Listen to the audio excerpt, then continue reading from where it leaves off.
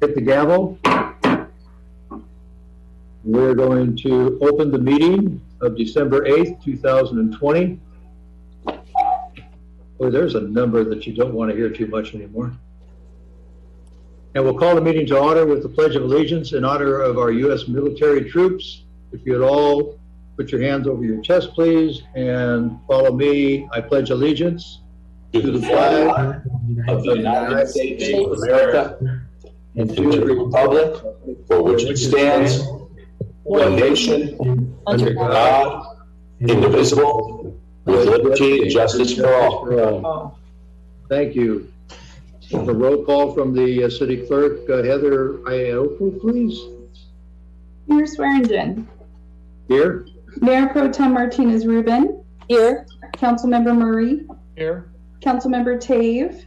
Here. Councilmember Salimi. Here. City Manager Murray. Here. City Attorney Kasher. Here. Assistant City Manager De La Rosa. Here. Mayor and Council, the agenda was posted on Thursday, December 4th at 6 p.m. with all legally required notices. It was amended and reposted on Monday, December 7th. Does the council have any conflicts to report on our agenda items this evening? Okay, we apparently don't have any, so we can move ahead to the meeting content. Proclamations, we have some, but we're not going to do them under item 3. They will be coming up a little later in the meeting. Presentations, recognitions, same thing. They'll be up here to, got a cat running all over the place behind me. They'll be coming up a little later in the meeting. So let's move forward to item 4. Citizens to be heard. Public comments. Citizens may speak under any item not listed on the agenda. Time limit is 3 minutes and is subject to modification by the mayor. There is no modifications this evening. And City Clerk, do we have comments under citizens to be heard? Yes, Mayor, we have a couple comments. The first one is from David Rupert, and he wrote, "Good evening, Mayor, City Council, Council-elect, staff, and the general public. I would like to read to you a few lines from Charles Dickens' classic novel, A Tale of Two Cities. It was the best of times, it was the worst of times, it was the age of wisdom, it was the age of foolishness, it was the epic of belief, it was the epic of incredulity. It was the season of light, it was the season of darkness, it was the spring of hope, it was the winter of despair. As we enter our second shelter-in-place order in California this year, I wish to take an optimistic approach and look for a brighter future in our city. We are in challenging times because of the COVID-19 virus. Each of us are being asked to make many personal sacrifices to our lifestyles, which are big and small. The larger sacrifices require much thought and planning. They may take months and or years to accomplish. The smaller sacrifices may produce more immediate results, which will have long-lasting effects upon our city. Please follow proven health protocols like social distancing, wearing masks, and avoiding public gatherings, large and small. They serve a purpose and definitely save lives. Do not put lives at risk when you can save them. Give the gift of life to someone you do not know. Have a happy holiday. See you soon, David." Mayor, the next comment is from Yvette Rico. "Dear Council and citizens of Pinole, as we welcome 2 new council members, Devin Murphy and Maureen Toms, we also bid farewell to 2 long-serving council members, Pete Murray and Roy Swearingen. I want to thank Pete Murray and Roy Swearingen for their time and service to the community. I want to also thank their families for the personal sacrifices they have made in order to support Pete and Roy's public service demands. There is nothing more valuable than time, and there is nothing as irreplaceable as time with family. Thank you, Kathy Murray and Rose Swearingen. Change is necessary for evolution and restoration. Pinole now has a new generation of leadership. We have elected council members that represent the changing demographics of our city. We have elected council members that will seek new solutions to old problems. We have elected council members whose life experiences provide unique and new perspectives. This is a very good thing. Pinole, you should be very proud. Councillor Murray and Councillor Tom, this is a very challenging time to take office. I know you will work with your fellow council members, Martinez Rubin, Salimi, and Tave, for a better Pinole. I believe this council is up for the task. Tough choices are an unavoidable element of leadership. Onward, Yvette Rico.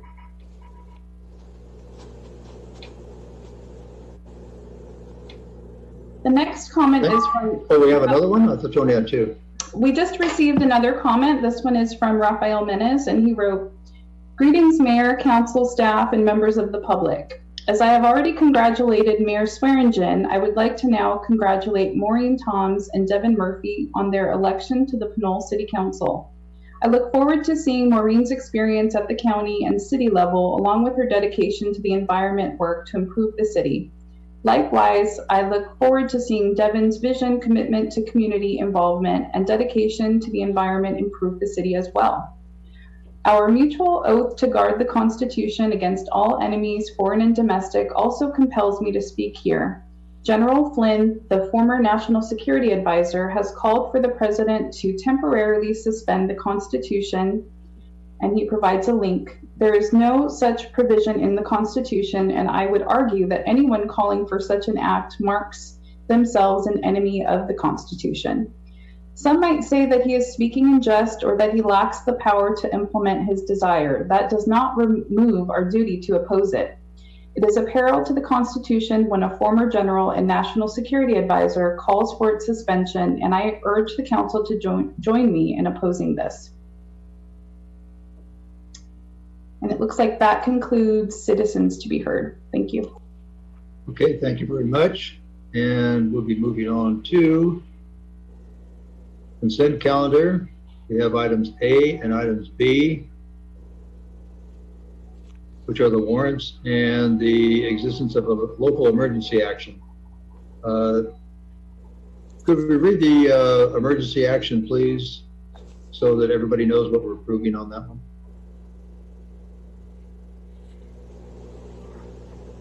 I think Eric, do you have that handy, or?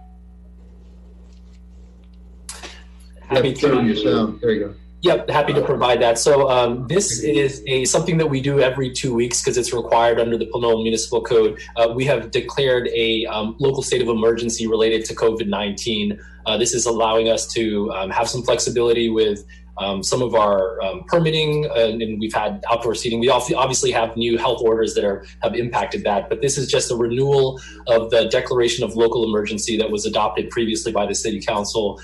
So this keeps it in place, and so it will continue to be in place, and the City Council will direct us whether or not we would like to kind of revisit that, but obviously for the existing time being, we're going to continue to have that in place. So the action before the City Council is the adoption of the resolution that's been approved previously, and this will again just extend the declaration of local emergency. It's resolution number 2020-13. During the existence of the declared local emergency, the powers, functions, and duties of the city manager as the director of emergency services and the emergency organization of this city shall be those prescribed by the state law and ordinances and the resolutions of the city of Pinole. And the declaration of local emergency shall remain in effect until such time that the council determines that the emergency conditions have abated. Thank you. Yeah. Consent calendar items will be taken as non-controversial, and so I will ask for a motion to approve items A and B of the consent calendar if there are no other comments. No comments, and I need a motion. Motion to approve. Motion to approve by Tave, or by Murray, I'm sorry. Second? By Tave. Second by Tave. All in favor signify by saying aye. Aye. Aye. Aye. Any noes, any abstentions? It passes 5-0. We'll move on to item 6. We need to accept and declaring the results of the canvass of the November 3rd, 2020 municipal election. And our action here would be to adopt a resolution accepting those terms. Do we have any comment from the city clerk on? We received everything? Thank you, Mayor. Yes, I actually prepared a slide, so if we could move to the next one. Here we go. So I did put together just a quick slide to show you a summary of the election results, a couple points from the staff report. Consolidation of election services with Contra Costa County was ordered by the council under Resolution 2020-42 on June 16, 2020, pursuant to State Elections Code 10400. Following certification of the November 3rd, 2020 election results, the City Council is required to adopt a resolution accepting the election results pursuant to California Elections Code Sections 10-63. And here we have 2 council seats, and we had 2 candidates uncontested, Devin Murphy and Maureen Toms, and we also had 1 treasurer seat. And our candidates were Roy Swearingen and Rafael Menes, and we've listed the results there. So now tonight, the recommendation is that the City Council adopt a resolution accepting the results of the November 3rd, 2020 regular municipal election conducted by Contra Costa County Clerk's Recorder's Office and providing for the appointments of the offices of the city that were to be elected. I do believe we have a public comment on this, Mayor. Okay, you can read that public comment now, if you would, please.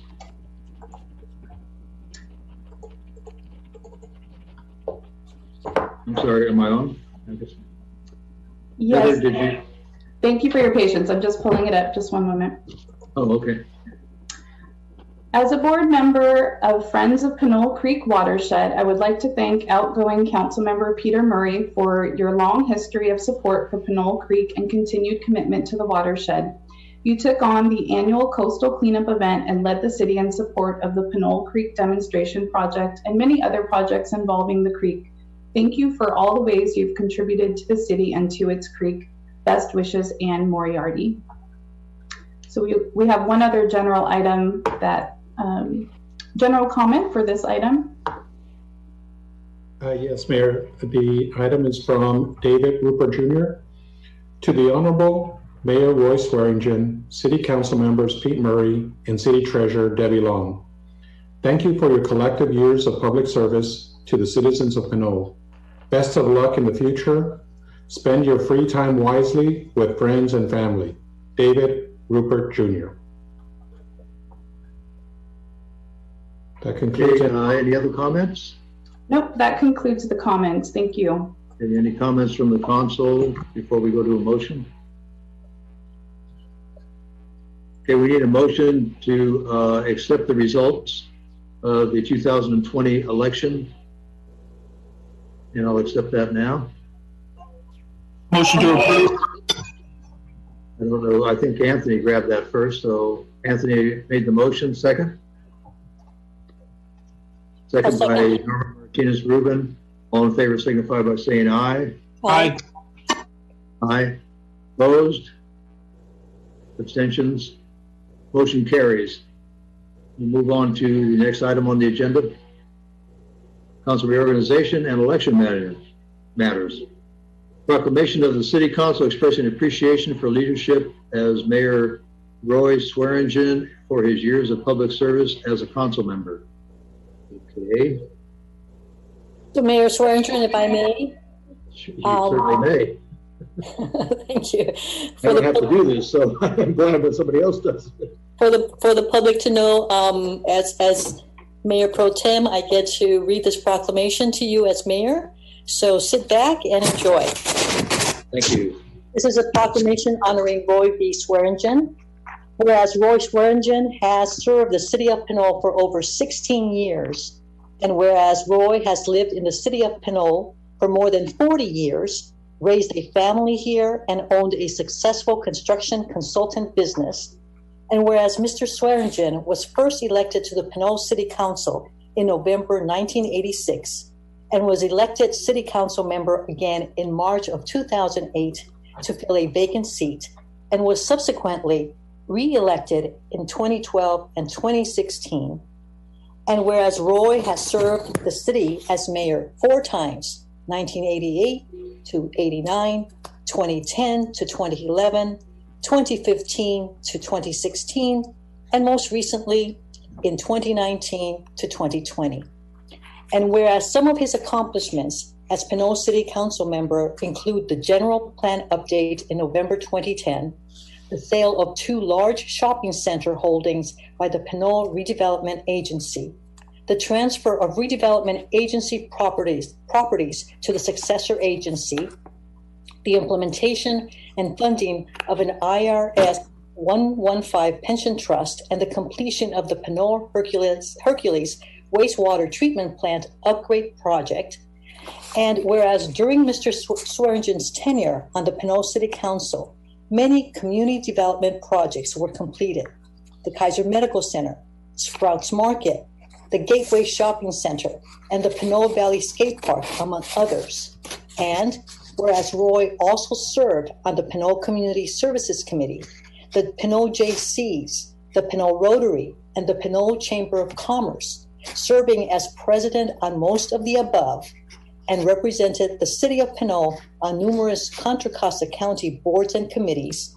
And whereas Roy V. Swearingen's continuing commitment and dedication to the city of Pinole has only been surpassed by his professionalism and integrity. And whereas the city is fortunate to have had his leadership and expertise during the prior recession and the current crises. Now, therefore, I, Norma Martinez Rubin, Mayor Pro Tem of the City of Pinole, County of Contra Costa, State of California, and on behalf of the City Council and City staff, do hereby proclaim the City's profound appreciation and recognition of Roy V. Swearingen for his ongoing public service to the citizens of Pinole. Thank you, Mr. Mayor. Thank you very much for that proclamation, resolution, or proclamation, I'm sorry. I have, I guess, as an outgoing mayor, I have a brief report to make, but it's going to take a couple of minutes because there's a lot of people who were involved along the road here, and I would like to recognize them because one of the things that I was able to accomplish along the way, I had to work with a number of colleagues who were responsible for many of these things happening. And so it's my pleasure to have served you for 16 years as your elected city council representatives of our community. I would like to share with you some of the memories of those years and acknowledge the many colleagues and friends that I have had the pleasure of working with during my term from 1986 to 1990 and from 2008 to 2020. During my first term in 1986 and 1990, we bought the land and began construction of our current senior center. We also bought land through the Redevelopment Association and completed the 3rd phase and the 4th phases of the Pinole Vista Shopping Center, which went from the Best Buy location all the way down to the end now where Staples is located. When I returned to the council in 2008, the council was deeply in debt and had used all their reserves. With my colleagues and city manager Belinda Espinosa and her staff, we began a 2-year downsizing program of the city's costly functions and borrowed money to stay afloat, $2.3 million. These were drastic measures, but were needed to survive. I'd like to give many thanks to the Public Works Division, the Public Safety, and all the unions. Believe me, the unions were largely involved in their commitment to work with us through that period from 2008 through about 2011. And they gave up their raises. They did a lot of other things to help us out. So that was very much appreciated to help us get back on the road to be insolvent.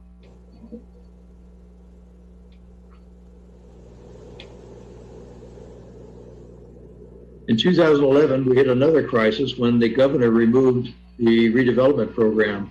And again, we had to reduce staff and costs. And due to our excellent staff and council commitment efforts, we survived and became stable.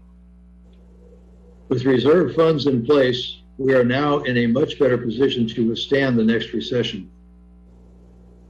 The challenge for the new city council will be to maintain the general fund and reserve balances moving forward. Remember, you were elected by the whole community, and your decisions should be made serving the entire community's best interests. Your future reputation and legacy depends on you making good decisions for the community of Pinole. What you do as an elected council member and that is how you will be measured, and that will be your legacy in the future. I'd like to acknowledge a few friends and associates of the past 13 years. Some of the Pinole council members that I worked with,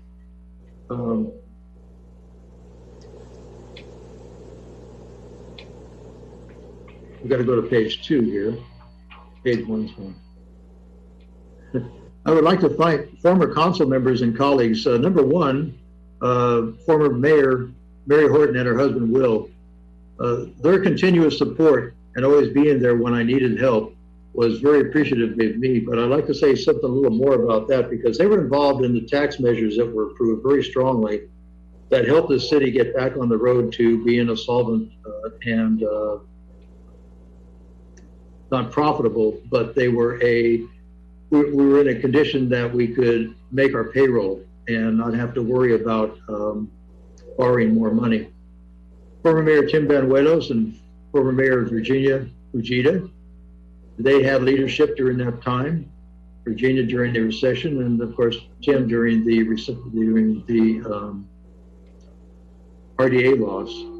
Former Mayor Debbie Long, for her honesty and commitment. She has been a dedicated community servant for the past 13 years as a council member and a treasurer. Mayor, she's also always been involved and participated in citywide projects and activities, and I always appreciated her input. Former Mayor Pete Murray, what more can I say, but I'm going to read a resolution in a minute about Pete. He was the icon of the old city council members, a totally dedicated public servant for over 24 years, I think 28 years total.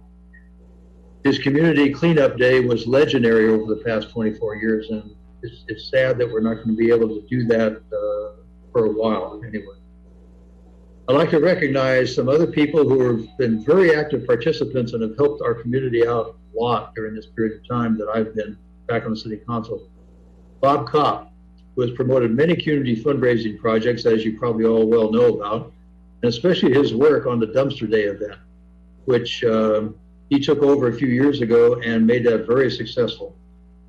I'd like to recognize Jeff Rubin, whose dedication in sharing 2 tax measures that will always help the city, and he's helped us balance the books. His leadership in keeping the Faria Museum promise to the Faria family alive has been a real strong commitment. I want to recognize former city engineer Dean Allison. Dean served our community with pride and commitment for his 10-year tenure and was always involved in all the planning for the citywide public events. We need to put his name on a street or maybe name some facility after him. He's legendary. Congressman Mike Thompson, who's not only a friend to me, but he has been a friend to the entire Pinole community. You can call him anytime and he will make sure that our needs are attended to, and that was very important to us over the past 10 years that I've been on the city council, that he's been active in Pinole. Our city attorney, Ben Reyes, who is now a Superior Court judge, he guided us with wisdom and protected us from evil as we move forward through difficult times. One of my favorite city clerks, Patty Athenauer, who made sure that we followed the policies and procedures for the meetings and elections. I want to thank our current city management for their continued service working through the difficult times of 2020 that we have been experiencing this past year. Sometimes the criticism of a few people can make you feel unappreciated. What I appreciate is your integrity and your strength withstanding comments and your ability to get past that and still positively represent us and positively give us your input and support. It's been my pleasure to work with our City Clerk, Heather Iopo, City Attorney, Eric Cashier, Community Service Director, Tamara Miller, Assistant City Manager, Hector De La Rosa, Fire Chief Chris Weinkopf, Police Chief Neil Gang, and our new City Manager, Andrew Murray, during my tenure as mayor. This has not been one of our favorite years, and it's been a difficult year for not only for the City Council, but also for the city staff in trying to maintain and deal with all of the emergency situations that have been thrown at us during this period of time. Our past city managers, Belinda Espinosa and Michelle Fitzer, should also be recognized because they led us through those difficult times of the 2008 and 2011 crisis. It takes good, solid management and leadership to keep a city healthy through ups and downs, and we are going to have ups and downs. Pinole has been fortunate over the past 12 years that I have served to have managers and department heads that have been honest and committed to this community. I'm going to recognize a couple of three friends and mentors over the years. They're not with us anymore, but they meant a lot to me. And as I went through the process of being a council member and mayor on many, many occasions, their input and their guidance and their support has meant a lot and has helped me make decisions over those years. And I'd like to remember those people now: Richard Granzella, Cy Zell, Mario Aquilino, Joe Della Zappa, Dean Allison, and I will never forget my father, who always seemed to know the right way to do things when I didn't seem to know the right way to do things. So they're all missed. And to move on now to the new council members, I would say this: these are serious times, and it takes serious people to run this city. Your position as a council member is not a part-time job. It's a full-time responsibility to this community. You are a board of directors of a large homeowners and business association. Don't forget that, and don't forget, and don't let our community down. That is the way it is. Walter Cronkite. I wish you a good journey and a pleasant holiday season. Thank you for allowing me this time to share those thoughts with you. Thank you, Mayor. Thank you, Mayor Swearingen. We're going to, there's more for you. And I'd like the public to know that what they're seeing on the screen is you holding a picture, which is a gift to you. It is a representation of then and now, created by Earl Combs, Mr. Earl Combs, showing a panoramic photo of the Pinole Valley High School, Pinole High School, south and north of Pinole Valley Road. And it's a great historic view of the improvements in Pinole over the past 50 years.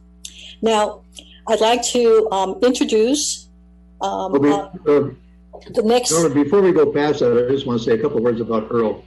Yes. Earl and I are classmates, by the way. We graduated from Richmond High School together in 1957. And we've known each other that long or longer. And I'd just like to publicly thank Earl for putting this together. And our staff actually put it together, but for Earl to bring those pictures to us.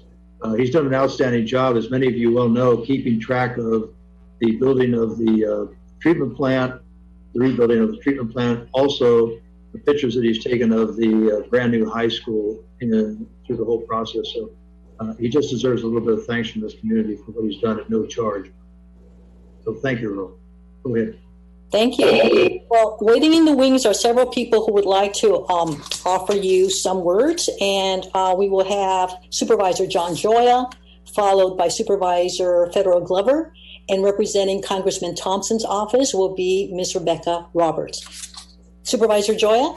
Thank you. And so, Roy, Federal and I are going to get to tag team this for you. And, it's always a bittersweet time to recognize people who are leaving office, because your record and your contributions are things that ultimately people will remember you by. And then, of course, later in the meeting, welcoming Maureen Toms and Devin Murphy to the council. It's also a happy, good event as new leadership comes in.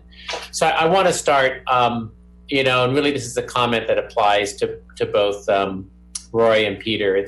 For me, it's always been a pleasure to have both of you, not just as colleagues, but as friends over the years. And Roy, I know the first time, we really got to know each other was when I was on the East Bay Mud Board back in the late 1980s. I ran back in '88. Of course, you were in the middle of your first term on the Pinole City Council. I knew you your first go around, right, in the late '80s. And then, of course, you were off the council for 18 years and then came back. And I have to say, I've always appreciated, your ability to just sort of, you didn't look for differences. You looked to work together. And I think you always approached the job as in a truly nonpartisan way in local government about how do we sort of get things done, working with other cities, working with the county, working with the state, federal government, and you believed in that because you represented and thought about the people and thought about residents. And I will always also remember you for your strong advocacy on transportation issues and the years that we have served together on the West Contra Costa Transportation Advisory Committee. I mean, folks in Pinole should know that, you always advocated strongly for transportation funding that would help Pinole and help West County and help our region. And you became very versed and knowledgeable in those things.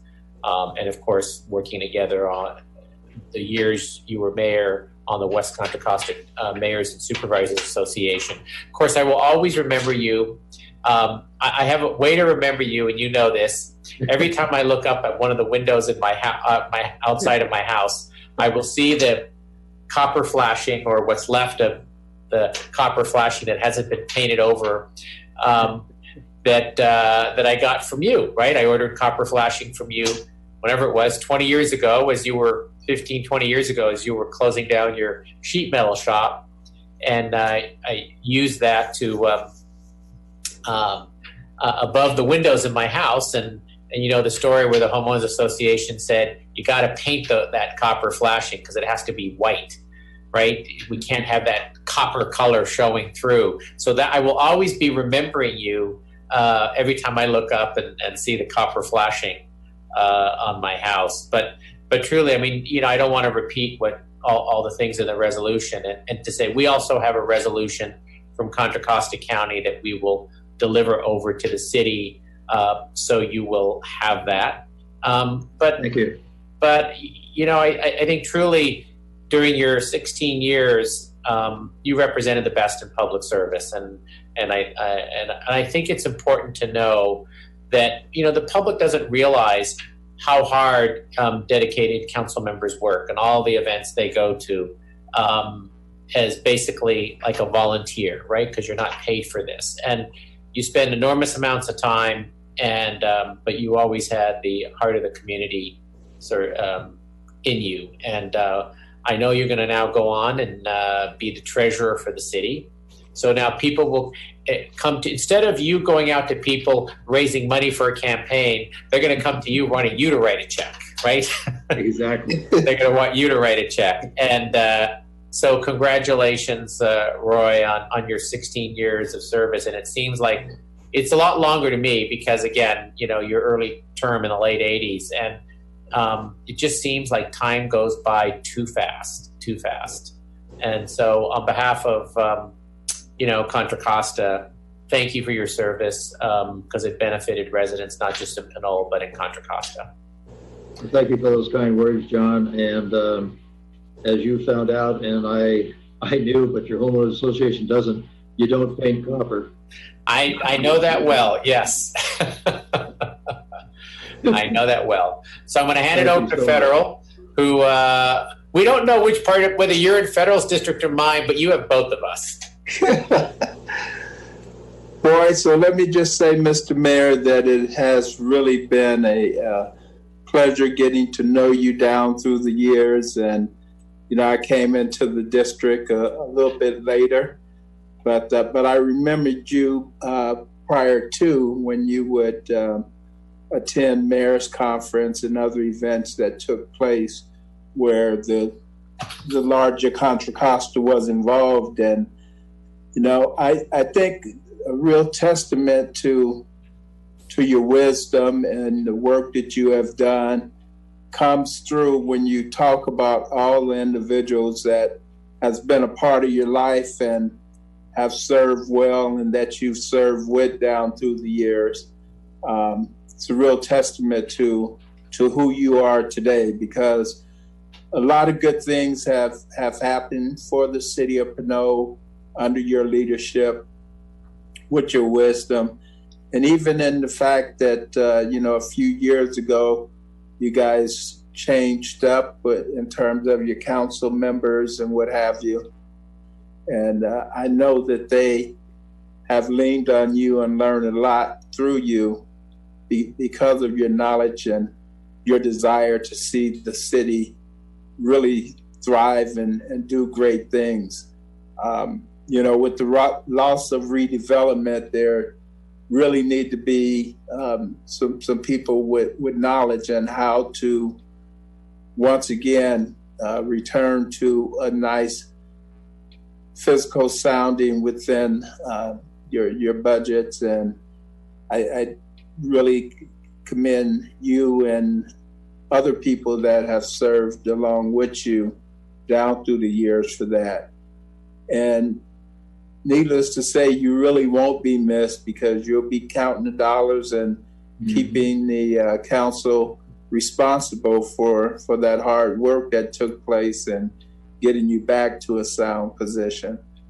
So, Roy, let me just say that I look forward to continuing to work with you, and I know that you will always advocate for those things that are important to the city of Pinole, and any task that's out there, and that your wisdom and leadership will be the legacy that you will live with, and the individuals that come behind you, I'm sure, will continue to embrace it and make sure that the good thoughts that you have on the city and its future, that they will implement those things going forward. So once again, congratulations on your 16 years of service and whatever those future endeavors are for you. Thank you, Pedro, and it's been a pleasure working with you. As always, we've worked well together throughout the years, and I know you went through some difficult times, and you managed to overcome it and get back on the bicycle, so to speak, and continue to represent us. And it's always been a pleasure working with you on CCTA and some of the other things that we've worked on. So thank you for those kind words. Thank you. And Now we'll hear from Ms. Rebecca Roberts on behalf of Congressman Thompson's office. oh, Rebecca, always a pleasure. Hello, can you hear me? Yes, we can. All right, perfect. So what I'm about to read is one of the highest levels of recognition that Congressman Thompson can bestow. The statement has been entered into the congressional record, so future generations can look up your name at the Library of Congress and find this statement. We have, Madam Speaker, today I rise today to honor Mayor Roy Swearingen and to celebrate his over 16 years of public service to the city of Pinole. Mayor Swearingen has been a resident of Pinole for over 40 years. He began his career in construction and eventually owned his own small business. He is a dedicated public servant, having spent 16 years on the Pinole City Council, leading the council as mayor for 5 of those years. He has also served on the Pinole Chamber of Commerce for 6 years, including 2 years as president. Drawing upon his many years in business, Mayor Swearingen has helped guide the city of Pinole through many challenges and hardships. His leadership during the 2008 recession, including steering the effort to create a balanced budget, was vital to the city of Pinole's economic recovery. Mayor Swearingen's business acumen was indispensable in guiding the recent upgrade to the Pinole Hercules Water Pollution Control Plant, which will help keep our oceans clean and will benefit the community for generations to come. Mayor Swearingen's dedication to his community extends beyond the roles that he has served in office. He is a highly involved member of the Pinole Rotary Club and the West Contra Costa Police Activities League, having served as president of both organizations. He is retiring from the city council, or though he is retiring from the city council, Mayor Swearingen will continue to serve his community as the treasurer of the city of Pinole. His leadership and expertise will surely be an asset in coming years. Madam Speaker, Mayor Roy Swearingen's integrity and continued dedication to public service is an inspiration to us all. It is therefore fitting and proper that we honor him here today. Signed, Mike Thompson, Member of Congress.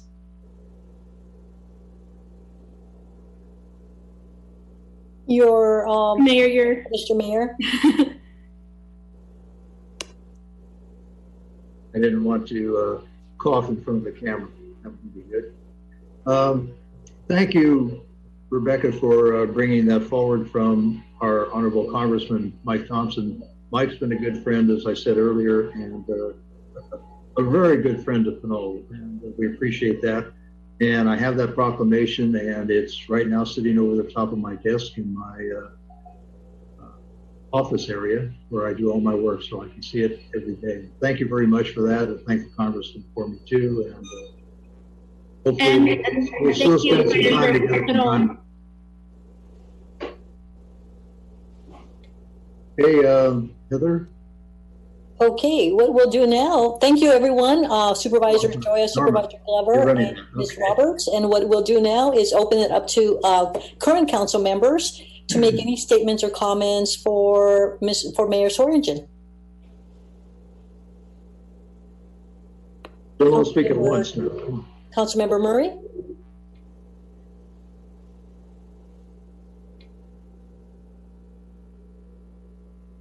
Turn your mic on, Mike. Or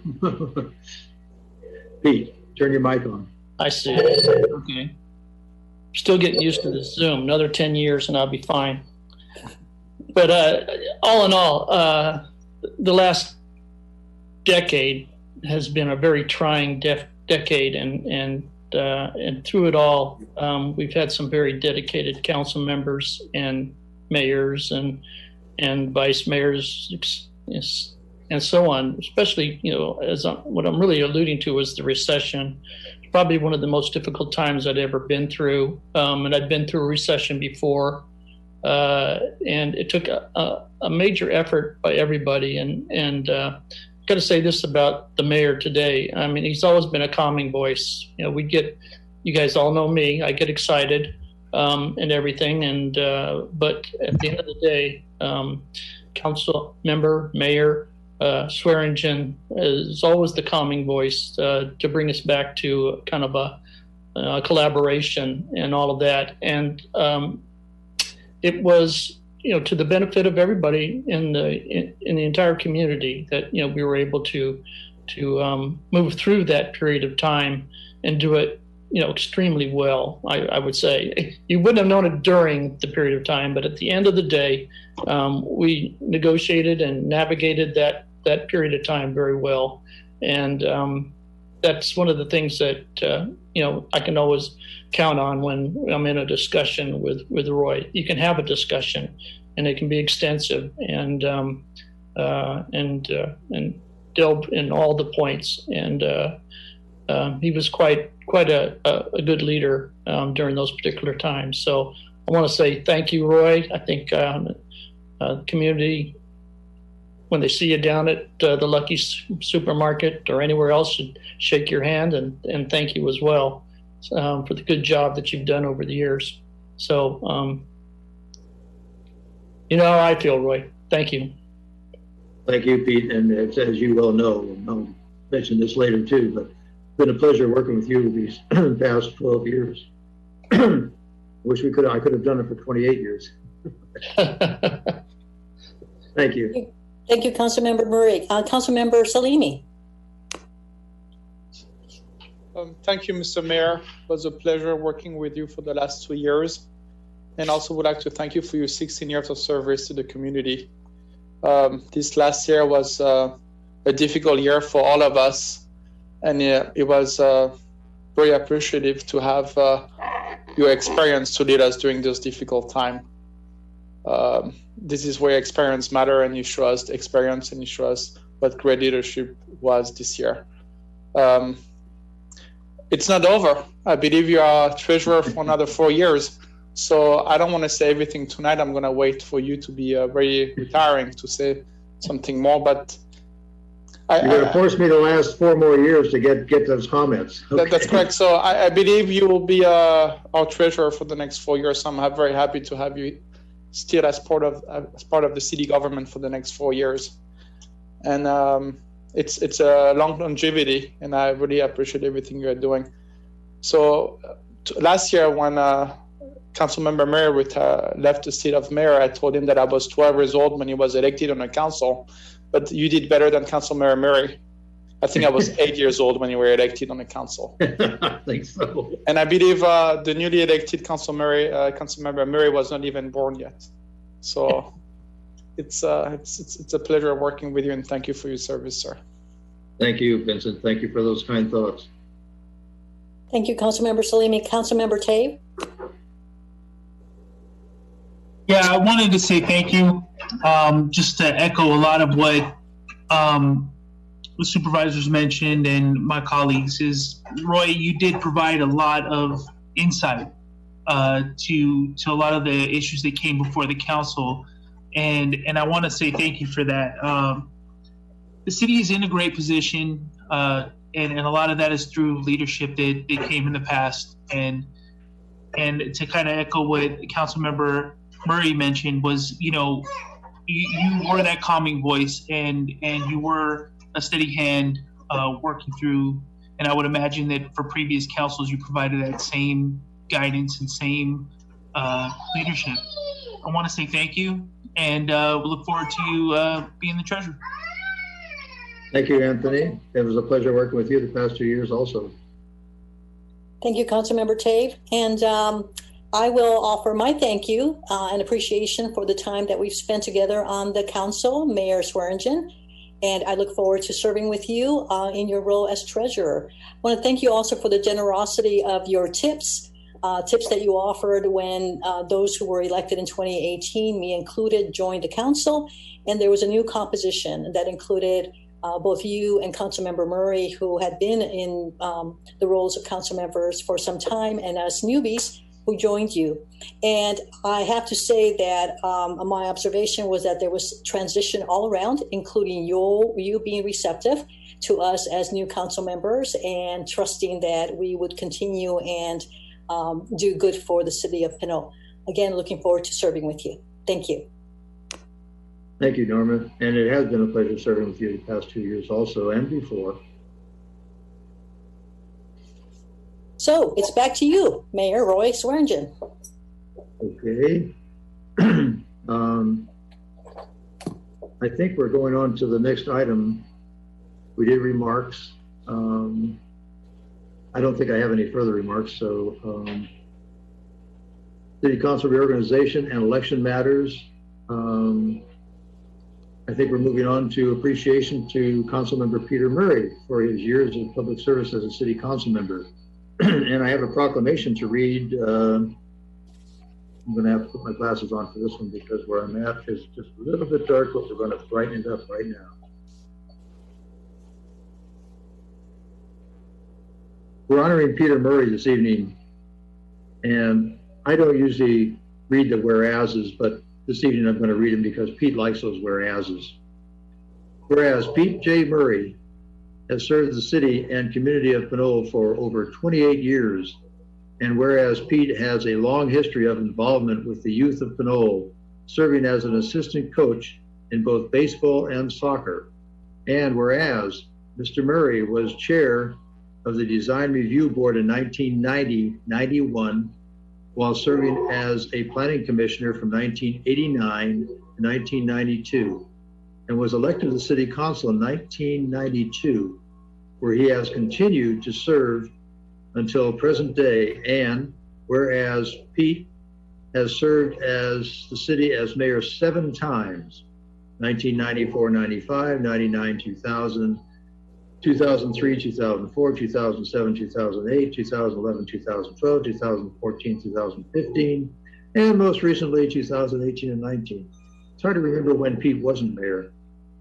Whereas during Pete Murray's tenure as a council member, the Pinole City Council's accomplishments included innovations and updates to the record management systems, improving the community access to city information, the general plan update in November of 2010, the sale of 2 large shopping center holdings by the Pinole Redevelopment Agency, the transfer of redevelopment agency properties to the successor agency, and implementation and funding of an IRS 115 pension trust plan, and the completion of the Pinole Hercules wastewater treatment plant upgrade project. And whereas while Mr. Murray was serving on the Pinole City Council, several community development projects were completed. Kaiser Medical Center, Sprouts Market, the Gateway Shopping Center, and the Pinole Valley Skate Park, among others. And whereas Pete Murray also served the city of Pinole on numerous Contra Costa County boards and commissions over the years, ensuring our community was well represented, and has promoted community involvement in policing activities such as neighborhood watch programs.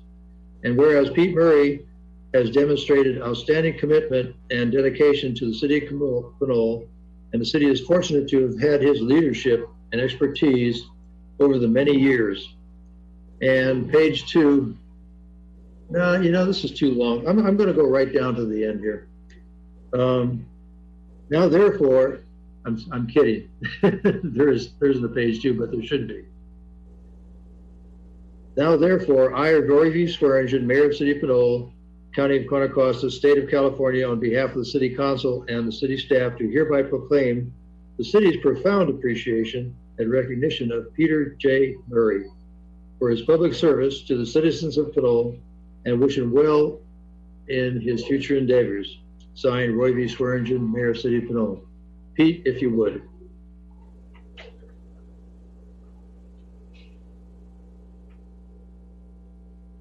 Have to turn on your mic, Pete.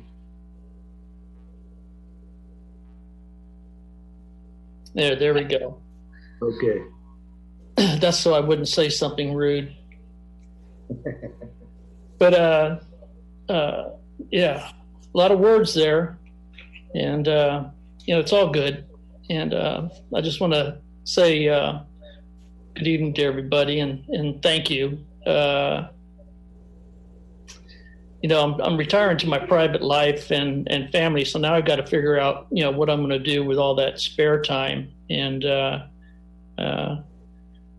things like the coastal cleanup and all of that, you know, all that still needs to be done out there. And I'm probably going to be out along the bayfront there, you know, doing a lot of that, and walking over the flyway on the Bay Trail there. That you know, that was a 20-year project right there. That was probably something that I'm the most proudest of. Is we never turned our back on it, and we just kept at it in order to get that done. So I'm very happy. But I'm a message to the community. It's, you know, this has always been my greatest pleasure, and was to actively, you know, serve the community. Like so many of us, I started out, you know, in the community with the kids in Little League and soccer and that, and then, you know, basically my whole life has been invested in Pinole and our 3 children, and now their children and their extended families, and everybody. I was saying that the other day, that all of our family lives here in Pinole, and as far as, you know, we can reach, and it's just been important, you know, to me to be invested in the community, and I think that's, you know, really a good enough reason. It's probably really, you know, the base reason why anybody should be involved. And So I just want to say over the last 28 years on the council, that's been a reminder that what this work is all about, and whether we work at it from the operational perspective, the financial perspective, or the safety perspective, we do that in order to do what's best for our family, and I can say my family, but I can also say my city family, and extremely important. So I always took the attitude that community first, and that was the ideal I tried to stay dutiful to the entire time. And it's been what's been my mantra. It's just, again, as I said earlier, taking care of our community family. And I guess the thing I could say to that when I was thinking about it was, really, isn't that what it's all about? Isn't that what we should be doing deep down? Doing this for, the greater community family? It only makes sense. It makes it easy to make the right decisions when you're taking your family into consideration. And that's the kind of environment I guess we all need to work towards in order to create, successful Pinole. And I think that over the last 28 years, we've been doing a wonderful job on that. And I want everybody to know that that's what I've been totally invested in. As you're elected, I've tried to do what's right, gather people around me that had the right attitude, people that I've had the really good fortune and privilege of working with. And I want to really right off the bat like to thank those people that have been intricately involved in helping us, these good people throughout the community, Pinole, that have taken time out of their lives to volunteer and to help guide and to help support, our community as we go through the different programs and times, I would say, here, in Pinole.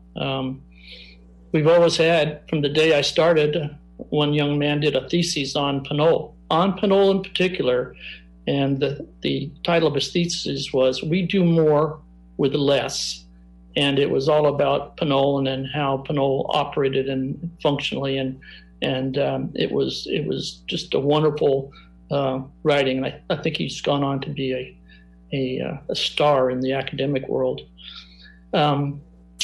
And so, in the meantime, everything that we've done to create one of the best living environments anywhere in the Bay Area. And I think that, a lot of times we all like to say, you ran by Pinole on the freeway, and when they say, well, where is it? And we say, we're not telling you. It's because we like to keep this community the way that it is. So one of the other things I did want to mention tonight is some of the best givers and providers Pinole's had to offer. We talked a little bit about the museum in the past, but some of the people that have been here since I've been here and just remarkable, whether it's their personality or the amount of effort and work they put into it. I'm just hoping that we don't lose sight of what they did, and we remember and not lose, their legacy here in Pinole. I'm talking about people like Dr. Joe, characters like I was going to say Mr. Bradshaw, Phil Bradshaw. I always enjoyed him. Gretchen Mariotti as well. The Parents family, always volunteering. Marge and Bob Doty. I know a lot of people aren't going to be able to tell me now who they are, but they are an important part of Pinole history, and I was lucky enough to know them and watch them in action. They're very, very involved in creating the senior center. Georgia Manis, Patty and Dave Clark, the Hortons, as was mentioned earlier, Tim McDonough, Lorraine Greger, the Rubens, my Get It Done guys you mentioned earlier, Bob Kopp and James Tillman, the Lefevre family, Bob Molinari, the Farias, the Millers, the Tom Gazzano family, Jack Meehan, the Collins and the Donner families. And then Betty Boyle, who was a council member, who was probably one of our most active council members and really who put us on the map countywide wise. She was just kind of a star out there, president of the Chinese American relations group, relations group, and Judy Lee, her sidekick. There was Ann Williams, you know, and in her time, she was quite a character and council member. And then I'm going to say I left this one for last because it's kind of important.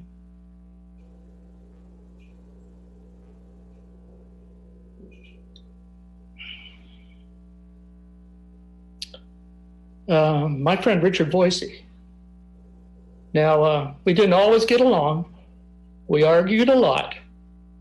But what I liked most about Richard was Pinole was almost the love of his life, other than his wife, Nancy. He was every bit the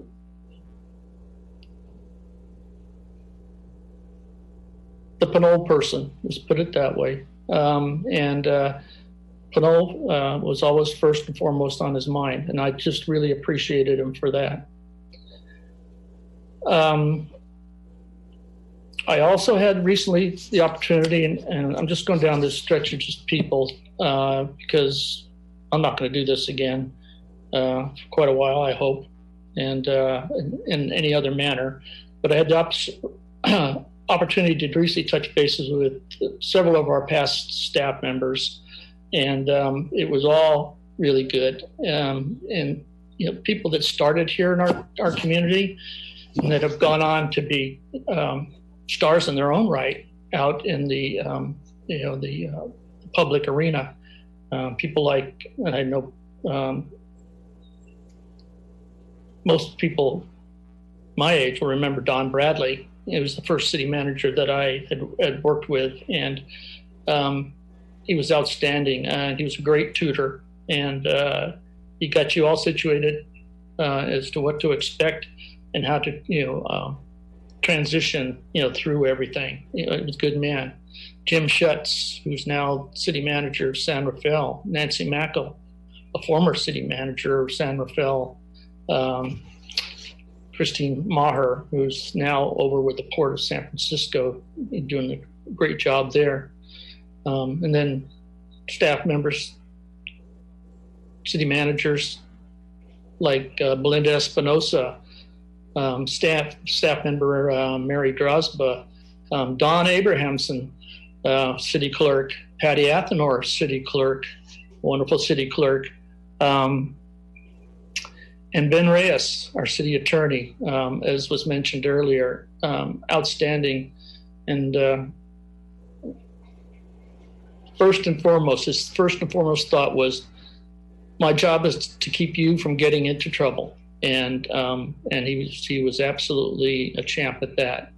So, and then I had two, as you mentioned, deceased staff members that were really good mentors who knew how to get things done. Dean Allison, as you mentioned, and then the longest tenured city clerk in the state's history, and that was Betty Grimes. And they were just all wonderful and contributed, mightily to my success, as a council member. And so then I just wanted to say, there's a few things that we accomplished. Roy, you talked about a few of them, but there's a lot of new community members who really, haven't seen all of the things that were accomplished over the last couple decades, and that don't know about these, and so they kind of question perhaps what we've done. And you mentioned about the shopping centers, and the RDA that's the redevelopment agency, was a major tool in what we were able to accomplish. We looked at it and we said we can make this work a little harder, and we did. And we rebuilt dilapidated shopping centers, and We invested in building new shopping centers. We invested in public schools, elementary school, middle schools, high school, the library, housing for the elderly, housing for veterans, housing for handicapped, housing for low income, housing repairs, and numerous low income and challenged elderly members of our community, particularly in Old Town. We invested in businesses in Old Town. We renovated parks, particularly Fernandez Park. When I first got on the council, the first thing I did was go into the city manager's office and say, we've got to recapture Fernandez Park. Nobody can use it anymore. It was taken over by drug dealers, and it was in such bad shape that there was no use in even thinking about going down there, and we did.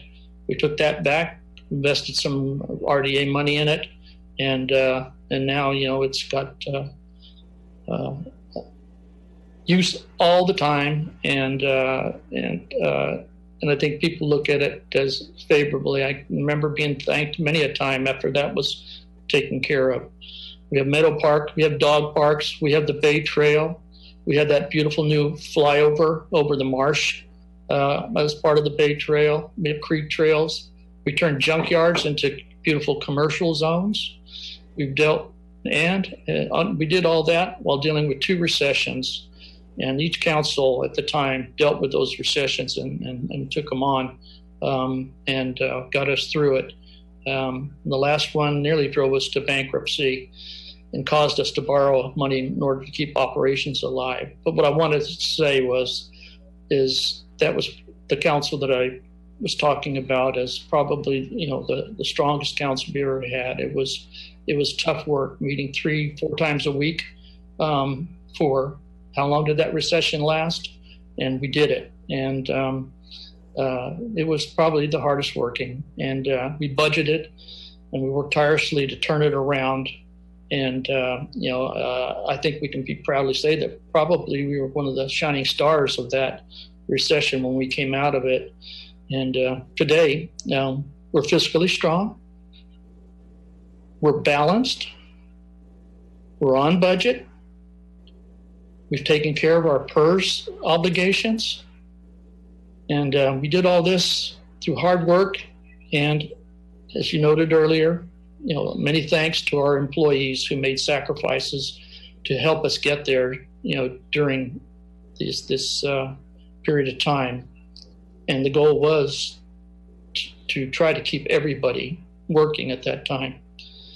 So what is the conclusion of that? I think, personally, that Pinole is the envy of the Bay Area. We are affordable and we're wonderfully livable. So what I wanted to convey to the new seating council is we're leaving you with the newly seated council with a fine-tuned operation. And it's fiscally healthy. And so I'm going to ask you to make your decisions wisely. Make your decisions protecting your constituents, our neighbors, and our families. And you'll be on the path to do equal and maybe better. So with that, I'm going to say thank you. And I apologize for the length of it, but that's it for me.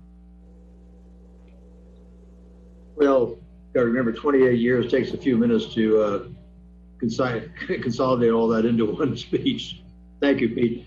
And I'm going to say this, I know we're going to go to some proclamations, but I want to say this now that I really appreciate the wealth of information that Pete brought forward when I got back on the city council, because without his background and institutional knowledge, I don't think that we could have gotten through a lot of things that we got through, because he knew where it happened and he knew where the skeletons lied and everything else, and got us through a lot of stuff. So it's been appreciated. I believe we have a couple of proclamations. Is that next on our list, Madam City Clerk? Yes, thank you, Mayor. We do. We have the, if we can move to the next slide, we're going to present in the same order that we did. There we are. There we are. Okay, I guess it's my turn, right? Yep. Uh-oh. John. Be careful, Pete. Be careful. You going to say nice things about me? Of course, especially, you know, Pete and I always appreciated that if we ever needed to swap jackets, you know, our sizes would fit because, you know, we were around the same stature, I should say. So we always felt that if we were around each other at an event, one of us didn't have the right coat, we could always swap our jackets, right, Pete? Shirts too. Yeah, right. Shirts, jackets, right. That's about it. And, you know, like I mentioned with Roy, you know, Pete's been both a colleague and a friend, and over these 28 years. And you're right. We met on the union side. I was elected in '88, represented Pinole and the East Bay Mud Board for 10 years, and I was up for re-election in '92. And that's when you got elected to the council. And I really appreciated that you've also really connect with people. Yeah, you get excitable now and then, like me, you know, but it's because you're expressing your emotions and how you feel about caring. And I think that always came out of a place of caring for you and feeling invested in what you were talking about and invested in making Pinole better. And you would do the same at those solid waste meetings. I know when I would go to those meetings and serving with you on the Integrated Solid Waste Board, and again, always advocating for what the best interest of Pinole were. But in addition to your city work, I appreciated that you did work countywide. You know, you for a time served on our county's Workforce Development Board, and which really helped think about how we create jobs and job opportunities for people around the county. And I think your background coming from the trades was extremely valuable. And I think you always, Pete, saw things from the standpoint of how does this affect, you know, our families, our working families. I think coming out of the trade union, you understood the importance of, you know, having a good, well-paying job. What can we do as a county and as a city, you know, to create economic stability and jobs for our families? And I think you always came from that perspective, I think, because of your own experience. And, you know, you're doing the coastal cleanup. I've done coastal cleanup in Richmond for several decades, just like you've done it in Pinole. And that extra work that you did on top of the council was because you cared about, again, making the environment, making Pinole a better place. And I know Dr. Joe had a lot to do with probably getting you interested and involved with issues around the creek. And the fact that you mentioned so many mentors, I think, is a testament that we all learn from others. And I know that other people have learned from you. And I know that, you know, your work with young people in sports and being a role model for them, whether it was a coach or the Little League.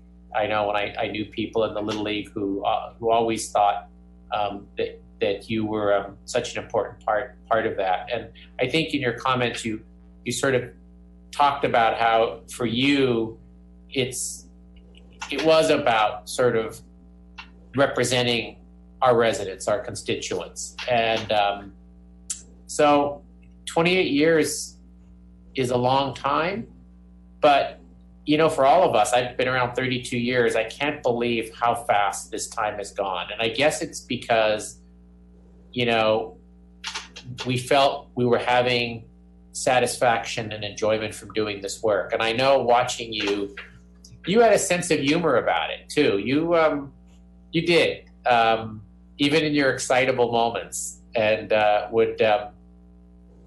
and I appreciate that, and I think it helps to have that in the seriousness of all the work that we do. And you spent a lot helping bring Pinole through the the recession, those dark years in 2008. And I think your experience on the council, having been on for a long time, even before 2008, really helped in providing a steady hand at the council. So I just want to thank you for your friendship and for also your hard work over the years. And I know you'll still be around if I need to swap jackets or shirts with you, Pete. Thank you. Federal, I hand it off to Federal. All right. So Pete, No. boy, 28 years. I tell you, I was just thinking that's a long time, but when I think back, I've been around for 25 years. I met you when I was on the council years and years ago. That's true. And you know, you've always been a friend. I remember my first run for the Board of Supervisors, and when you were there with IBW and you guys supported, and you know, you gave me your support. It's always meant a lot to me, and I really appreciate you because we didn't know each other that well, but we were learning each other.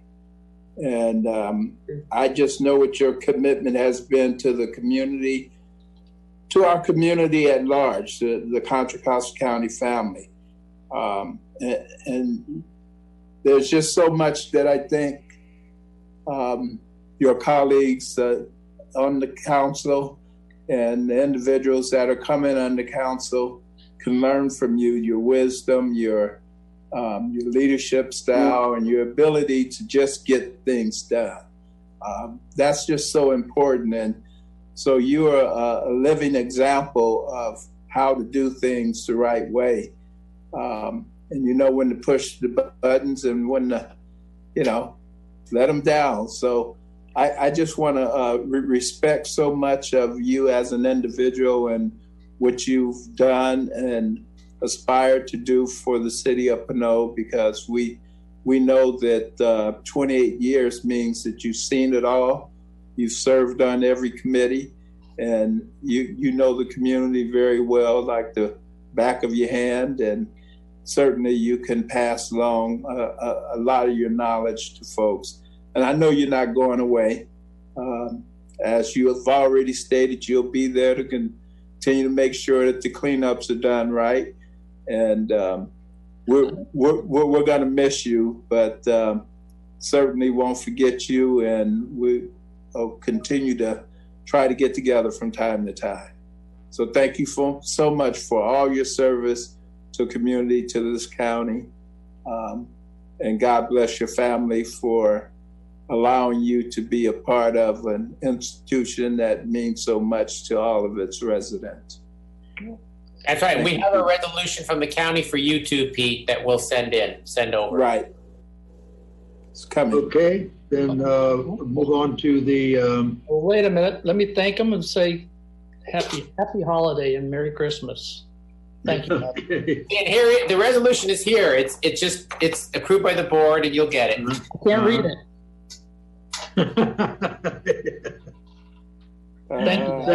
Thank you both supervisors for coming down this evening and spending some time with us. That's always appreciated.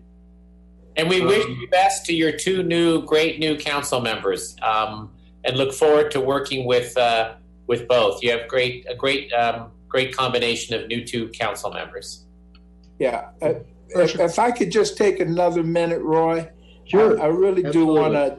I really do want to acknowledge the two new council members, Maureen returning, and just a pleasure to work with her with the county. And she brings a wealth of knowledge, and certainly appreciated for all that she does for the community.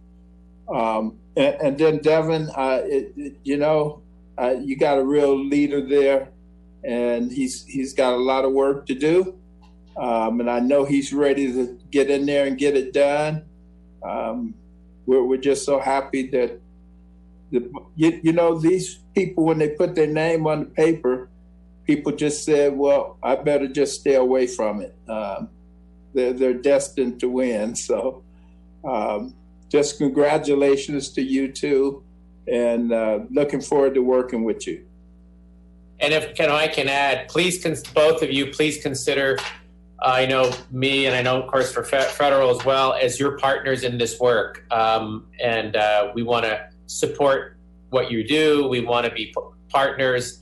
And as federal said, you know, having a great new young leader like Devin, and having another leader who's young and maybe a little more experience with Maureen. So it's a great combination of bringing that experience and then also new youth leadership. I think it's great. Proud of Pinole residents for electing both of you. Hey, thank you for those comments. And I'd like to go to our state representatives, Rebecca Roberts, if you would.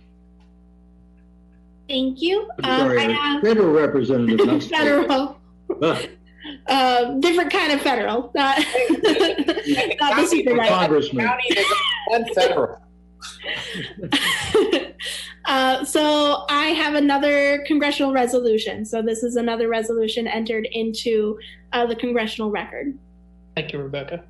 Madam Speaker, I rise today to honor Councilman Peter Murray to celebrate his 31 years of public service to the city of Pinole. Councilman Murray's dedication to his community is lifelong and enduring. His service to the city of Pinole began in 1989 when he joined the Pinole Planning Commission. In 1992, he was elected to the Pinole City Council and went on to serve for 7 terms, including as mayor of Pinole for 7 separate years. During his 28 years on City Council, Councilman Murray has earned the respect and appreciation of the public. He has consistently focused on bettering his community. His economic leadership was instrumental in bringing new businesses to the area, such as by revitalizing the Pinole Valley Shopping Center. Councilman Murray has also worked hard to improve public safety through growing Pinole's Neighborhood Watch program and pursuing community-oriented policing practices. He played an important role in upgrading the Pinole Hercules Water Pollution Control Plant, which will continue to protect our natural resources for decades to come. Councilman Murray's leadership in his community goes beyond his duty as a city councilman. Since 1997, he has coached Little League and youth soccer teams and inspired countless young people with his integrity and dedication. He has also coordinated annual Pinole coastal cleanup for many years, protecting our coastlines from pollution. Madam Speaker, Councilman Peter Murray is an outstanding public servant who has dedicated his life to serving his community. It is therefore fitting and proper that we honor him here today. Signed, Congressman Mike Thompson. All right. Thank you, Rebecca. You're very welcome. Okay, and as always, thank you to the congressman for reading that on the congressional chambers, and so it's written into the record. And that's a nice memory to have. I'd like to ask the city council members. I think we're done with proclamations, so I'll go back to city council members, starting with Norma. Thank you. So just, I think of Pinole City Council, I think of Pete. And Pete, it's interesting to me how different people have a different regard for any single person. And when I hear the word excitable, I don't think of that with you in mind. I think of you as calm. So, I don't know what that says, but I turn to you to give insight as to how we do remain calm in the midst of what isn't always the case while on the dais. And so I appreciate your input to me over time, and I look forward to continuing our friendship. And for the public to know, Pete Murray is actually living history. And as a tidbit of that history, here's a bit of council history. Pete served as councilman, as we've heard, for 28 years. That's the second largest council tenure in the incorporated city's 117-year history. Edward M. Downer, the founder of the Bank of Pinole, also served 28 years. Only Louis Roof, a councilman for 33 years, served longer. So gotta make up for that time, Pete, somehow. And I'm going to look out for you or sign you up for Coastal Cleanup, which is another one of those events that I share an interest in with you. as a steward of the environment and interest in maintaining those kinds of amenities in Pinole open, clean, and healthy for its residents. Thank you so much for your service. Thank you. Okay, and thank you for that comment. Just to let you know, I know it's a rumor right now, but it's just a rumor that Pete's running again in 2022 because he wants to get the record for the longest serving council member, and he's going to have to run again to do that. Other council members, Vincent. Thank you, Mr. Mayor. Councilmember Murray, thank you for years of service. It has been a great pleasure working with you, and it's not over. I will be reaching out to you for advice and any help that I can, and experience I can get from you. You know, experience, it's one of the most important things in politics, so you can always be used as a great advisor. Thank you, Pete. Okay, thank you. Vincent, I'm sorry, Anthony. Pete, I just want to say thank you for your dedication and advocacy to the city of Pinole, or for the city of Pinole. One thing you didn't mention was that you worked on getting the contractor for the strategic planning. I want to note that both council members outgoing had a lot of input in the continuity of this council, this sitting council now, and I want to thank you both for that, to keep that continuity going by providing some insight as we went through the strategic planning process. And I just want to say thank you to both of you. And Pete, we'll see you around town and we'll grab coffee or something. Thanks. Okay, and any other comments while we're here? And you'll have to raise your hand or give me some sort of other clue because I don't have anything else here right now. So, okay. Remarks from council members, that's done. So we will move on to certificate of recognition from the city council in appreciation of Deborah Long for her year of public service as appointed city treasurer. And you remember Debbie's a former mayor, I believe she was a two-time mayor.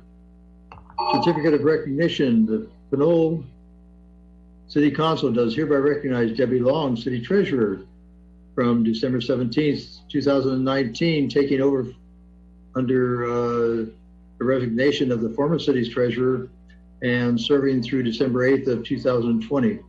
In recognition of outstanding service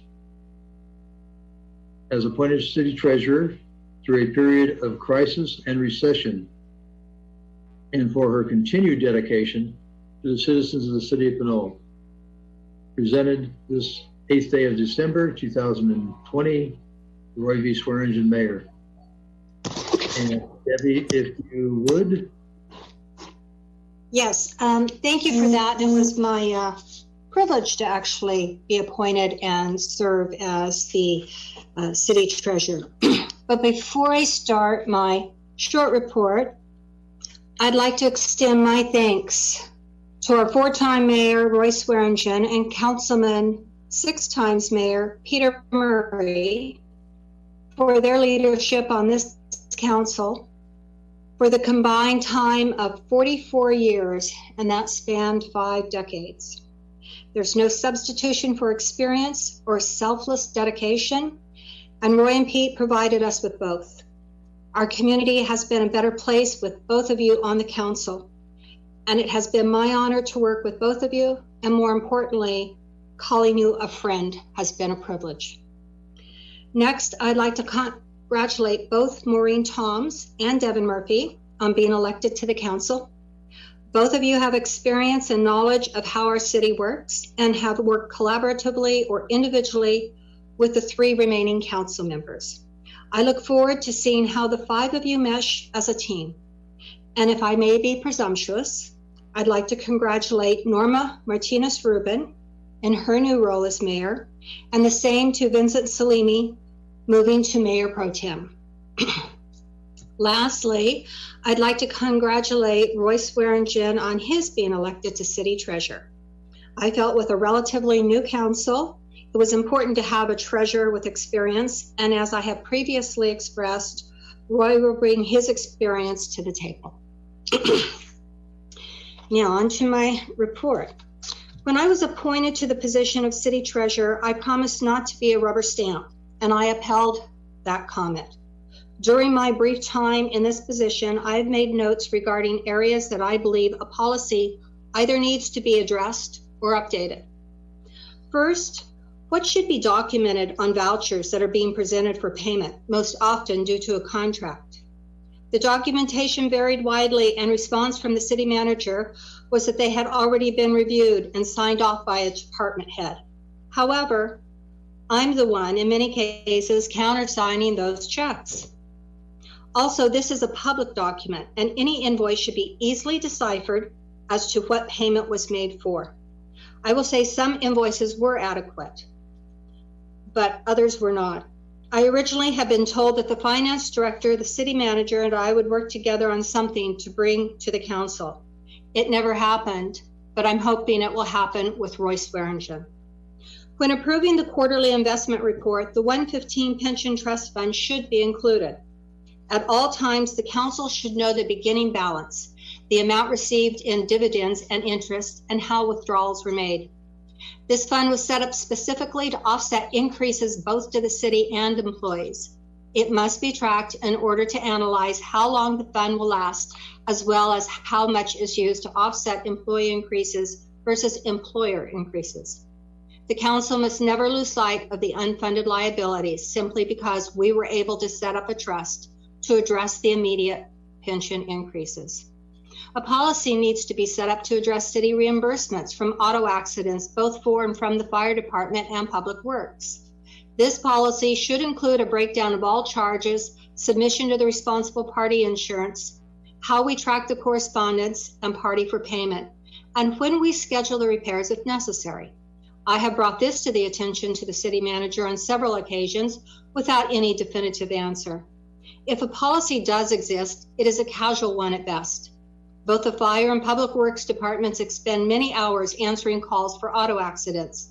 In the case of the fire department, it is usually related to the freeway or collision on public streets. Public works typically needs to respond to clearing debris until the repair can be made. Those would be billable hours as well as damaged repairs. As an estimate, our fire department responds to an average of 12 traffic collisions a month. Those calls alone could result in a reimbursement of $10,000 or more per month, depending upon the time spent on a call, or if an injury occurred. I also know of 3 checks I signed that totaled approximately $75,000 for pole replacements due to accidents. How is reimbursement tracked for those completed repairs? And I only know of those 3 because they were over the $5,000 threshold that I reviewed. So I will ask Roy to keep on that one as well. The animal services contracts should be reviewed. Their costs should be lower because they have closed the Pinole facility. I also mentioned this to the city manager. As council, you should have a policy for auditing the library contract. For a 9-month period, the city paid almost $96,000 with the last invoice dated May 27. That invoice for almost $25,000 included the months of March and April, which were COVID months. The final quarterly invoice was said to also include April, May, and June, but there were no transaction dates listed as previously shown on the other invoices. For the last period, the city was charged $4,201.67, but no explanation or calculation was identified. In 9 months' time, almost $20,000 was spent on gardeners and irrigation, exclusive of water. Money was charged for new banners, and the cost of removing an old phone booth were all charged to the city. Employees, not librarians, were paid overtime and in some cases were given hazard pay without explanation. I believe that if the council enters into a contract, then they should know exactly what they are paying for. Therefore, I'd suggest that annually the council look at the library budget in detail so the public understands what they are getting for their tax dollars on a building that belongs to the county. Absent of COVID, the city would be paying $130,000 annually with a minimum of 5% escalator. The citizens should know what all that includes, as should the council, who was a party to the contract. Having said that, this should go for any contract, whether it is for labor or services. Reviewing the revenues versus expenditures will only ensure the efficiencies of those services to the city. Contracts only serve the public if we get what we bargained for. There should also be an audit of the wastewater treatment plant to ensure that all billings have been accurately sent to the City of Hercules. I'm sure the City of Hercules makes sure that they are billed accurately. But if we miss submitting an invoice to them, the only way we would know is if we ensure all invoices have been audited. Lastly, there should be a policy in place that accounts for the reconciliation for attorney fees as they relate to planning. It is my understanding that they are individually tracked, but is there a policy related to how that takes place? At any time, once a development is wrapped up, anyone should be able to see that the expenditures for the attorney fees are equal to separate revenue received by that developer or from that developer. As long as policies are lacking in order to account for how the city money is spent and tracked, this council will depend upon others for their being accountable to the public. And just to clarify, I'm not accusing anyone of any wrongdoing. That isn't the intent of my comments. I'm simply stating from a treasurer's point of view, the new policies that would aid the council in being fully accountable and transparent to the citizens of Pinole, which should be in place or reviewed, similar to the procurement policy that was just approved. So thank you for the opportunity to serve the citizens of Pinole in the role of city treasurer, and congratulations to all of you. Merry Christmas, and all stay safe. Thank you for letting me read this tonight. Thank you, former Mayor Long and Treasurer. And as always, your dedication to finding the and looking for any things that we've overlooked is really appreciated, because you go in depth, and most of us don't go quite as in depth, and we don't find those things. So it's certainly important. And during the past 12 years that you served on the city council and as treasurer, you have been a front runner in making sure that the city paid their bills and made sure that the city found the bills that were owing them and the invoices that were owing them, and made sure they got paid. So you've been a very important asset. But stick around, because I'm going to need you for a while. And you're my friend, and I'll We'll sneak a glass of wine somewhere in this COVID crazy world. Well, it's a crazy world, but we're going to get through this. Yep. And when we get through this, we'll be stronger. I guarantee it. Any other comments from the council or anybody else? Yeah. Okay, seeing none, then I will move on to. Yeah, Mr. Mayor.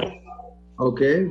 Yes, I would like to thank Treasurer Long for helping us during those last 2 years, during those difficult time, and I appreciate your commitment for the city. I know you have been mayors for many years, and you decided to come back just to help us to show transparency, and I'm forever thankful for what you have done. Thank you. Okay, Pete? Yes. Thank you, Debbie. And I totally appreciate all the things you've done, particularly with numbers. You know how I feel about it. I always rely on you doing a little more, or a lot more, in-depth review of the numbers that I do. I think sometimes I see it, and then if I talk to you, I see it in more depth, and I do appreciate that. But I was talking earlier about how hard we worked to get through the recession, and again, you were always the number person, and we turned to you a lot in those reviews, and your drive to get through that recession, one of the things that got us through, sincerely. And I hope everybody understands that the city isn't in the financial shape that it is today, without you being involved in that, and the reserves built to where they are today, without seeing the possibilities. So I think, as Roy said, the members of this community owe you a significant thank you. And another person, when you're walking through Lucky's or Safeway and you see Debbie, stop briefly and say thank you. And then, no, I'm kidding, but give her your best, and because she put a lot of hard work and time into this as well. So good luck, stay safe, and happy holidays. Thank you. Thank you. Okay, any other comments? Oh, by the way, we have a new grandson in our home now, born November 23rd. So I do have a lot on my plate in the future.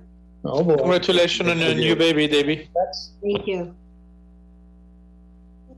For Mayor Long and Treasurer Long, thank you for showing us how you have both transferred the skills you used as council member and provided us a number of considerations or things to consider into the new year. So I appreciate that. I'm glad that this is a meeting that's recorded so we can review your comments and take one thing at a time. Appreciate it. Happy holidays. Thank you. And just in conclusion on that, Debbie, you know, I'm certainly going to need your input all through this because I always have, as long as I've been on the council the past 12 years. As Pete mentioned, your in-depth analysis of things was far beyond what sometimes I glaze over and maybe don't see. And I'm going to certainly try to spend more time on those issues that you mentioned, and I'm going to certainly follow up on them. So thank you again for all your service, and stick around. Thank you. Still need your help. Let there be cake now. Mr. Mayor, I just want to say thank you again, Debbie, for all your work in that thorough report. I know that Mayor Swearingen's eyes glazed over. It looked like Andrew's did too. So I'm glad this is recorded. We'll pick up everything and make sure we get it addressed. Thanks again. Thank you. Welcome. Any other comments at this point? Then we'll move on to item 7, public hearings. We don't have any this evening, so we'll be moving on to item 8, which is old business. No old business tonight. We will be moving on to item 9, which is administering the oaths to the newly elected council members and the city treasurer. Madam City Clerk, if you would. Thank you, Mayor. Before we do start the issuance of the oaths, we do have one public comment on on new business 9, and Assistant City Manager De La Rosa is going to assist and read that comment. All right. Thank you. Bear with me. I'm sorry. I had to turn on my mic. Okay. To Mayor Norma Martinez Rubin, Mayor Pro Tem Vincent Salemi, Councilmember Anthony Tave, Councilmember Devin Murray, Councilmember Maureen Toms, and City Treasurer Roy Swearingen. All of you are the elected officials who will represent the city of Pinole in the future, which has no historical parallel. Normally, the job of an elected official requires a lot of time and effort.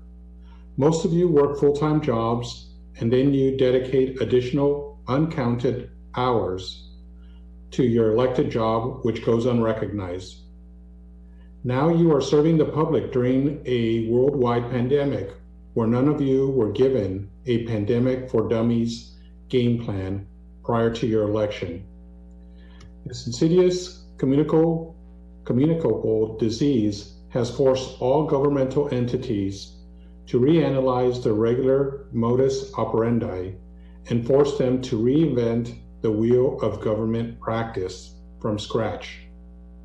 More often than not, that this work has to be modified multiple times to meet the ever-changing COVID-19 environment. I laud you for your dedication to our city. Please note that in order to keep our city afloat during these difficult times, each of you will have to make collective decisions which require hard economic decisions which will not please everyone in our community. COVID-19 has raised the cost of providing basic public services to the citizens of Pinole. There is no precise formula to determine how much COVID-19 will actually cost our city. Although our city has managed to maintain a modest surplus of reserve funds over the past few years, this money will not cover city expenses for a long period of time should the COVID-19 not be abated. There has been a massive belt tightening at all levels of government. Budget deficits are projected to last for a number of years. I work within the court legal system in California. COVID-19 has completely changed our systems in ways that I could have never dreamed of. Effective 12/7/20, we are in our second stay-at-home order for this year. Everyone is bleeding red ink with no guarantee of economic relief. Pinole is not immune to these realities. The city of Pinole is a cork in the sea of financial uncertainty. Our city council must react promptly and decisively to these realities. Old ways of looking at our economic stability will have to be cast aside. New strategies will have to be created in our city to allow us to survive as a full-service city. Having said this, I ask that each one of you be pragmatic in your roles as city council members. Each of you needs to pull as a team and set aside partisan differences. This team approach shall involve the general public as soon as possible. The formation of an ad hoc committee should be the exception and not the rule. Public health and safety should be priority items. We are now in the back to basics economy for the indefinite near future. Best wishes and support as you enter into the year 2021. David Rupert. And that concludes the comment. Okay, then we will be administering the oaths to the two new elected city council members. Madam City Clerk, if you would. Yes, thank you. So I'm very excited to have the honor of swearing in our new council members. I'm going to start with Devin Murphy and follow with Maureen Toms. And then I'm going to invite a special guest on with us today, the Honorable Judge Ben Reyes, to swear in our new city treasurer. So I will start with Devin. Devin, if you could please raise your right hand and repeat after me. I state your name. I, Devin Murphy, solemnly swear that I will support and defend the Constitution of the United States the Constitution of the United States and the Constitution of the State of California and the Constitution of the State of California against all enemies, foreign and domestic, that I will bear true faith and allegiance to the Constitution of the United States and the Constitution of the State of California, that I take this obligation freely without any mental reservation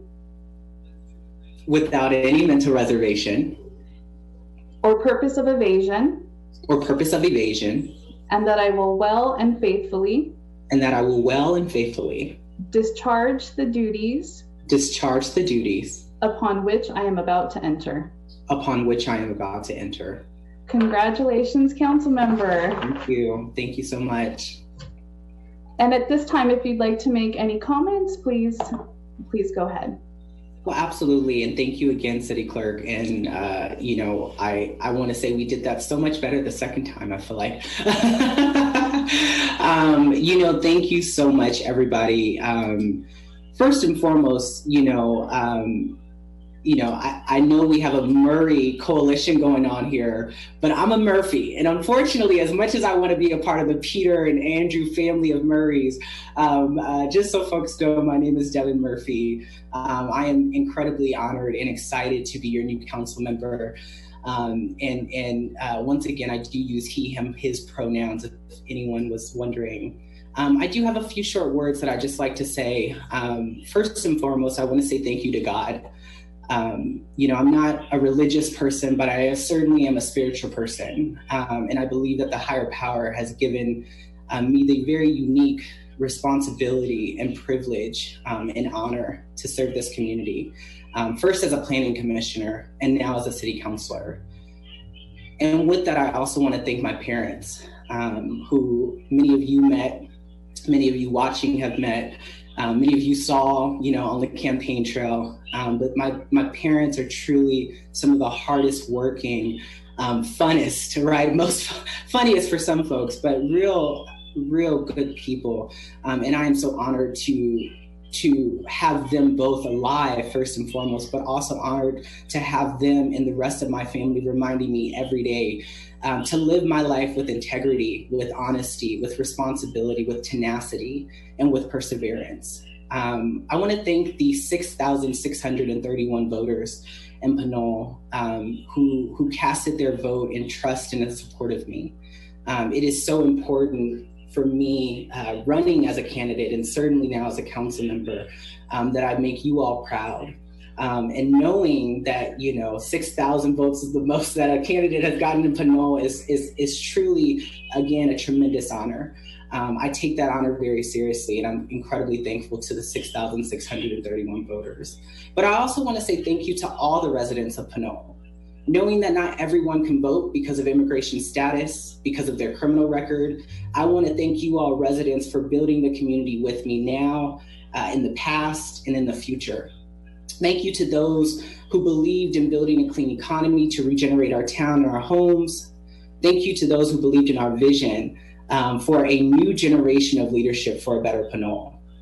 Thank you to those who are watching this, even those who are not watching this, but are giving themselves the patience, the grace, the empathy to fight for their rights to speak their minds during an unprecedented pandemic, even when we're scared to do it, even when they're scared to do it.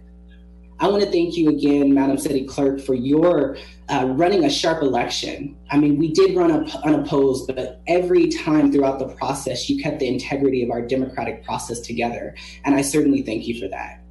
I want to thank the council members that are outgoing.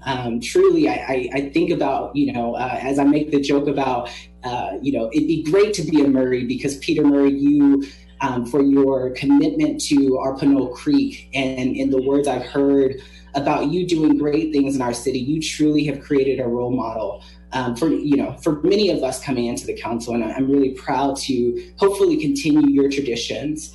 I'm looking forward to working with Treasurer Swearingen now as we think about how to make sure that we rebuild, right? And that we truly do make this moment our moment. I want to also say that I am so, again, honored to be here. And I heard the council members and our former treasurer earlier talk a little bit about our city. And I want to say I appreciate their comments. Pinole is such a beautiful city that I'm proud to live in. And I'm incredibly proud of my father for moving us here 25 years ago, a time where we were one of the first African-American families in the neighborhood and even quite possibly the town. I want to acknowledge that while our city may seem in a good place, we cannot ignore the challenges that we face now and potential challenges that we face ahead. Our small businesses who help create our balanced budget with their sales tax and property taxes are hurting. And some, even in our historic downtown, have had to close because of the impacts of the COVID-19 pandemic. Many people in Pinole have lost their jobs, are still struggling to eat. Some folks are still struggling to pay rent and their mortgages. Senior citizens in our community are stuck in their homes without much social interaction or even people to check in on them. Black people and people of color in our town are still struggling with confidence and trust of law enforcement. Our climate crisis is impacting us right here, right now. And our town is impacted by the potential of sea level rise and even disastrous wildfires that are impacting our neighbors and many in our town fear, right? We must remember that we can't judge a book by its cover. And so when we think about the beauty of Pinole, and I'm the first to say it and really walk these streets to say people should visit Pinole. Many folks on watching Channel 26 right now, I've told you once or probably 10 times, visit Pinole. But as we look at Pinole, we can't only look at the cover. We have to go through the chapters, we have to read the chapters, and we have to read between the lines. Reading is fundamental. And there are a lot more in our town that then meets the eyes. And I'm proud of our financial state. I'd be more proud if our businesses were not dying and our community is not hurting today because of the pandemic. And so we have work to do. We have a lot of work to do, and I'm super, super honored again to work with my new colleagues on the City Council to get to work. My campaign was about building a new generation of leadership for Pinole, but it was also about centering the voices of many people in Pinole whose voices have gone unheard or even unlistened to. So I say to those who are watching, our mayor, our vice mayor, our city staff, I say to those as residents in Pinole and people who have interest in the beauty and the future of Pinole, I say to you that it's time for our local government to continue to hear your needs and amplify your voice. And most importantly, it's clear that we need innovative leadership ready to tackle unprecedented circumstances. And we can't only rely on old tools in the toolbox to fix these unique problems. Again, I want to thank everybody for being here today. I want to thank you so much for this great honor, residents of Pinole, to serve you. And I am looking incredibly forward to making sure that Pinole is better and enhancing the quality of life for everyone. Thank you so much. Okay, congratulations once again, Councilmember Murphy. We'll now move on to the oath of office for Maureen Toms. So I'll ask you to raise your right hand and repeat after me. Oh, my hand disappears. There we go. I state your name. Oh, we've got to get your mic on.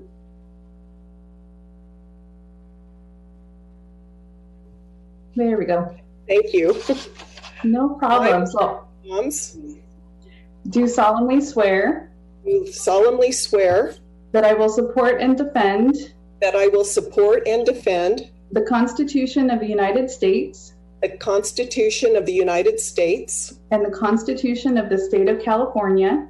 And the Constitution of the State of California. Against all enemies. Against all enemies. Foreign and domestic. Foreign and domestic. And that I will bear true faith and allegiance. And that I will bear true faith and allegiance. To the Constitution of the United States. To the Constitution of the United States. And the Constitution of the State of California. And the Constitution of the State of California. That I take this obligation freely. That I take this obligation freely. Without any mental reservation. Without any mental reservations. Or purpose of evasion. Or purpose of evasion. And that I will well and faithfully. And that I will well and faithfully. Discharge the duties. Discharge the duties. Upon which I am about to enter. Upon which I am about to enter. Congratulations. Thank you. And please go ahead and make comments at this time if you'd like. Thank you. First of all, I want to thank the outgoing council members. I have had a chance to work with them during a previous term that I served with them. And all three of the outgoing folks, Mayor Swearingen, Councilmember Murray, and Treasurer Long. I want to thank you for the work that you've done in the past. A couple of side notes that Debbie's attention to detail is just unmatched. And I think that was mentioned before. Pete Murray, your reputation, both on the council and on Recycle More, I've heard comments from staff people that work with that committee of how awesome he has been in that position. And Roy, I've always been really impressed with your knowledge of contracts and, infrastructure and transportation projects. So I want to, leave you with a thank you on that. The next thing I want to do is introduce my family, part of my family here. I was sworn in by my dad, who is a former mayor from the 1960s. So it was my honor to be sworn in once by him. My husband, Joe, of almost 40 years, is there. Our son, Sean, is also in the photograph.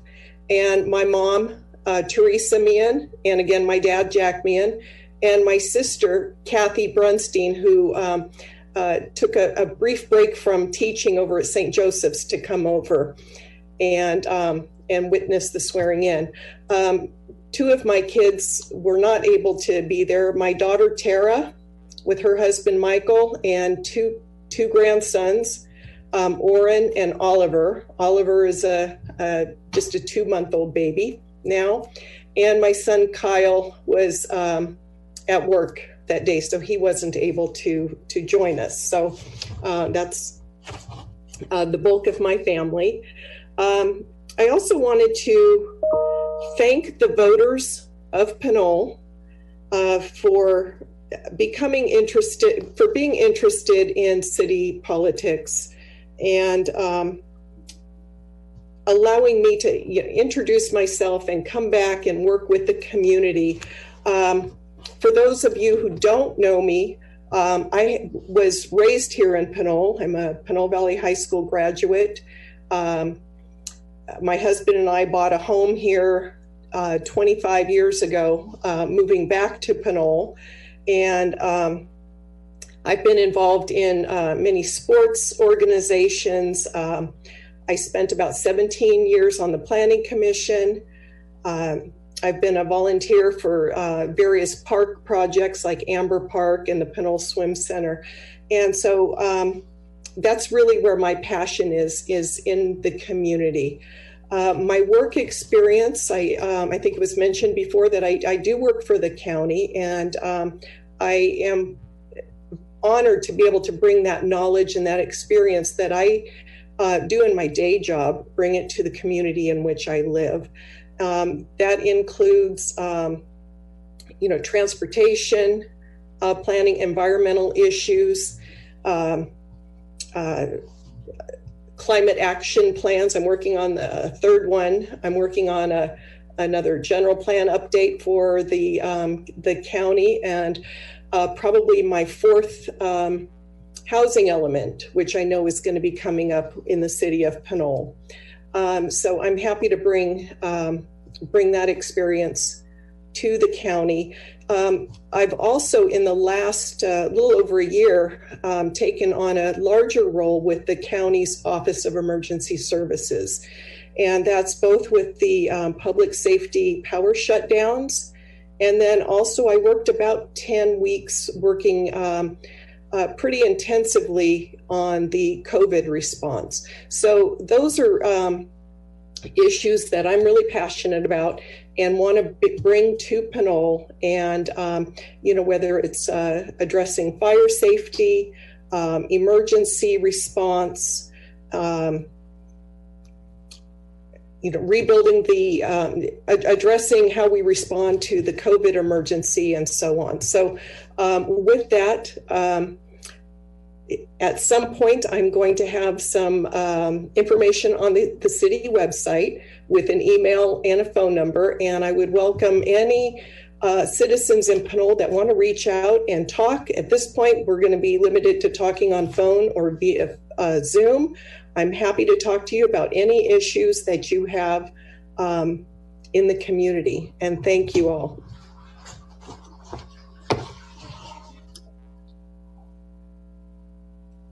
Wonderful. Thank you, Maureen. And so now I'll introduce Honorable Judge Reyes to do the swearing in for our new city treasurer, Roy Swearingen. Thank you very much, Madam Clerk. Good evening, everyone. My name is Ben Reyes, and I'm one of the Superior Court judges in Contra Costa County. My preferred pronouns are he, him, and his. And before I was appointed to the bench, I had the distinct honor and privilege of serving as the city attorney for the city for 15 years. I do have the privilege of having served with Mayor Emeritus Pete Murray for 14 of his 28 years. So Pete, I had the privilege of serving with you for roughly half of your career.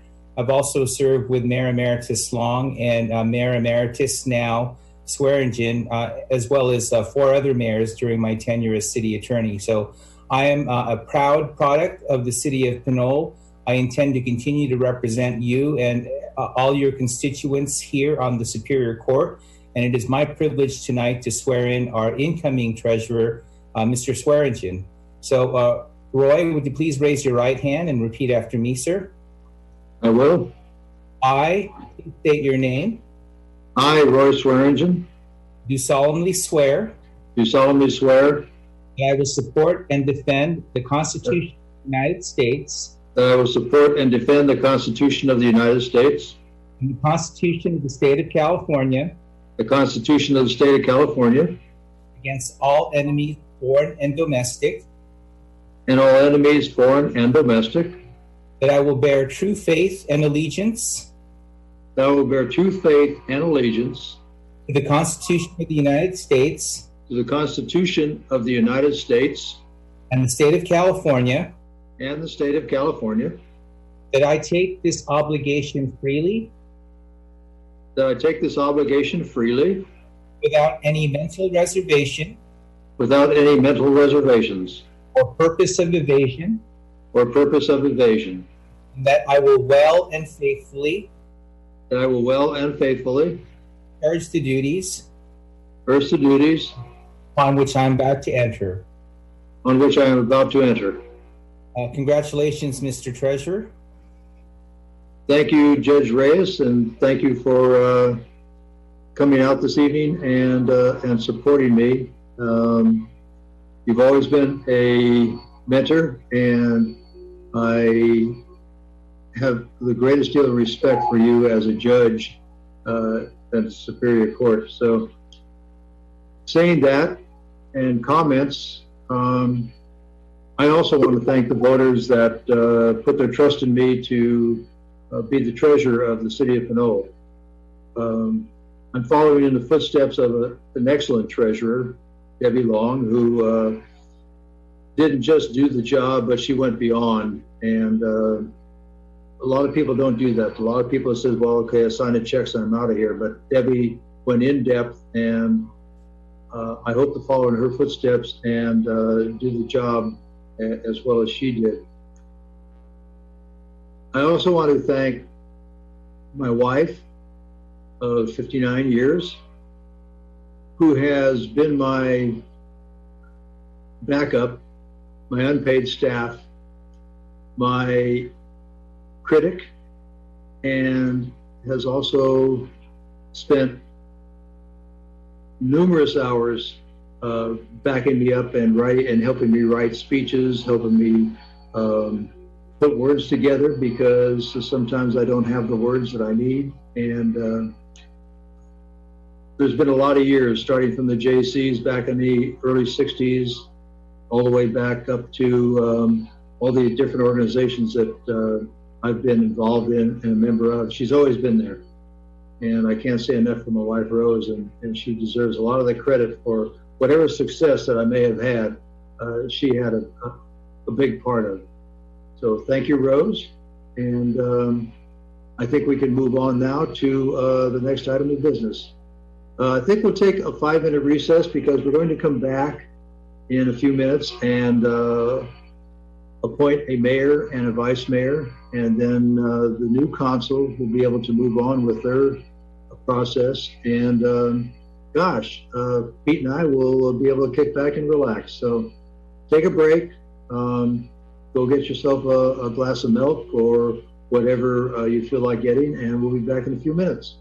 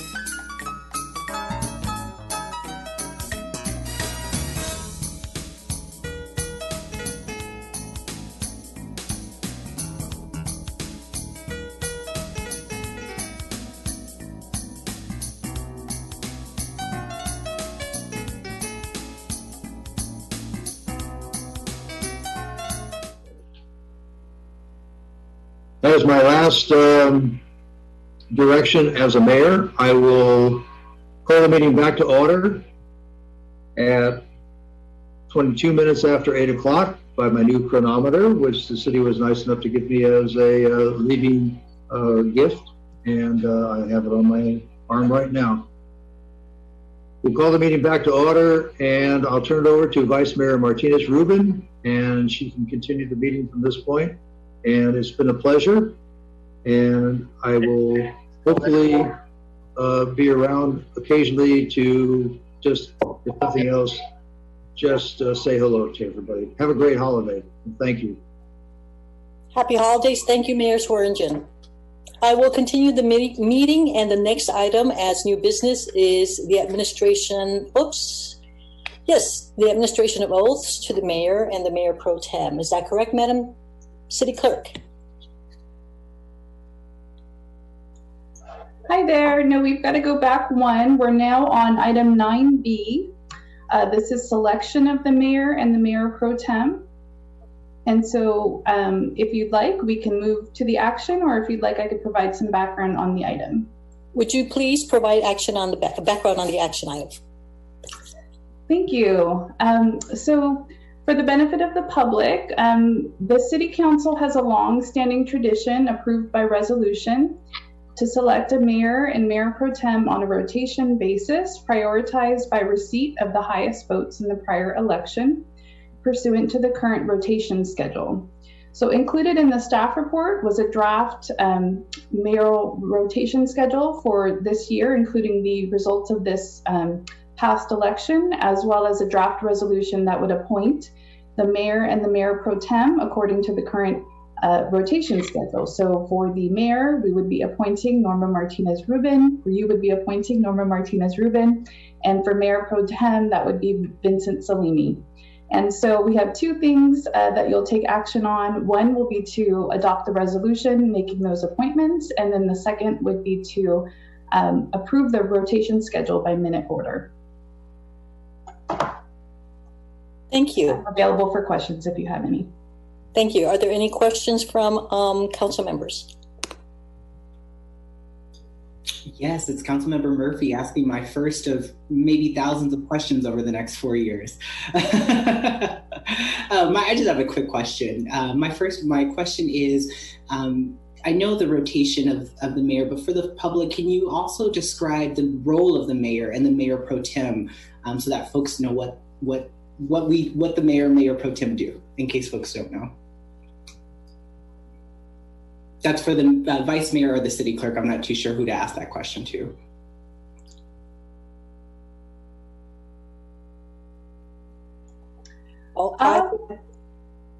I will gladly speak to the role that I just fulfilled, which was the mayor pro tem.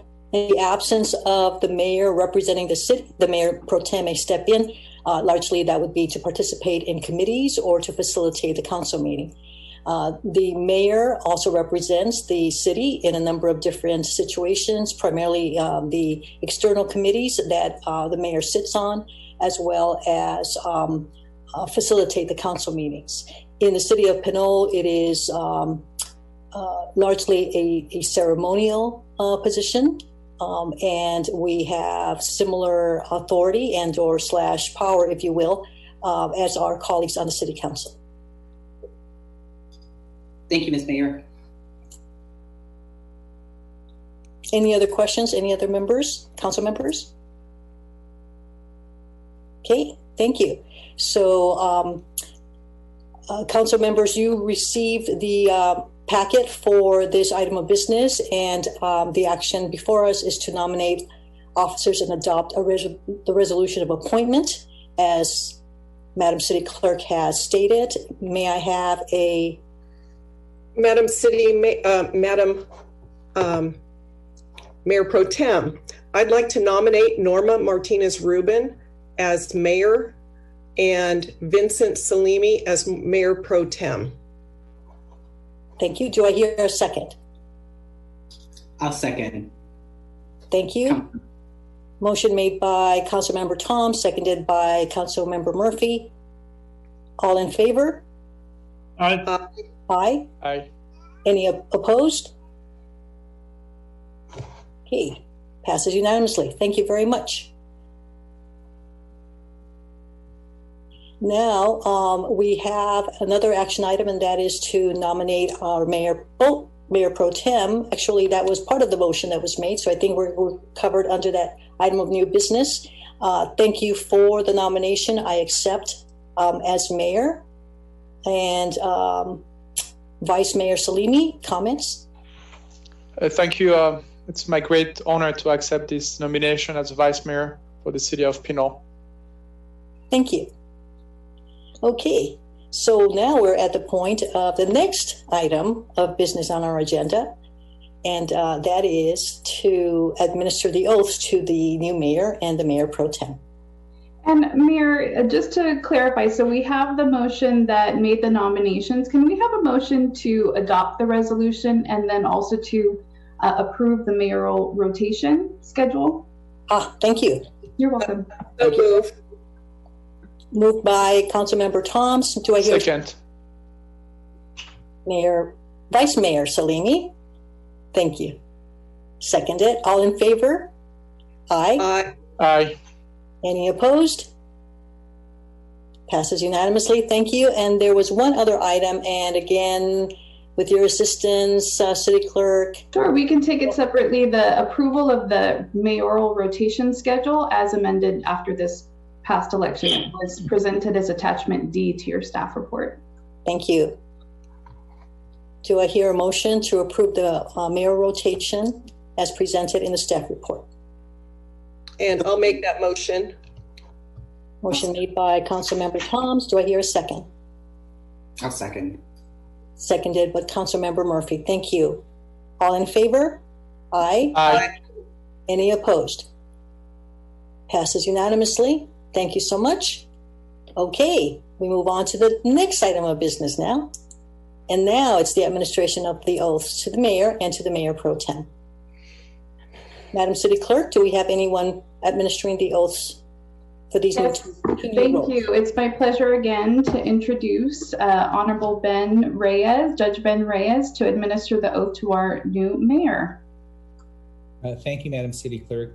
It is my privilege and honor to administer the oath of office to our new mayor in the city of Pinole, Norma Martinez-Rubin. So, Ms. Martinez-Rubin, would you please raise your right hand to be sworn in?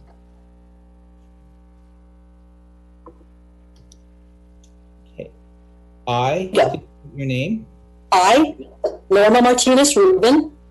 Do solemnly swear. Do solemnly swear. That I will support and defend the Constitution of the United States. That I will support and defend the Constitution of the United States. And the Constitution of the State of California. And the Constitution of the State of California. Against all enemies, foreign and domestic. Against all enemies, foreign and domestic. That I will bear true faith and allegiance. That I will bear true faith and allegiance. To the Constitution of the United States. To the Constitution of the United States. And the State of California. And the State of California. That I take this obligation freely. That I take this obligation freely. Without any mental reservation. Without any mental reservation. Or purpose of evasion. Or purpose of evasion.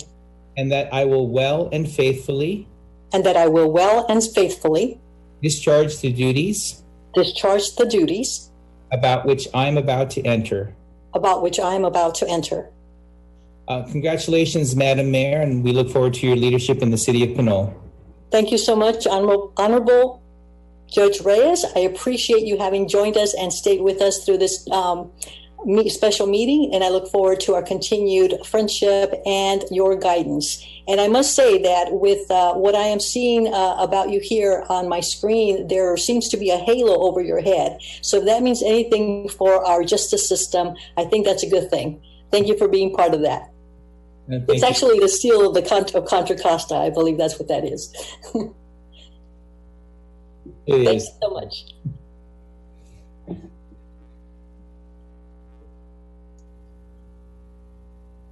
So I'd like to just quickly share what this picture is about. Little did I know at the time, this I believe was 6th grade in an elementary school in Los Angeles, and there I am sitting in the school's sixth grade student council. And in that period, there was a council member. May I have the next slide, please? Oh, it is sixth grade student council, and there I am. Here I am third from the left, sitting and paying attentively to some statements made by Los Angeles Council Member Gilbert Lindsay, who at the time was serving, he served on that council between 1962 and 1990. And little did I know that at one point I would be honored to serve my adopted town of Pinole. So that's what these photos are about. Leadership development never starts too young. Thank you for that. And I actually do have some remarks, if I may. The mayor's position in Pinole serves largely to represent the city's residents on several committees in matters of local jurisdiction. It is a privilege granted for a one-year period. As your representative during this time, with our city staff and public input, I hope to advance the priorities which voters supported when I was elected in 2018. Strong, sustainable police and fire services to ensure public safety, maintenance of infrastructure to support environmental health and community development, land use that balances development and open space with housing, business, and recreational amenities for residents. I believe in civic involvement and support of factually based recommendations to achieve priorities. That translates to input from members of the public who recognize that what they wish to see in Pinole may not always be their preferred project, but would be funded and carried out because there are benefits to the entire Pinole community, not only to the most vocal. I believe in community member engagement that regards the work of professional staff as a partnership between residents and the talents of public employees as the means to jointly effect positive changes, enduring, long-term changes.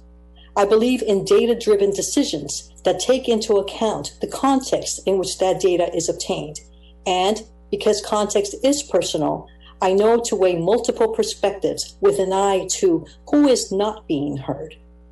I believe in servant leadership and collaboration, requiring me to listen to members of the public, council members, and staff so I don't ignore blind spots that would keep me from performing my role as your mayor.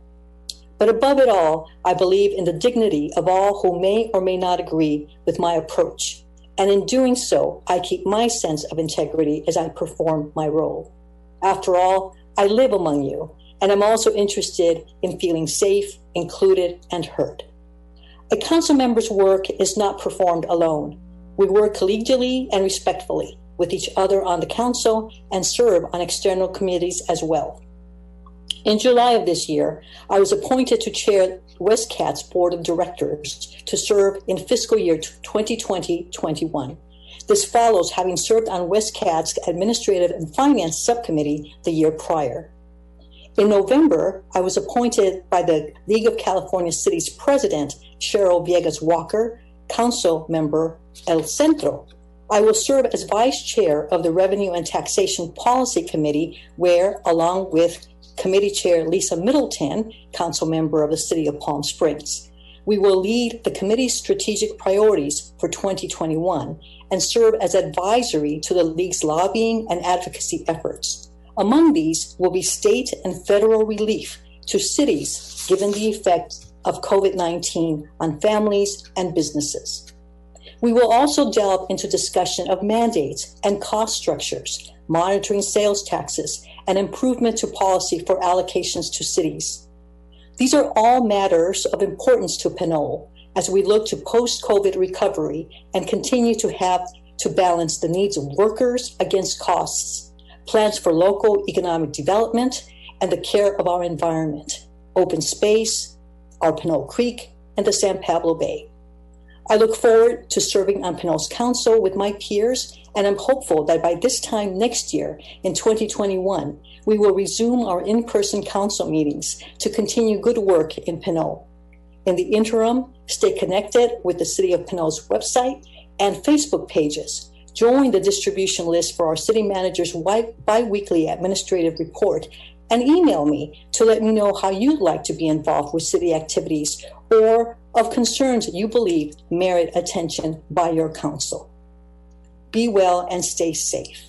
And to our staff, City Manager Murray, City Attorney Kasher, Madam City Clerk Iopu, City Treasurer Swearingen, let's roll up our sleeves through the year. We've got plenty to do. Thank you very much.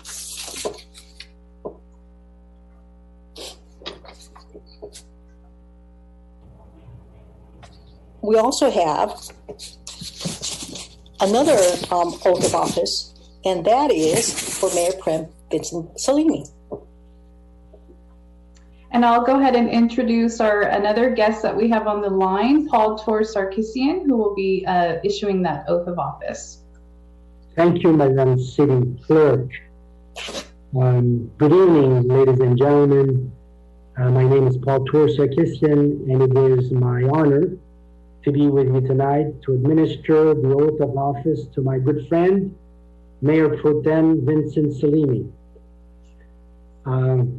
Before proceeding, I would like to say that I have had the pleasure to meeting the Mayor Pro Tem early in his career and have been impressed by his intelligence, diligence, especially by his dedication to the common good.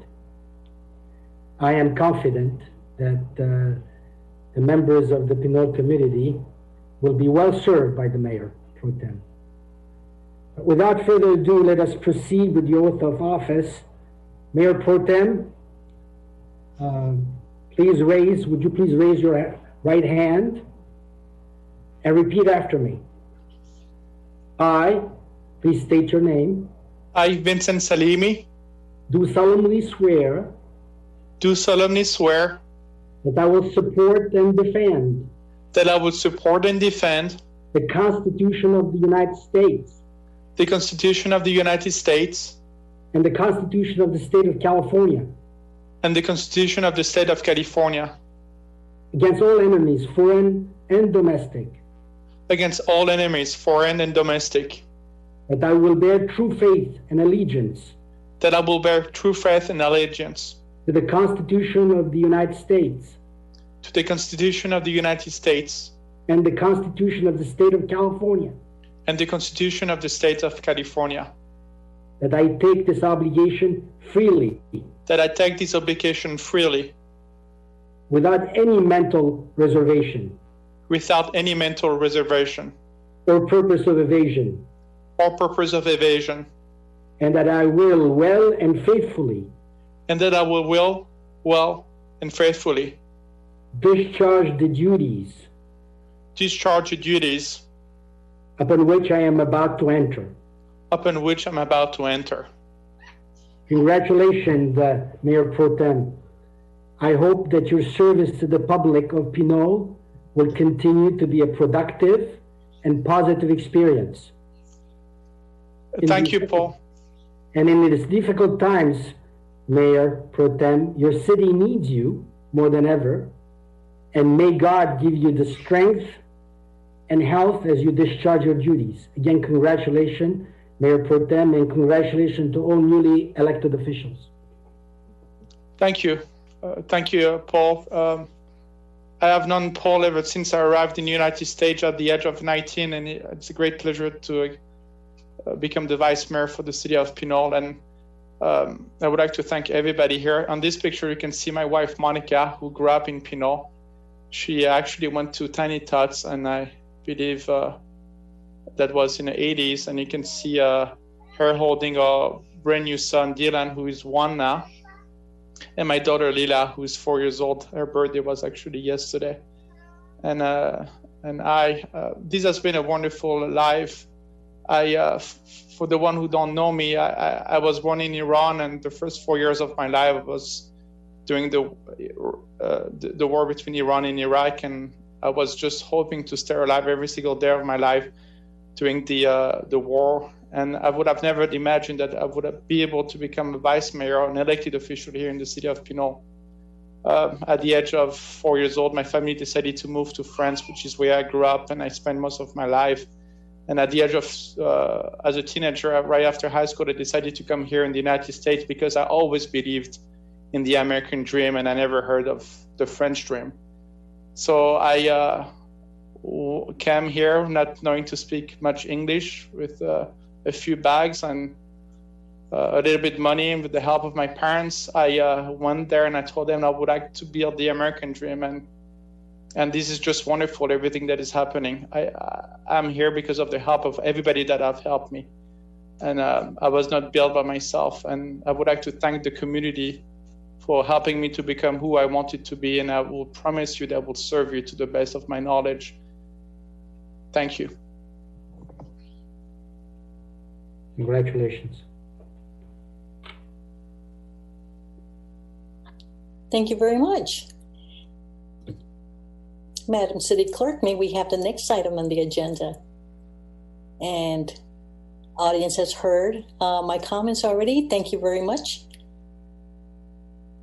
Next, we have approving a resolution to ratify the council meeting procedures approved under Council Resolution 2019-03. So this is about how we conduct business ordinarily on the dais, and as we've been doing in most of 2020 via Zoom. And may we please have your report, Madam City Clerk? Thank you, Mayor. This will be a very quick report.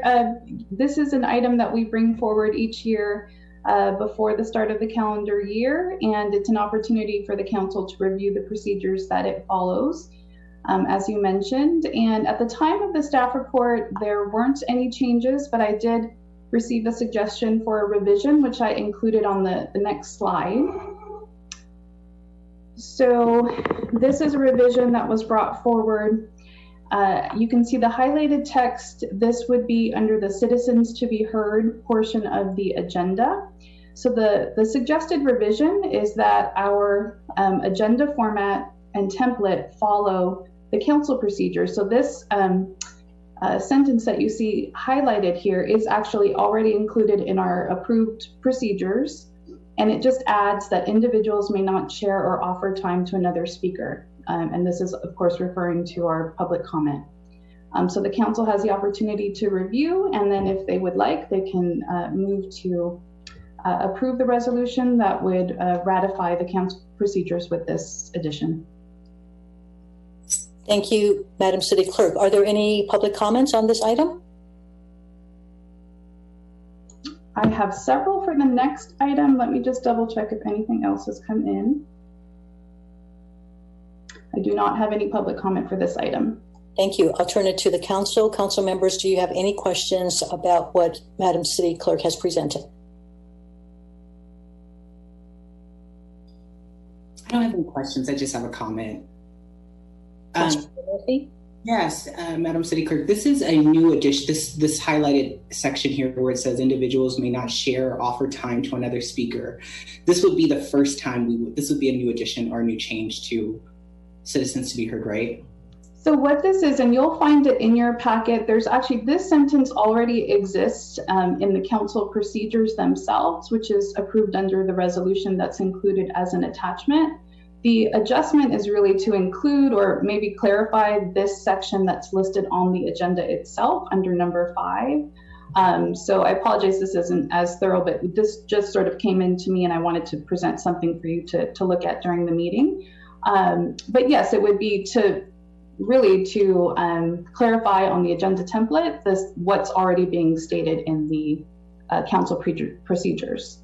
Okay, gotcha. And so I guess my question is, I remember there being a well-attended council meeting a couple months, well, I guess now probably a year or so ago, in which there were members of our community that did not speak English. And so what they did was they actually offered their time they offered their time to someone to translate and to speak English. I think they were a Spanish-speaking member of our community. And so I just want to make sure, you know, whatever we are improving moving forward, that opportunities like that don't go missed. Can you clarify how that person would be impacted by this? I'm happy to, and we also have the city attorney standing by to address any other questions, but really in those instances, the mayor can always use her discretion. And so I think for that instance that you're speaking about, we would extend the time based on, you know, allowing for the translation. So there is also the ability to, but I think this aims at just providing some consistency across the board, and then the mayor has a discretion to allow for accommodations. Thank you. Thank you. Any other additions to that explanation that Madam City Clerk has provided? City Attorney Casher? Yes, Mayor Martinez, Ruben, just to add to that, the Brown Act does require that all members be allowed, any member of the public be allowed to participate in meetings irrespective of their language. So we would consider that to be an individual, essentially it's their time, and the statement would be offered by someone kind of as their proxy. I think what the rule is meant to prohibit is someone saying, I don't have a statement myself, but I want to give my 3 minutes to someone else, so they'll have 6 minutes. That's really what the rule is intended to prohibit. But consistent with the Brown Act, an individual who has speaks a second language or doesn't needs a translator, they would have the ability to present their statement without any issues. Thank you, City Attorney Casher. Are there other questions from council members?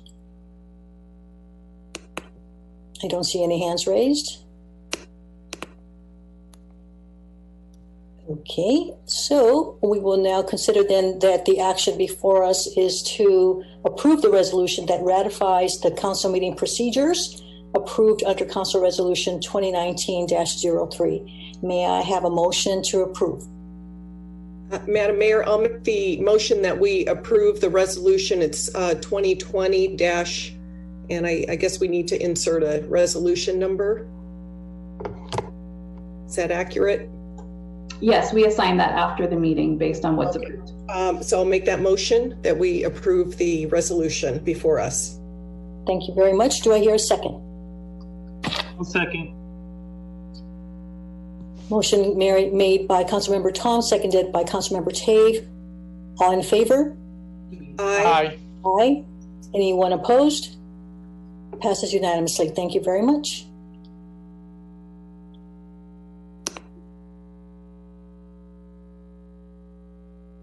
We move on to the next item on the agenda, please. So we're at the time when we will be reviewing, discussing, and appointing committee members to the different committees that council members serve on.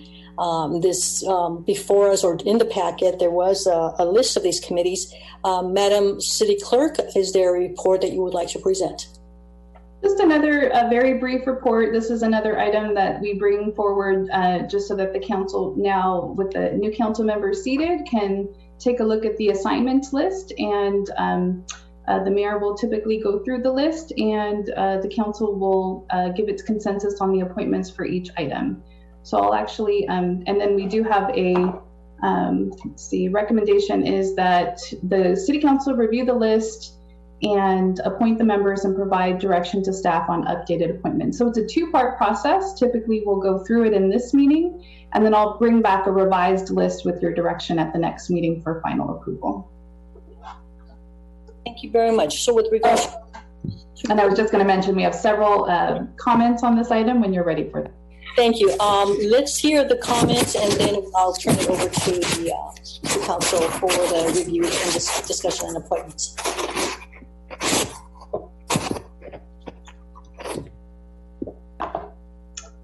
Okay, so the first comment that we have is from Darlene Jones. And she wrote, I have lived in Pinole for 35 years, and I urge you to appoint Devin Murphy to the MCE Clean Energy and WestCat boards. Devin is an outstanding individual, and I support him in his efforts to improve our city. Sincerely, Darlene Jones. Yes, Mayor. The next comment is from Debbie Marsh. Pinole City Council, believe in experience and commitment.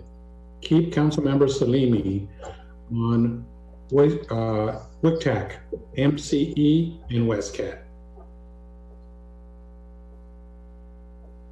The next comment is from Diego Parada, and he wrote, good evening, Pinole City Clerk. I write this email as a letter of referral for Devin Murphy for that he may be appointed to MCE Clean Energy and WestCat Board. The appointment of Murphy to this position is within his curriculum and repertoire. He is ready to represent Pinole on the regional committees for his new age ideas, especially in regards to energy, transportation, roads, and waste management. Best regards, Diego Parada. The next comment is from Igor Trigup. Dear Mayor and council members of the City Council, I am writing in strong support of appointing Council Member-elect Murphy to serve on the MCE Clean Energy and WestCat boards. His background as a longtime champion for environmental justice and clean energy very strongly suits him and the Pinole and Greater East Bay communities for an appointment to the two roles. Thank you for your consideration. Respectfully, Igor Trigup. The next comment is from Irma Rupert, and she wrote, "Good evening, Mayor, Council, staff, and public. I would like to take this opportunity to support the assignment of Devin Murphy to the MCE Marin Clean Energy Committee and the WestCat Western Contra Costa Transit Authority boards as a delegate. I feel he would be best suited to serve these two committees. Thank you, Irma Rupert." The next comment is from Jackie Mann. Dear City Clerk Iopu, here's my public comment for the December 8th meeting. My name is Jackie Garcia, and I am a resident of Lafayette and a member of 350 Contra Costa, a grassroots climate organization. I have worked with Devin over the past year as a member of our leadership team, and I congratulate him on his appointment to the Pinole City Council. I fully urge the Pinole City Council to appoint Devin Murphy as a representative to the Marin Clean Energy Board and WestCat Board. Devin is a strong advocate for the expansion of clean, renewable energy, as well as a robust public transit system, and will bring fresh perspective to those boards. He won his seat on a campaign of rebuilding our local economy into the post-COVID clean economy and addressing the climate crisis. These board appointments help him make this vision possible. Devin understands the urgency of the climate emergency and will work to make a better future for his constituents and all of Contra Costa County. Thank you, Jackie Garcia. The next comment is from Jamila Smith Folds, and she wrote, "Good evening, Council. My name is Jamila Smith Folds. I want to congratulate the new Council members. I know that you will do a great job representing the City of Pinole. This is an amazing governing body. It is filled with innovative and energetic change agents. The City of Pinole has voted in change and opportunity. One of the most important roles in governance is effective resource placement. I want to implore you to take the time to make sure the right people are on the right committees and sitting on the right boards. Everyone has a place in governance where they shine and serve the community best. Ensuring fresh voices are heard and new and innovative ideas brought forth is one key to success. Consideration should be made for Councilmember Devin Murphy to be on the MCE Energy Board. Devin has not only talked about his passion for the environment and making a greener Pinole, he has walked it out. Councilmember Murphy's innovative and equitable ideas would also serve the community on the WestCat board. He is young, he uses public transportation, and this board goes hand in hand with his intention to make Pinole greener and provide access to all of Pinole and beyond with equitable transportation policies. Making thoughtful choices in the beginning allows the time in public office not to be spent on correcting, but creating sustainable, equitable, and effective policy. Again, congratulations to all new and returning council members, and I am looking forward to seeing Pinole under this new leadership and governance team. Next comment is from Jeffrey Mann. My name is Jeffrey Mann. I am a member of the 350 Contra Costa and a physician member of Climate Health Now. I live in Lafayette. I fully urge the Pinole City Council to appoint Devin Murphy as a representative to the Marin Clean Energy Board. Devin ran a strong campaign on rebuilding the local economy into a post-COVID clean economy and the climate crisis, where he received the most votes in Pinole's history. It's clear he deserves a chance to make his vision possible, and I am in full support of him serving on the MCE board. I have worked with Devin Murphy on the governing board of 350 Contra Costa for the past 6 months. I think that he will be a great person to represent the City of Pinole on the MCE board. Sincerely, Jeffrey Mann, MD. The next comment is from John Wallace. Hi, I am John Wallace from Walnut Creek. Vincent Salimi's public utility and transportation work in the Bay Area has been crucial and helped many agencies for the last 20 years. The decision of electing someone on any board should be based on experience. Keep Vincent Salimi on MCE and elect him on WestCat. The next comment is from Julie Mayer.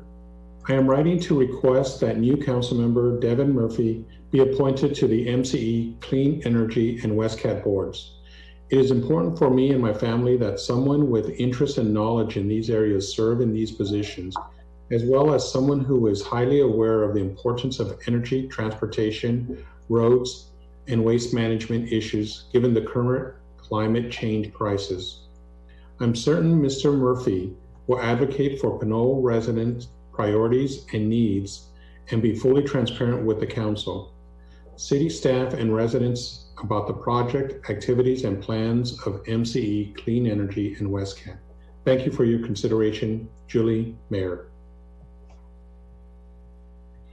The next comment is from Kunal Kaware, and he wrote, Dear Ms. Yopu, I hope this email finds you well. I am reaching out to discuss Devin Murphy's recent win as City Councilor-elect in the City of Pinole. I have known Devin for some time now and realize that his narrative, distinguishments, and overall character will perfectly satisfy and go beyond the needs of the residents in Pinole. I respectfully ask that he be placed on the WestCat board and the MCE Clean Energy board. Devin is the epitome of an environmentalist, and his commitment to creating a more sustainable and clean Pinole is clear. He is a progressive trailblazer willing to take on any challenge or hurdle, and I trust him. Please let me know if you have any questions. Thank you, Kunal Kaware. The next comment is from Lisa Jackson. My name is Lisa Jackson from Walnut Creek, and I am a representative from 350 Contra Costa / 350 Bay Area and Citizens Climate Lobby Contra Costa, 3 local environmental organizations. Devin Murphy is an ideal candidate to represent the Pinole City Council on the WestCat board. Transportation in the Bay Area equates to 41% of our greenhouse gas emissions. It is extremely important that we have electives who understand the importance of public transportation in the effort to reduce our carbon footprint, meet the targets of GHG emission reduction set by the state of California, and ensure a sustainable future for the Bay Area. Public transportation supports workers in disadvantaged communities and is an absolute necessity. Devin is an ideal candidate for the board position as he ran on building a sustainable environment and economy and understands the importance of public transportation to this community. Respectfully. The next comment is from Lorraine Hart. Good evening. It is important to keep someone with experience in MCE. Please keep Councilmember Salimi on MCE board, especially knowing that he has been dealing with the PG&E bankruptcy. He also sits on the technical committee of MCE. He has a lot of valuable knowledge with his years of utilities experience as a consultant for various local and state agencies. Lorraine Hart. Next comment is from Maya Textor. This message is in support of Devin Murphy, Pinole City Council-elect to be appointed to the MCE, Clean Energy, and WestCat boards. Thank you.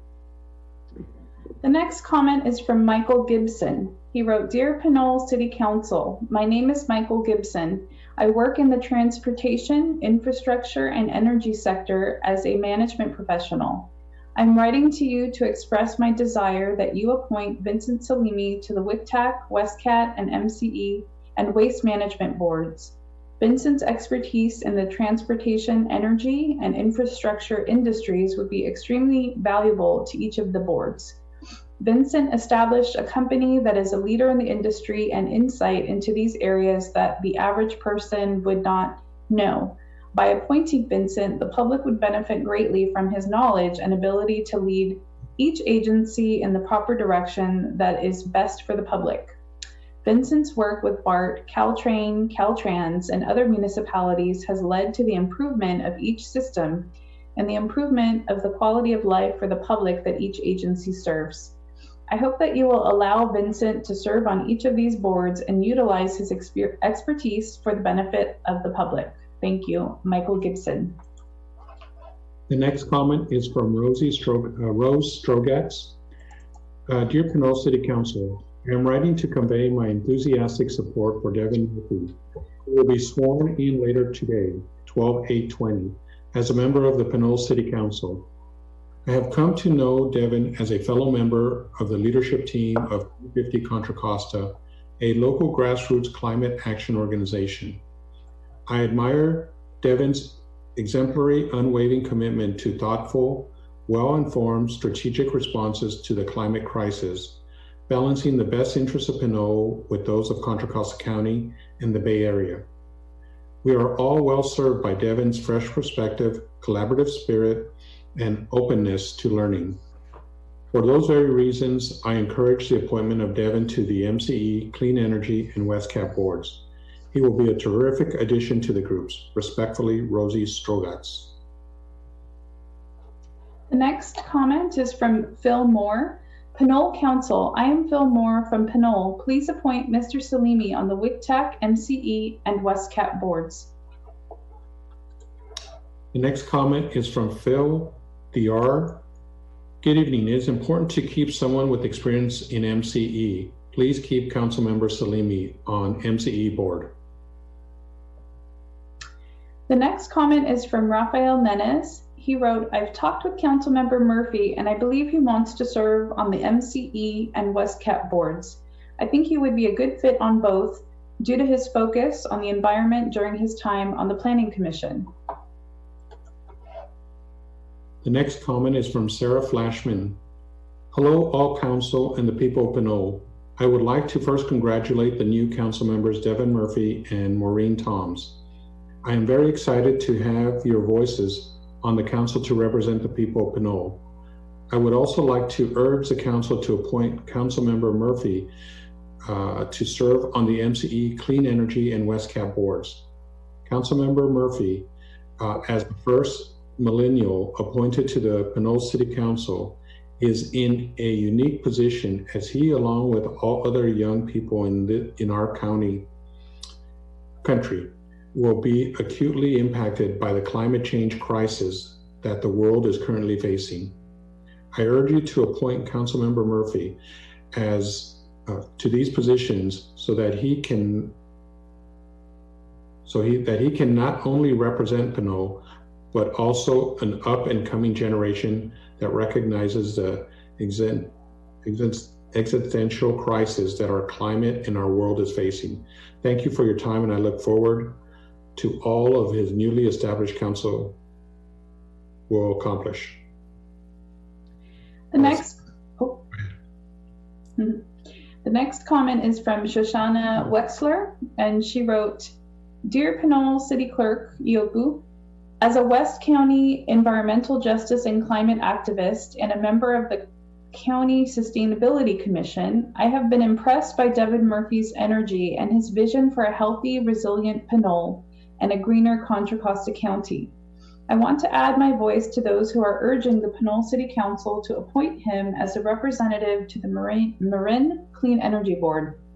As I helped lead the effort that brought community choice to Contra Costa and have been a member of MCE's Community Power Coalition, I well understand the importance of increasing Contra Costa leadership on the MCE board.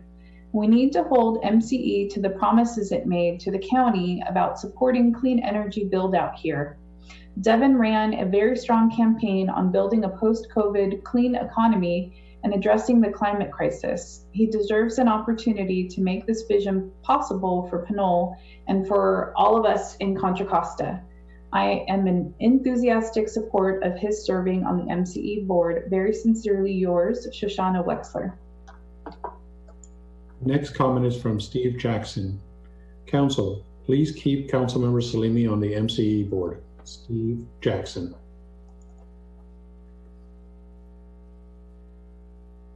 And the next comment is from Tim Turner. Read this public comment tonight. How are board members elected on the committee? Are there any minimum requirements? Can each council member state their expertise or experience before being elected on a committee? Tim Turner. That may be the end of the comments. I just want to double check. One moment, please. I thought I had one more. Here it is. This comment is from Kristen Persley. She wrote, I would like to recommend that Devin Murphy be appointed to the MCE, Clean Energy, and WestCap boards. His talents and interests are well suited to service on these boards.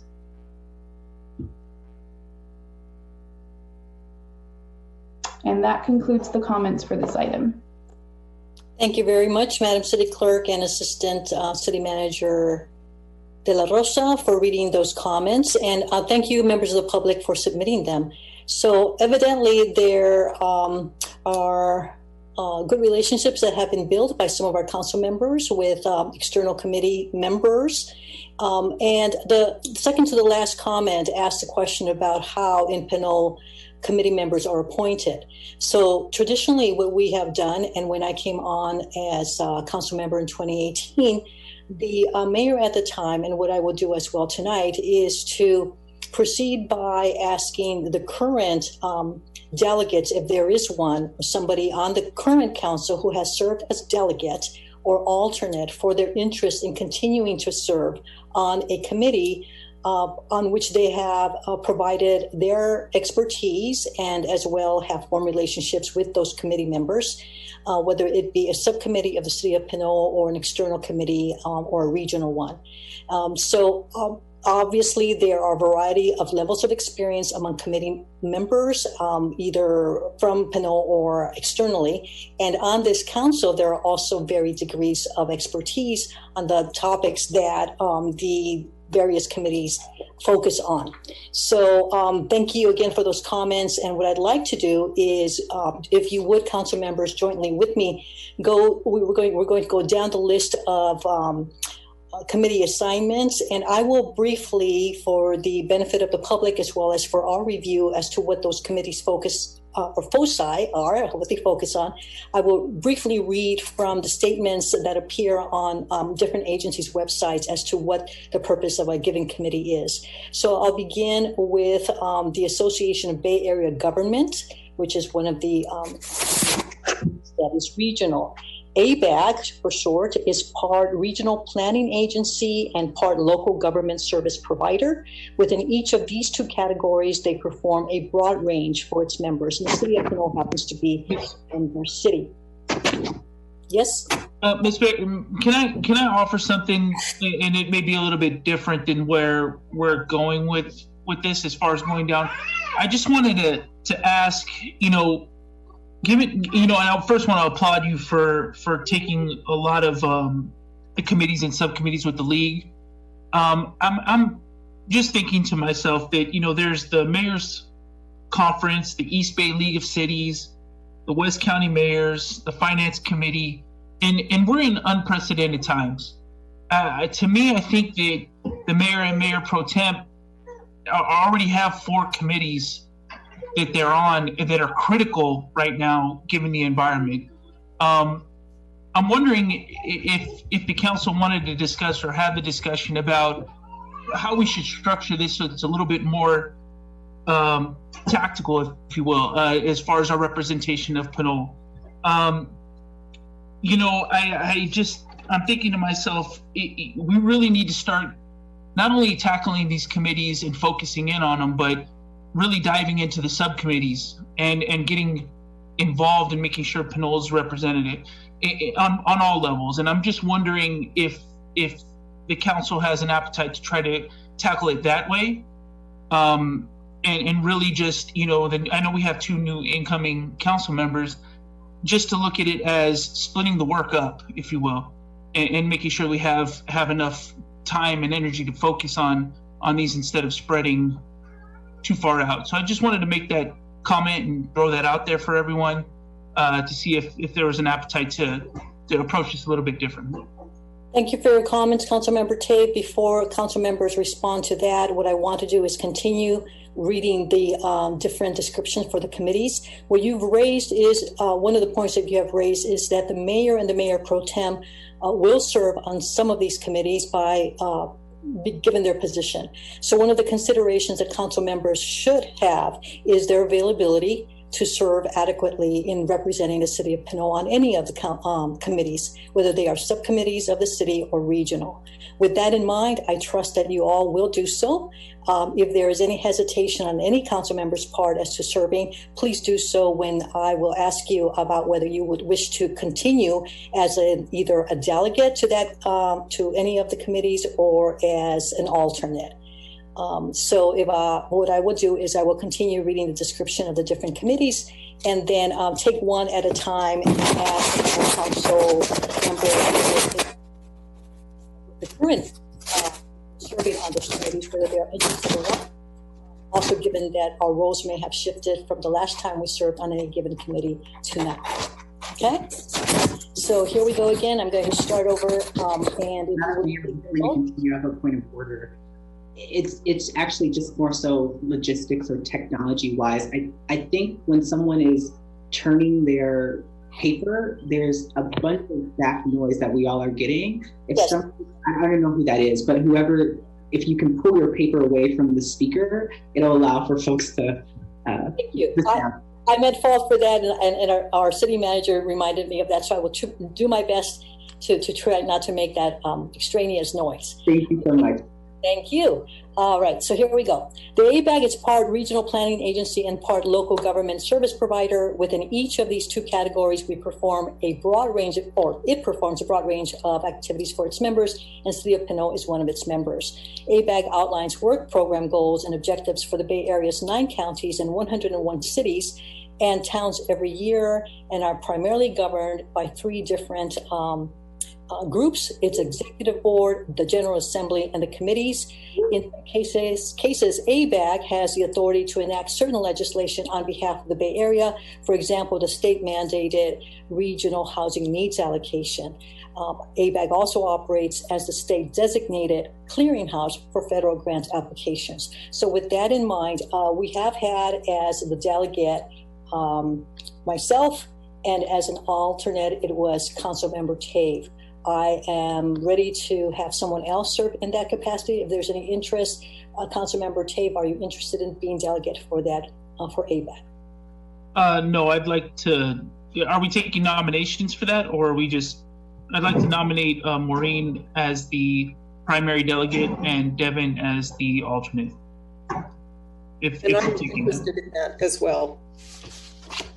Okay, so there was a little bit of speaking over each other. So Councilmember Tave, you would like to nominate Councilmember Toms as delegate and Councilmember Murphy as alternate. Do I hear a second?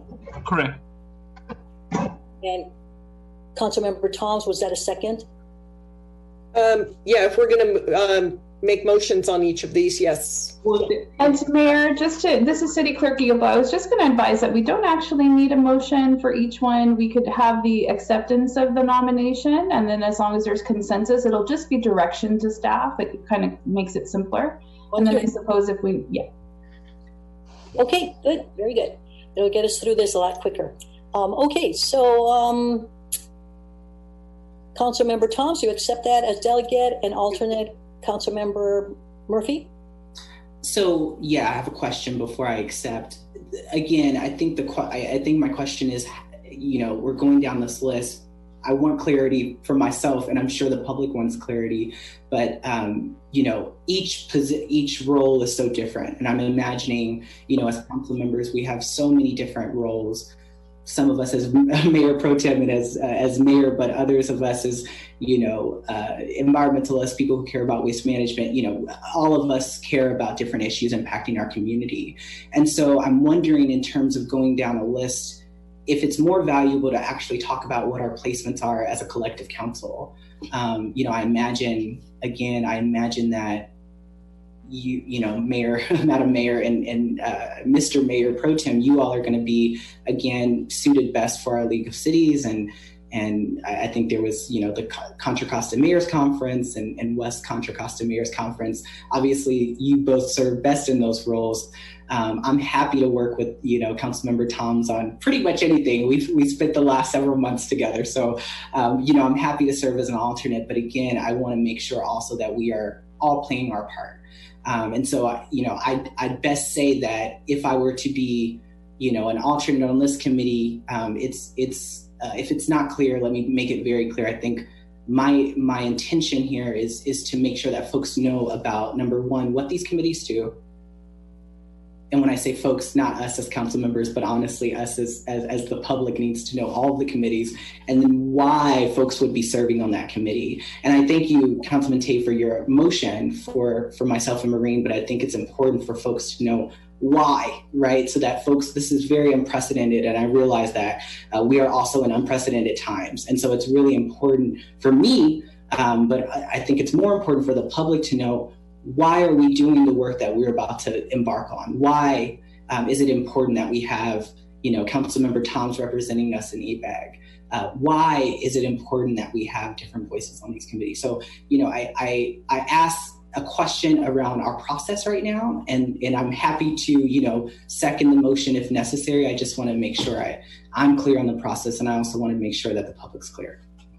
And if, Madam Mayor, can I make a comment as well? I'm wondering if we can go down the list, and with the knowledge that we're going to go down the list maybe 2-3 times, and we ask for volunteers for each one. We all know where our strengths are, and we can step up as far as, I think on the next item, there's going to be lots of interest, but we go down the list, and it sounds like if Councilmember Murphy isn't sure about the alternate position for ABAG, maybe the second time we go through the list, he determines that there's a fit.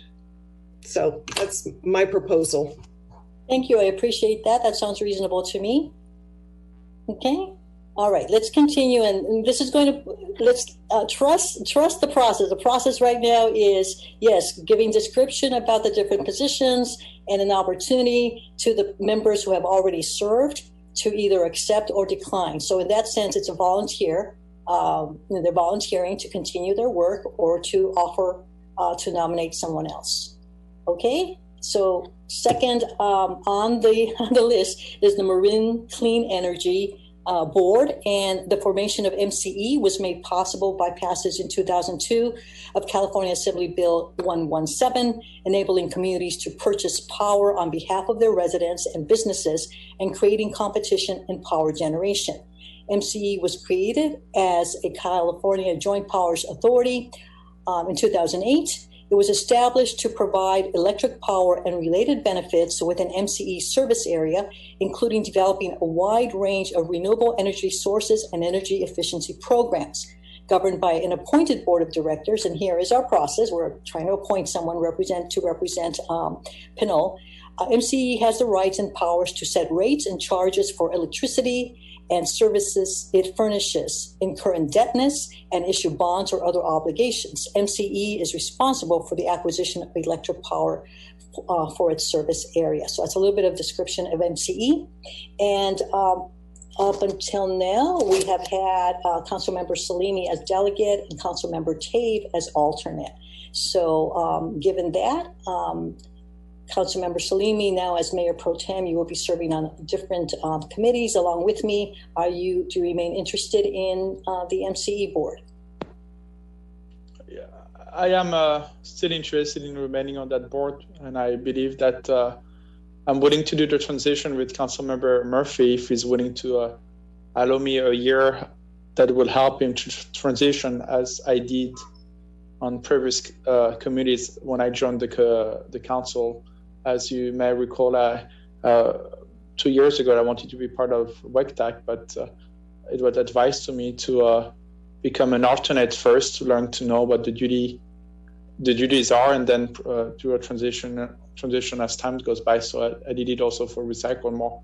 So what I'm offering is to Councilmember Murphy, since he will be elected for the next 4 years on that board, I would offer him to spend 1 year as my alternate, and then next year you can take over as the representative for the city of Pinole.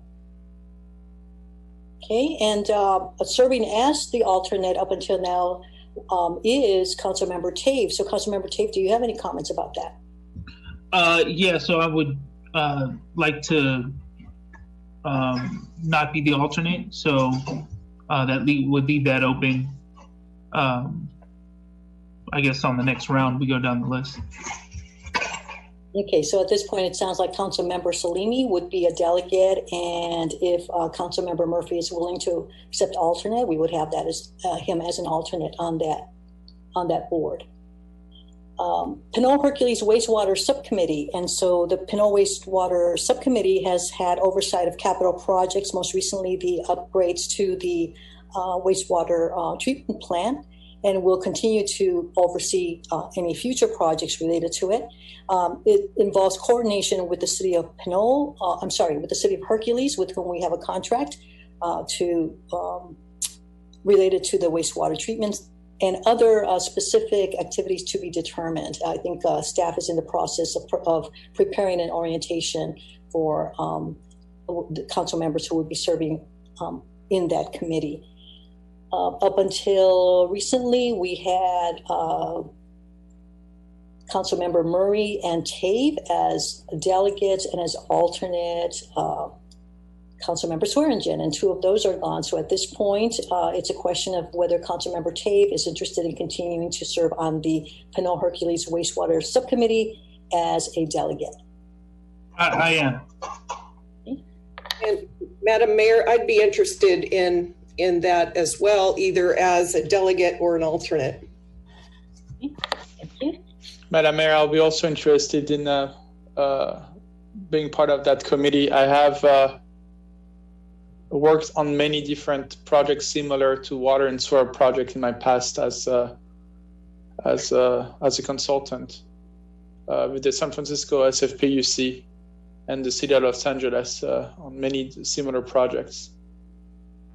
Okay, so do we get to a point of we're going to have to make some appointments at some point. So let's just go through the list thoroughly, and then we'll come back to whether it would be Councilmember Tave or Salimi as the delegates on that subcommittee. West Contra Costa Integrated Waste Management Authority, or WICMA, also known as Recycle More. And pardon the noise that you're going to hear. Oh, there, I muted it, and hopefully you didn't hear me flip that page. The West Contra Costa Integrated Waste Management Authority, or WICMA, is a regional joint powers created by the member cities of El Cerrito, Hercules, Pinole, Richmond, and San Pablo in Contra Costa County. The agency, known also as Recycle More, is sometimes referred to as the Authority, or JPA. Recycle More was created because of Assembly Bill 939, which was passed in 1989, and it mandated a 50% reduction in trash by the year 2000. AB 939 required the creation of a plan to reduce waste and good faith effort to implement the approved plan or to take other actions to achieve the state mandated reduction in waste. West County met the 50% waste diversion goal in 2006, and Recycle More continues to work to maintain this level of diversion. In 2008, the California Integrated Waste Management Board, now part of the Department of Conservation's Division of Recycling, updated the system for determining diversion goals for each city. At present, per capita landfill disposal limits are determined each year, and Recycle More works with the West County jurisdiction to meet these goals. So if you are interested in recycling, landfills, and those kinds of matters, this is the committee for you. Former Councilmember Murray is no longer with us, so that leaves Councilmember Salimi, who was previously alternate, to consider being delegate on this committee. Councilmember Salimi?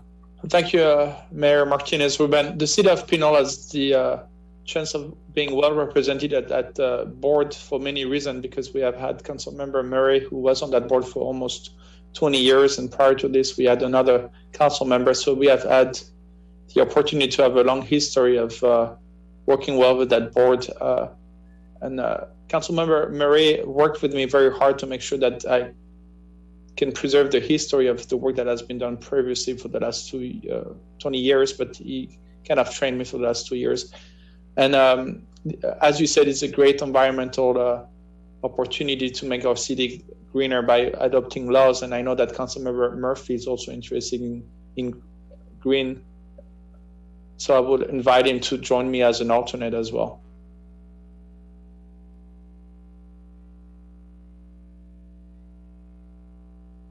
Thank you, Councilmember Salimi. Next, we have the West Country. Ms. Mayor, I have an interest in serving as a delegate in that committee as well. Okay, we're going to come back to this one then. Thank you so much. Next, we've got the West Contra Costa Transportation Advisory Committee, or WCTAC, and this is a regional board. It's one of 4 regional transportation planning committees in Contra Costa County and represents the West Contra Costa sub-area. The committees were created in 1988 to guide transportation projects and programs included in the Measure C half-cent transportation sales tax approved by Contra Costa voters. Measure C was succeeded by Measure J in 2004. WCTAC is a public agency governed by a joint exercises of power agreement between the following member agencies: the cities of El Cerrito, Hercules, Pinole, Richmond, San Pablo, Contra Costa County, and the transit operators AC Transit, BART, and WestCat. WCTAC aims to improve the transportation system in West Contra Costa through the development and coordination of transportation plans, projects, programs, and policies for the West Contra Costa area. So that's about the regional committee, WCTAC. And we no longer have Councilmember Swearingen. Councilmember Salimi, you were alternate. Are you interested in being its delegate?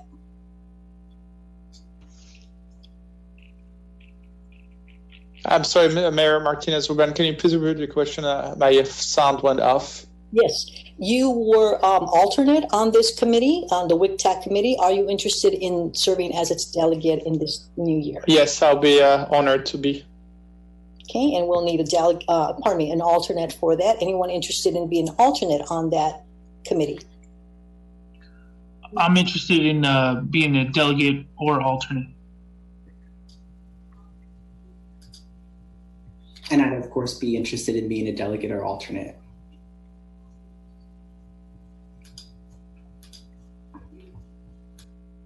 Thank you.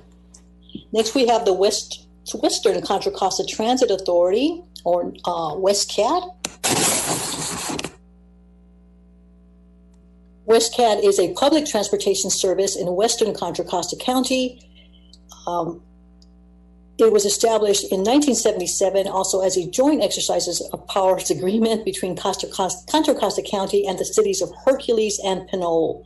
It was created with the purpose of owning, operating, and administering a public transportation system serving the area between the Richmond El Sobrante border to the west and the Al Zampa Memorial Bridge to the east. WestCat is governed by a 7-member board of directors and supported by professional staff of 7. The 2 cities of Pinole and Hercules are each represented by 2 board members, while the unincorporated communities of Crockett, Rodeo, and Montalban Manor each have 1 representative appointed by the Contra Costa Board of Supervisors. So up until now, Council members Tave and I have been delegates on this board. There were no alternates. Councilmember Tave, are you interested in continuing to serve as a delegate? No, I'd like to. As much as I love WestCat, I think just gaining some more insight into the other committees is my goal here. Thank you. I am interested in continuing to serve on the WestCat board. I was appointed as chair in July of this year and wish to continue serving for the year 2020-21, for which I was appointed by the board members who were present. Councilmember Tave, that was a meeting at which you were not present, but otherwise I would hope that it would have been a unanimous vote on that. So I will jot down as delegates Martinez-Ruben and we need one more person to serve on the WestCat board. I'd be interested in serving on that committee, Mayor, Madam Mayor. Member Murphy, thank you. I'll also be interested. I was going to say I'd be interested in being an alternate. Councilmember Salimi, were you interested as alternate or as a delegate? I'm interested in delegate. I think there's some kind of relationship between what I do in the WECTAC and the WestCat. And I've worked for a similar agency back in 2013, something called the Omnitrans. And I built the SBX line in San Bernardino, which was basically running a bus line in I believe 20 different municipalities. So, and I had to deal with similar issue that I was dealing, that you will be dealing in WestCat. And I believe that the experience learned implementing the program over there for 3 years will be greatly appreciated on the board. Thank you. Ms. Mayor, I think just a point of clarification that you are a voting member. There's no alternate for WestCat. That you would be, I think you called for alternates for WestCat, but you would be a seated member on the board. Yes, you would be. So in the absence of the two city delegates, it's when any of the delegates, and this is for any committee unable to attend, then the alternate will attend a committee meeting. Yeah. Very good. Thank you. Okay. So there are... Madam Mayor, I'm so sorry. Could you clarify because I know there was some back and forth. Were there 4 folks interested in WestCat? At this point, Councilmember Salimi and you and I are interested in being delegates for WestCat, and Councilmember Toms is interested in being an alternate. Gotcha. Thank you for clarification. The next committees listed on our list are Contra Costa Mayor's Conference, which are reserved for the mayor as delegate and the alternate for by Mayor Pro Tem, as well the East Bay Division League of California Cities and the West County Mayor and Supervisors Association. So we get to the section on our list that is about the subcommittees of the Pinole City Council. There are 3 subcommittees. One of them is the Finance Subcommittee. And the delegates, again, here are the mayor and the mayor pro tem and the city treasurer. So that leaves us to ask for volunteers to sit on the honoring/plaques naming ad hoc subcommittee, which have been served by former council member Swearingen and current council member Tate. Are there any council members now who are interested in serving in that ad hoc subcommittee? I'd be interested in serving on that committee. If there are no other council members who want to volunteer. I'd be willing also. And Councilmember Tave, I didn't hear you, so does this mean you're not interested no longer? No, that's fine with me. I think I'm comfortable with that. Comfortable with which? With Councilmember Murphy and Councilmember Tom's serving. Thank you. Now we've got the Municipal Code ad hoc subcommittee, and previously it was attended by former Councilmember Murray and myself. And at this point, we no longer have Councilmember Murray, and because I will be on other committees, I am calling for interest in having two council members serve on this committee. Madam Mayor, I'd be interested in that committee. I'd be interested as well. Councilmember Toms, and Councilmember Tate.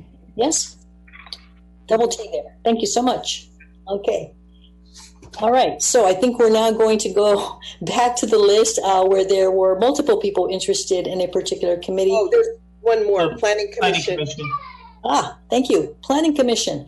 The Planning Commission was previously served by Councilmember Tave and myself. Councilmember Tave, are you interested in continuing to serve on that committee? And that is for the selection of future planning commissioners. Yeah, I can serve. I'd be interested. If there's other council members, we could probably have a discussion. I'd be interested. Thank you. I would be interested as well. Okay, so we've got 3 people interested. I will pass that one. I just got off the planning commission, so I missed the folks a little bit. Okay, so we've got 3 people interested in this being on the subcommittee for planning commission. Planning commission, thank you. Did I miss anything else? And thank you for following along with me and catching me on if I missed something or not. Are we done with the list so far? At this point, first run. Yes, we are. Okay, thank you. Okay, so I think we have to get back to the Pinole Hercules Wastewater Subcommittee, and we had 2 people interested in serving as delegates, Councilmember Tave and Councilmember Salimi, with alternate Councilmember Toms. At this point, I will ask for guidance, either from Madam City Clerk or our City Attorney, as to a process that we can go by to help determine, when there are multiple council members interested in a position where either there's only 1 or 2, there can be 2 delegates. In this case, it would be 2 delegates and 1 alternate that we need. Oh, actually, that would work. We would have Councilmember Tave and Councilmember Salimi as delegates, and as alternate Councilmember Toms, and that would be for the Pinole Hercules Wastewater Subcommittee. That seems like, does that match what you all have on your lists? I think, yeah, that sounds good. Thank you. All right, so let me see if I can get back to where we might have had a little bit more interest. Yes. So it's Recycle More, the West Contra Costa Integrated Waste Management Authority, or WICMA, where we have 2 people interested in being delegate, and we need only 1, and we need an alternate. So Councilmember Salimi and Councilmembers Tave, you are the 2 interested in being a delegate. I value Anthony's work, and I know that he will be doing a great work. I'm happy to transition to a different board and allow Councilmember Tave, if you wish, take over, knowing that I will be still helping him because I do have the history that Councilmember Murray provided me for the last 2 years, and I want you to feel that even though you will be taking over the position, I don't want you to feel like you'll be by yourself. I'll be behind and helping you. And thank you for that. Yeah, I look forward to serving on that committee and really kind of peeling back. As I said, I really want to make sure that we're getting into the subcommittees and start finding issues to make the organization better. So yes, thank you for that. And I think together we can do a great job there. You're welcome, Councilmember Tave. This being said, I will not be an alternate mayor. I will just be a resource that Anthony Tave can rely on during the transition, but I think we are still looking for alternate for that position. Yes, we are, and at this point, thank you for that. And so we got Councilmember Tave as delegate, and at this point, mark behind Councilmember Murphy as alternate. Councilmember Murphy? I'm happy to serve as alternate to that committee. Thank you very much. Okay, I'm taking care of that one. I jumped down to, I think, the one where there were several people interested. Let me go up the list, and we're going to talk about Marin Clean Energy, or MCE. I believe there were several people interested in that. We have had as delegate Councilmember Salimi, and as alternate Councilmember Tave. So, Councilmember Salimi, did you wish to continue on the MCE board? Your other new committees as Mayor Pro Tem? Thank you, Mayor Martinez Ruben. I quickly want to, if I may, for a minute, quickly state what I've done for the last few years in that board and what I've committed myself, if I may, and then I will provide you a quick answer. I'm sorry to interrupt. Excuse me, Councilmember Salimi. It looks like Councilmember Toms has lost connection. And I know that you're about to give statements. I don't know if we wish to wait and... Yes, I will wait. Thank you for letting me know. Thank you. Thank you. I'll put myself on mute for a couple minutes. Oh, there she is. She's back. Right. Thank you. Maureen, we already chose. I know, you guys are done, right? No, we were just getting started. We have a committee about updating internet access. You know. Usually when it's not part of the discussion that we volunteer them, but in this case, they're just two popular positions. So, Councilmember Salimi, please proceed. Thank you. I'm just going to make a quick statement about what I've done for that committee and what my experience is with MCE. As you may be aware, I have over 15 years of experience in transportation and utilities. I'm the owner of a management firm that provides project and construction management to public transportation and utilities company. In 2010, I worked with PG&E after the San Bruno explosion to start implementing the pipeline safety program. Then I transitioned and worked with Sempra Energy, which owns SoCal Gas in Southern California, as well as San Diego Gas and Electricity. I've also been on the board of MC for the last 2 years, dealing with different policies, but also including the PG&E bankruptcy in the closed session. In terms of green energy implementation, the Treaty of Paris is very important to me. Not only because I grew up in Paris, but because I think that the United States should be leading the way. I met with the French consulate, as you may remember, last year, to discuss about various climate changes that could be implemented at a local level that can align ourselves with the Treaty of Paris. In 2018, when I was elected, early in 2019, I reached out to Tesla for possible business opportunities in Pinole. The city then met with Tesla and entered into negotiation with the private developer in the city of Pinole, and we'll be shortly having Tesla chargers coming up in the city of Pinole, and we also invited them to extend their business in any other mean in the city of Pinole. I've also been working with other electric chargers company who have reached out to me, and I've tried to help them to implement their products in Pinole. And finally, and I think one of the most important changes that I've helped implementing with the city of Pinole was the implementation of an energy conservation and generation improvement plan. If you do remember, last year I asked the staff to work closely with contractors to try to develop that plan. And last year, the city council elected to move forward with ENGIE. And ENGIE is providing a plan to conserve energy that will be saving, in average, the city of Pinole $500,000 per year for the first 10 years. And starting on year 14, an average of $1 million will be saved. And this saving will just be done by using cleaning green energy.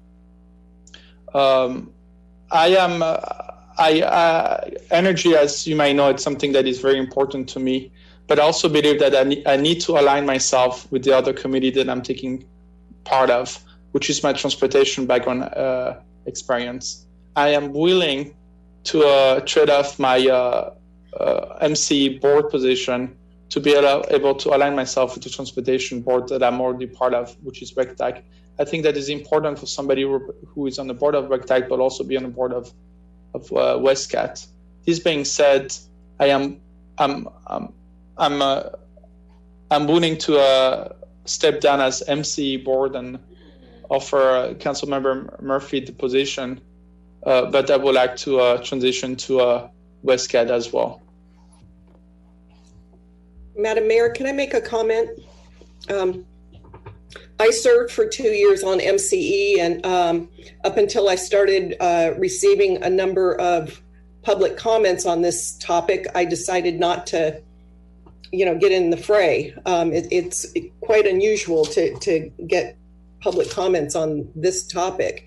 But I also have a background in environmental issues, clean energy. I'm working on my third climate action plan, one with the city and the second with the county. And I do attend the sustainability committee meetings. And I also still have attended the MCE meetings as a member of the public. And I just want to note that it's an over a $400 million annual revenue to that committee. And also that it's a public entity. So,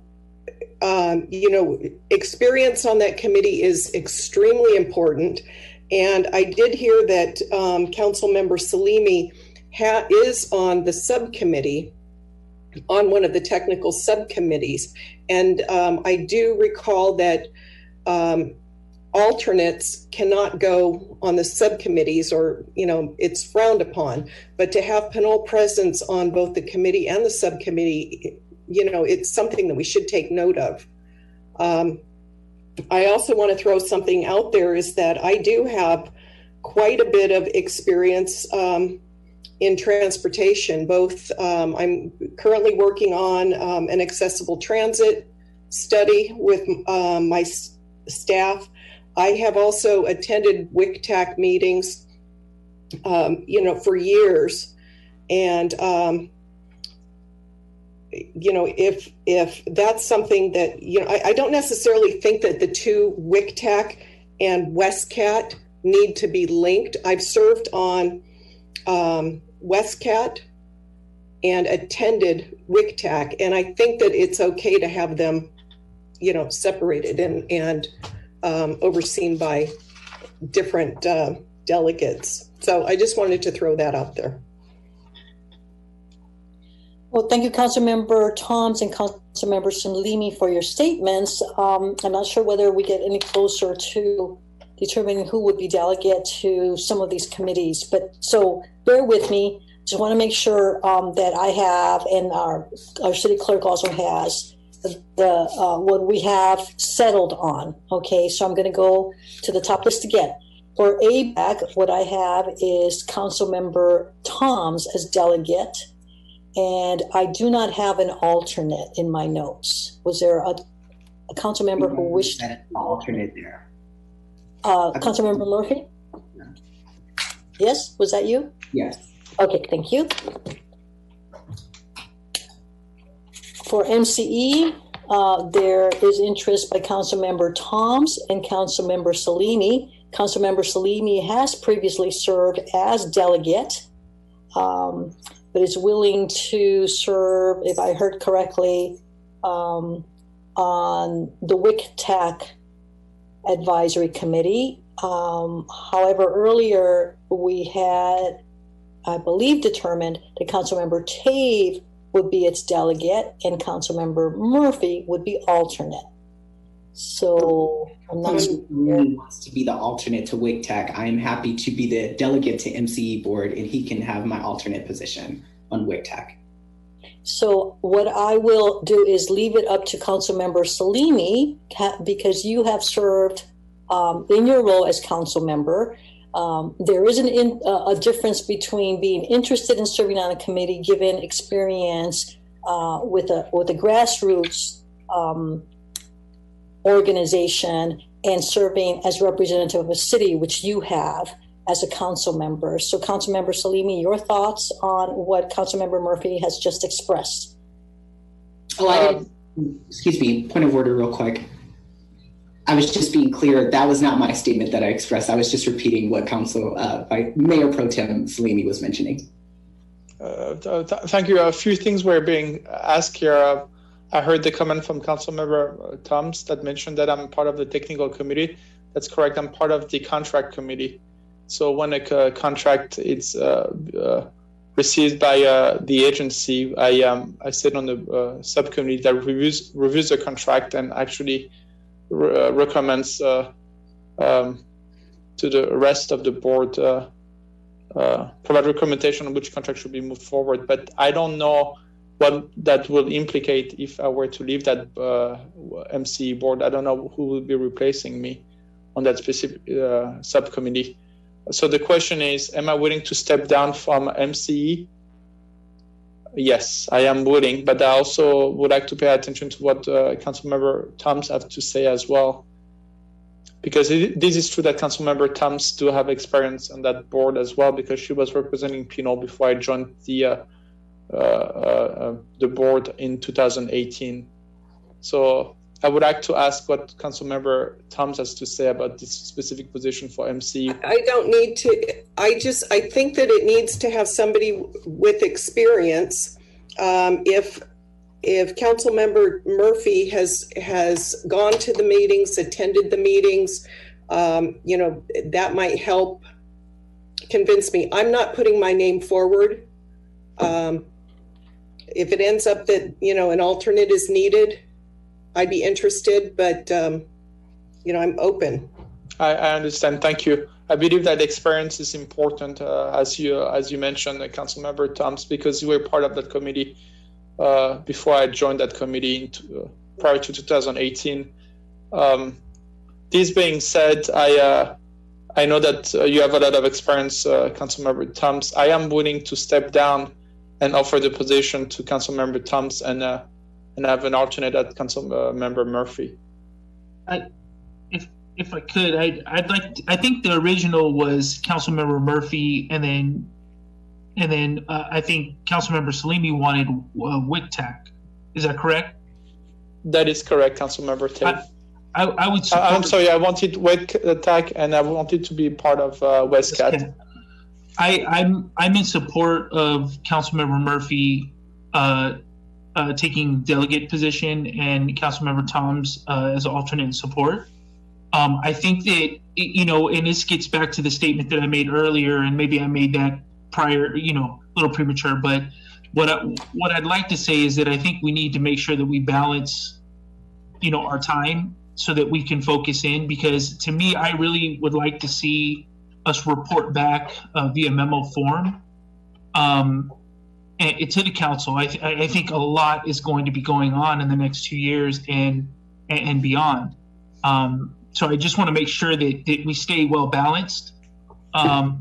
That's just my opinion, and I'm hoping that the council could see that. And that being said, I think that this move would be balanced across the council. And just open. I just wanted to make that comment. If I may, Mrs. Mayor, if I may add something. Councilmember Murphy is a young, talented man that his entire life ahead of him, and there's also a learning curve like everybody else had to deal with, including myself and Councilmember Tave and Councilmember Martinez-Ruben. Mayor Martinez-Ruben did the same thing 2 years ago. And one thing that is important is relationship that you already have with those other city members, and the relationship in terms of providing the same type of services. Councilmember Thoms comes from a huge background with the work that she does in the county, and I do believe that she will be representing us very well by being part of that committee, and I encourage Councilmember Thoms to be probably the delegates, and having Councilmember Murphy to be the alternate, and then eventually at least give the opportunity to Councilmember Murphy to have some experience with the board, and then eventually become, in the years to come, the delegate for the city of Pinole. You have your entire life in front of you. And, I just want to finish what Supervisor Joya said. She's young, but with a little bit more experience. I would support what you have just presented as a possibility, Councilmember Salimi.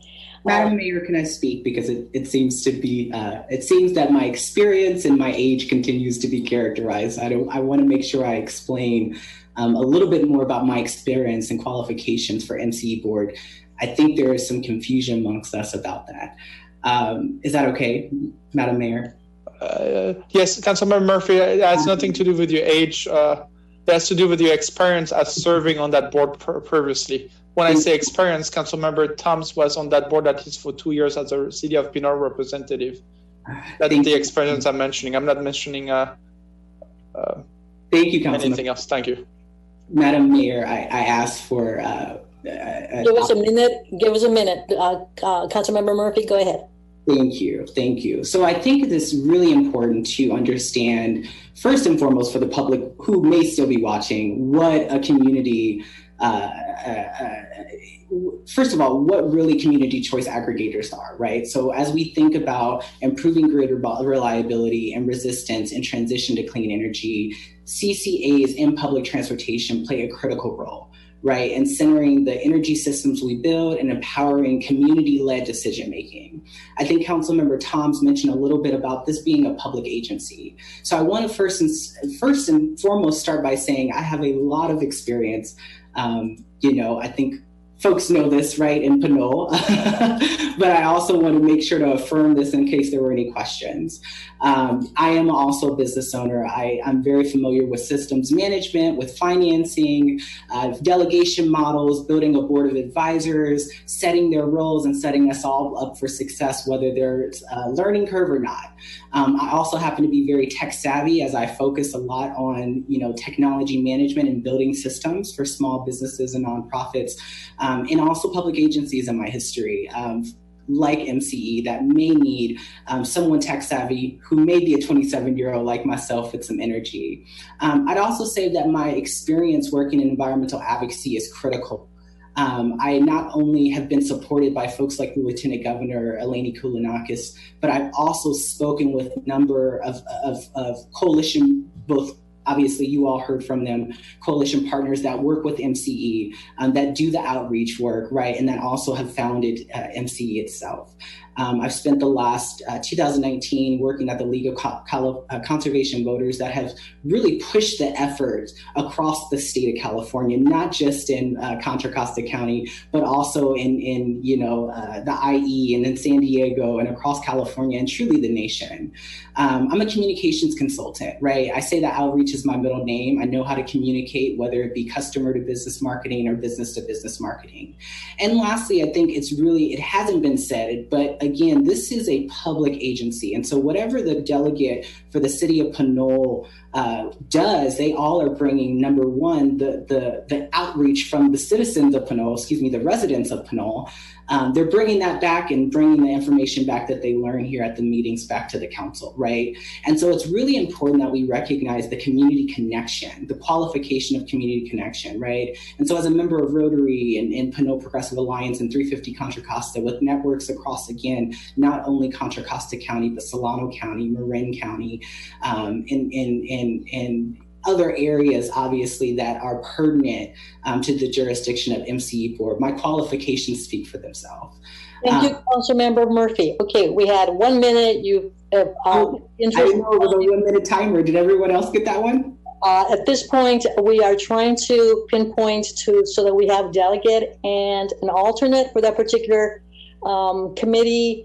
No doubt any one of you can probably serve as well in your different, given your different qualifications. And I appreciate, and I think the public appreciates having heard all of you speak to that. We do have to make some decision as to who would serve as delegate for the MCE board, as well as alternate.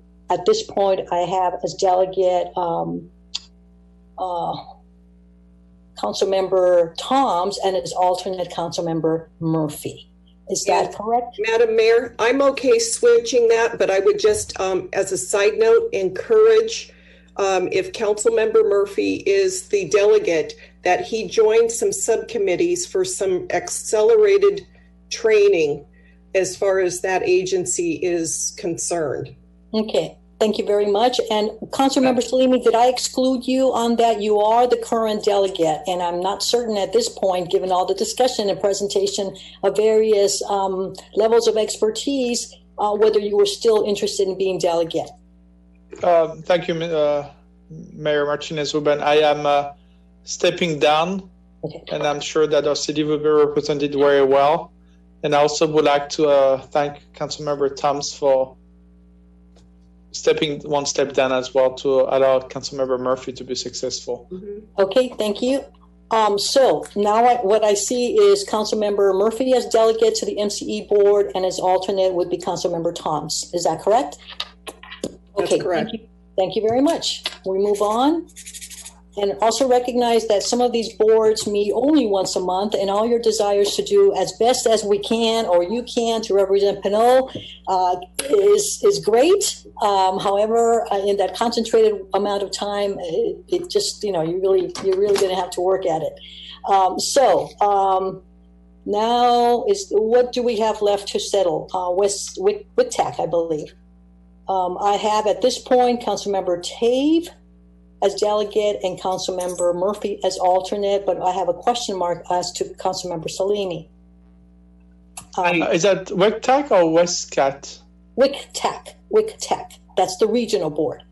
Okay, there's so many. Okay, I'm sorry. We've got two. We've got the regional WICTAC, West Contra Costa Transportation Advisory Committee. Yes. And Councilmember Salimi, you were interested in that. Yes. At some point. We're talking about, let me look at my list here. They all have acronyms. You're talking about the West Contra Costa Transportation Advisory Committee? Is that the one you were talking? Yes, thank you. I'm still interested in representing the city. As a matter of fact, I wanted to be part of that committee. Just let me give you a quick idea for the last 2 years, but I was supposed to transition with with ex-mayor Swearingen last year, but the mayor asked me if he could serve 1 more year, and I extended his offer and accepted his offer, so he was there for 1 more year. But I look forward to be part of that West Contra Costa County Transportation Advisory Committee with great honor. Thank you. Now, you had been okay with having Councilmember Tave be delegate, so can we now move Councilmember Tave as alternate rather than Councilmember Murphy? Councilmember Tave? I'm okay either way. I think taking lead on right now, I have the Pinole wastewater group, and I have the WICMA group. Serving as an alternate or leaving it to Councilmember Murphy is okay with me. I'd like to defer to Councilmember Murphy if we would like to take that alternate seat, or I can do it. Thank you. Councilmember Murphy, alternate for WICTAC? Are you interested? An alternate. Yes? Yes. Thank you. Okay, Councilmember Tave, you're off that one. Okay, thank you so much. I think we're there.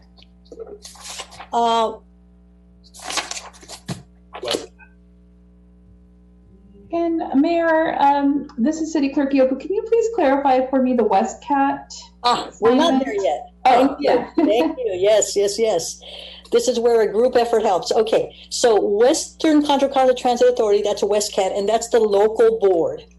At this point, we have Councilmember Murphy as delegate, as well as Martinez Rubin here, and as alternate, we have Councilmember Toms.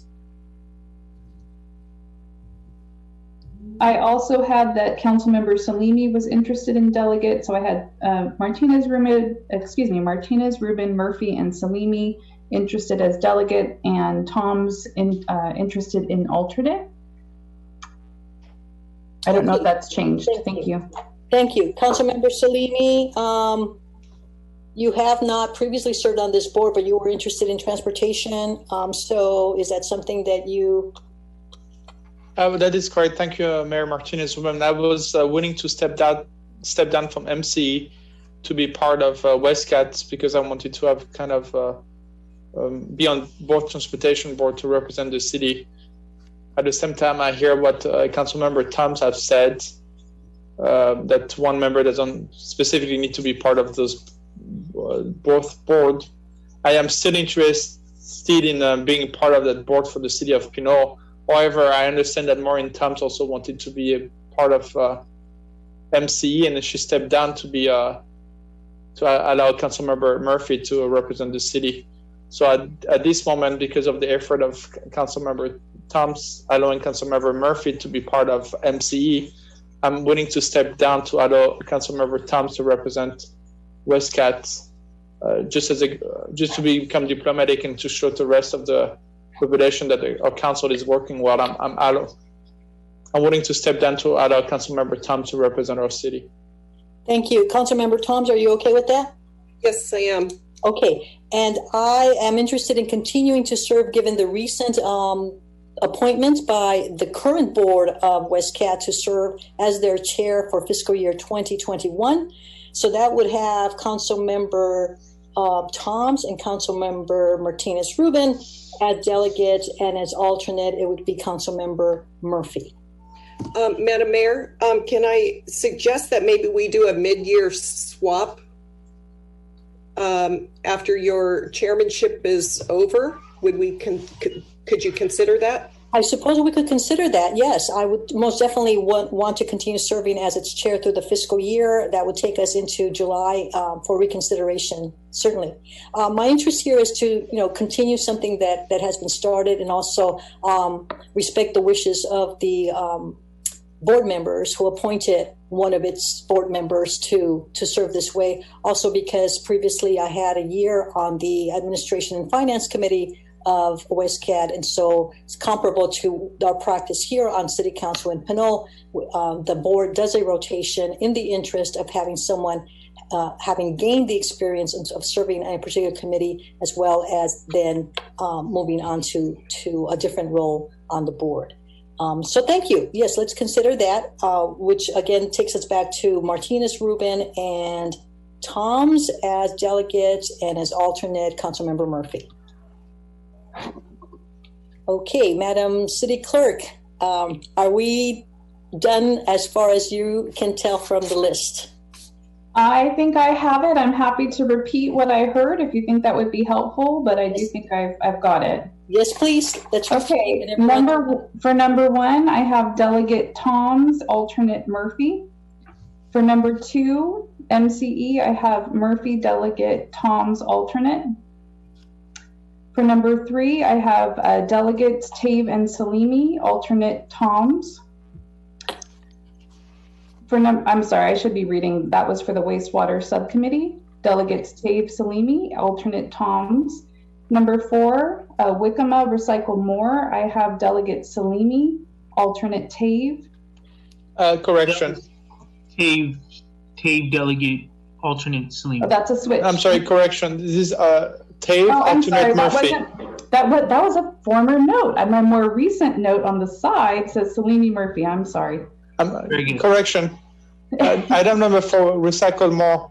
It's Delegate Anthony Tave and alternate Devin Murphy. Correction. No.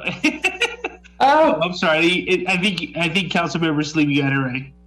Yeah. Tave Murphy. That's the final answer? Okay. And I said I'm willing to help them transition if they need any help. Thank you. Thank you for that clarification. Number 5, I have Salimi as delegate, alternate Murphy. Yep. Okay. Number 6, I have Martinez Rubin for a half-year term, and Toms also as delegate. And excuse me, yeah, that's right. And then alternate Murphy. Yep. Okay.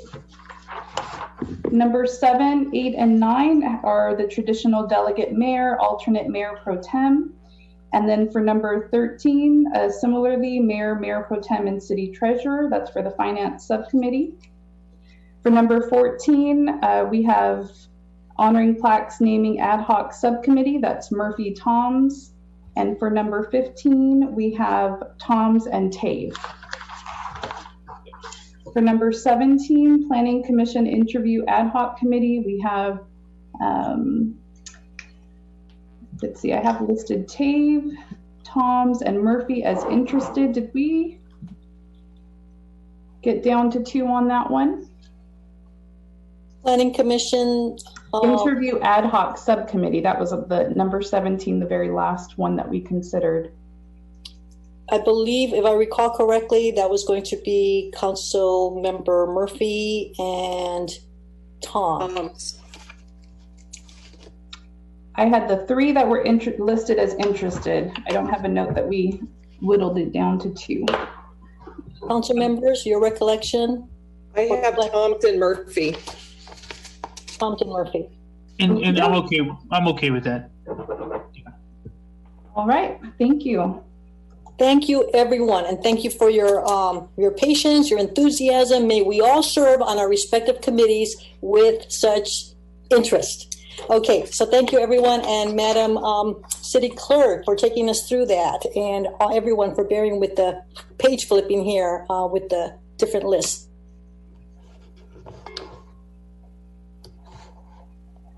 We're continuing with the City Council meeting. At this point, I believe next on the agenda is Mayor's report and announcements. Happy to serve with all of you. Looking forward to our work together. If having gone through the list of committees was an example of how we are willing to serve and share the responsibility and represent the city of Pinole in the best way possible, given our availability, given what we have as background. Wonderful start. That's what I have as announcements. Welcome to the council.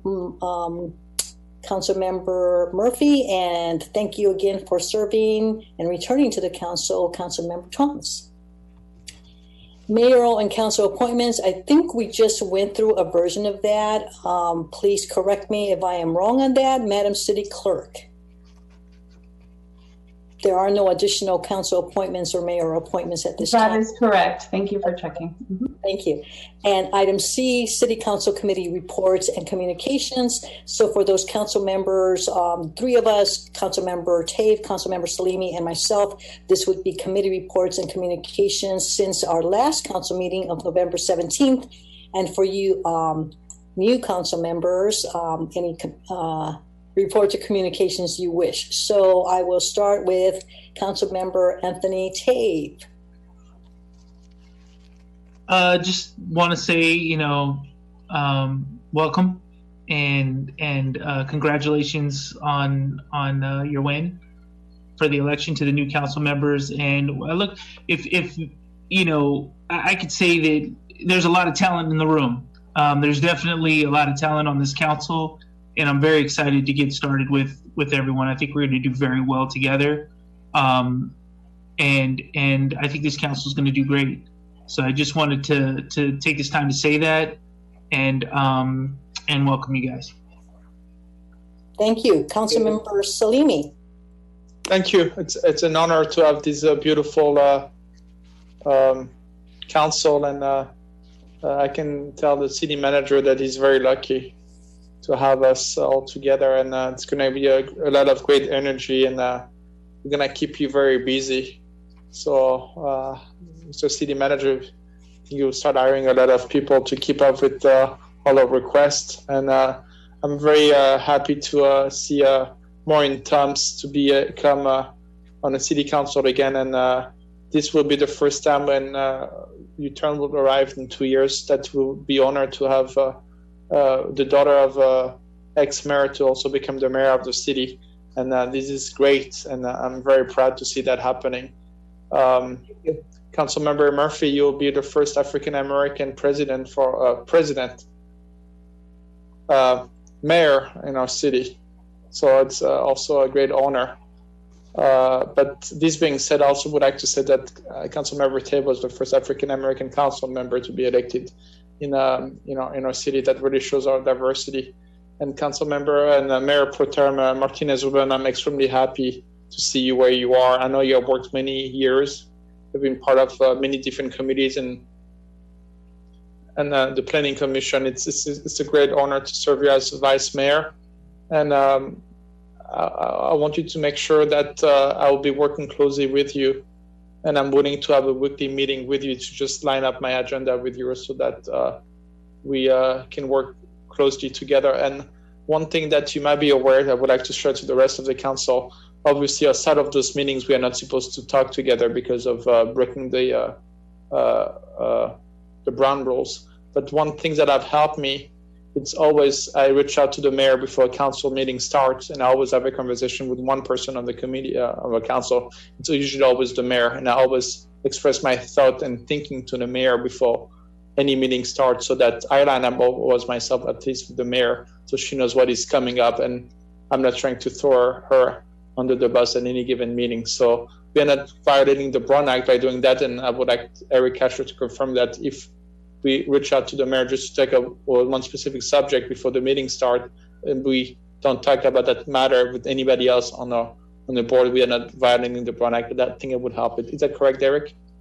That's correct. Any council member or the mayor can talk to one other council member without violating the Brown Act. It's only when you talk to more than one, 3 being a quorum, that would be a violation of the Brown Act, or talking through someone kind of as a conduit. So yes, just the exchange of ideas between 2 council members is fine.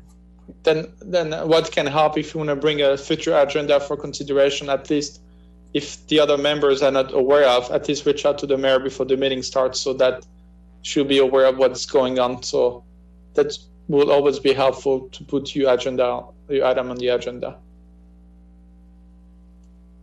Thank you, Councilmember Salimi.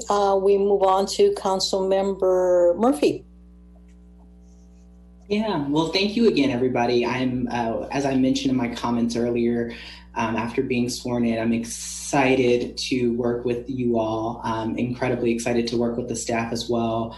I think it's, really important, the conversation we had today, and I'm also looking forward to bringing back the knowledge and skills that we all get from these committees, but also looking forward to more conversations with you all, that we can all learn more about each other, our experience, our qualifications, but also just our visions for the future of Pinole. So I'm certainly looking forward to that. And with that said, I also wanted to highlight how excited I am about the Pinole Recreation Department's Deck the Halls contest, which I probably will not be participating in because I am not that creative, but I am really excited to see what the Recreation Department is doing. And for those who don't know, from December 1st through December 28th, the Pinole Recreation Department is putting together a Deck the Halls contest. So if you are watching right now and you are one of those people who likes to lighten up your house and put all the holiday decorations around, I would encourage you to submit, and I hope that the Recreation Department will post all of that on the City Hall Facebook page or Pinole City Hall Facebook page. I think that would be some incredible content to promote, but also I think it's a great way to spread holiday cheer in the midst of some of our really down times right now. And I just, again, want to commend the Recreation Department for your work in setting what could have been a really sad holiday season, finding an opportunity to light us up. And you certainly, if not the 19,000 plus residents in Pinole, you got one of us. I also wanted to take a moment of mentioning, which is a little bit more sad than happy, the closure of Pear Street Bistro. Which is one of our downtown businesses. And it's not closed for life, but because of COVID-19 and its impacts, it has had to close down. And I say that to say, again, like I said earlier in my speech, it's really important that we recognize that, yes, our city has done some tremendous things, and we are still dealing with the challenges right here, right now with the pandemic, which includes, small businesses of ours being closed down, families still finding, still needing support around both their mortgages and their rents, but also food. But also just to make sure that we tap in with as many, small business owners and community residents as possible during this time. I know we can't really connect, but I think it would be great if our city staff can maybe send a note just to Francisco at Beer Street and just say, say something, right? And say that we can help and that we're in this together. And then last but not least, because I am a city councilor, I am no longer a planning commissioner. Although I miss my planning commission family, I want to say that I'm looking forward to serving with Councilmember Toms on the planning commission committee. And those of you watching, if you're interested in applying, please apply to the planning commission. I also think we have some other roles in the city on the community services commission as well. So if you are out there listening at 1020, please apply. I know there's some interest. And then my last piece is I had seen a note around bathroom closures. I know with COVID-19, we're strapped in terms of what our staff and resources can do. But I also do know that we are a walking community. And I could be speaking for myself or the 20 plus people I eventually walk with around Pinole, but I would like that to be something we talk about maybe in future meetings around how do we ensure that folks, particularly the seniors who are walking around the community, have access to a bathroom or restroom if they so need it. Particularly those who are trying to get out because they're inside all day. I think they do need some access. So I will bring this up in the future meetings request, but I would like to really think about how we can keep our bathrooms open and still stay COVID-19 safe and friendly. So with that said, excited to work with you all, looking forward to more. And this has been a wonderful, wonderful evening. So thank you all. And thank you. Thank you, Councilmember Murphy. Councilmember Toms. Yes, thank you. I'm going to start with just a few comments. This morning I did listen to the Public Health Officer, Dr. Farnatano, and Director Anna Roth giving their COVID updates. And just for the public, I wanted to just give them a couple of numbers. Is that the hospitalization rates in Contra Costa County are at 140 today. That does not include any West County residents that might be hospitalized in Oakland. These are hospital beds in Contra Costa County diagnosed with COVID-19. The numbers, if you check cchealth.org, the numbers from last Tuesday that are tested was over 500 people were diagnosed from last Tuesday, and those tests are still coming in. So it's likely to climb higher. And some of the notes that Dr. Farnatano gave is that out of these 500 cases, 60 will end up in the hospital, 15 of them will end up in the ICU, and 10 will be on life support, and 5 may lose the battle. So I just wanted to put those numbers. Those are some notes that I took earlier today, and I thought that they were, pretty eye-opening. We really want to express that our residents be safe, and so I want to share that and encourage people to look at the website. I think there's a link on the city's website. Councilmember Toms. Yes. I'm sorry to hear those numbers. I talked to Supervisor Glover, I believe, a week or two ago, and he mentioned the fact that the first vaccine will be available in the county within a few weeks.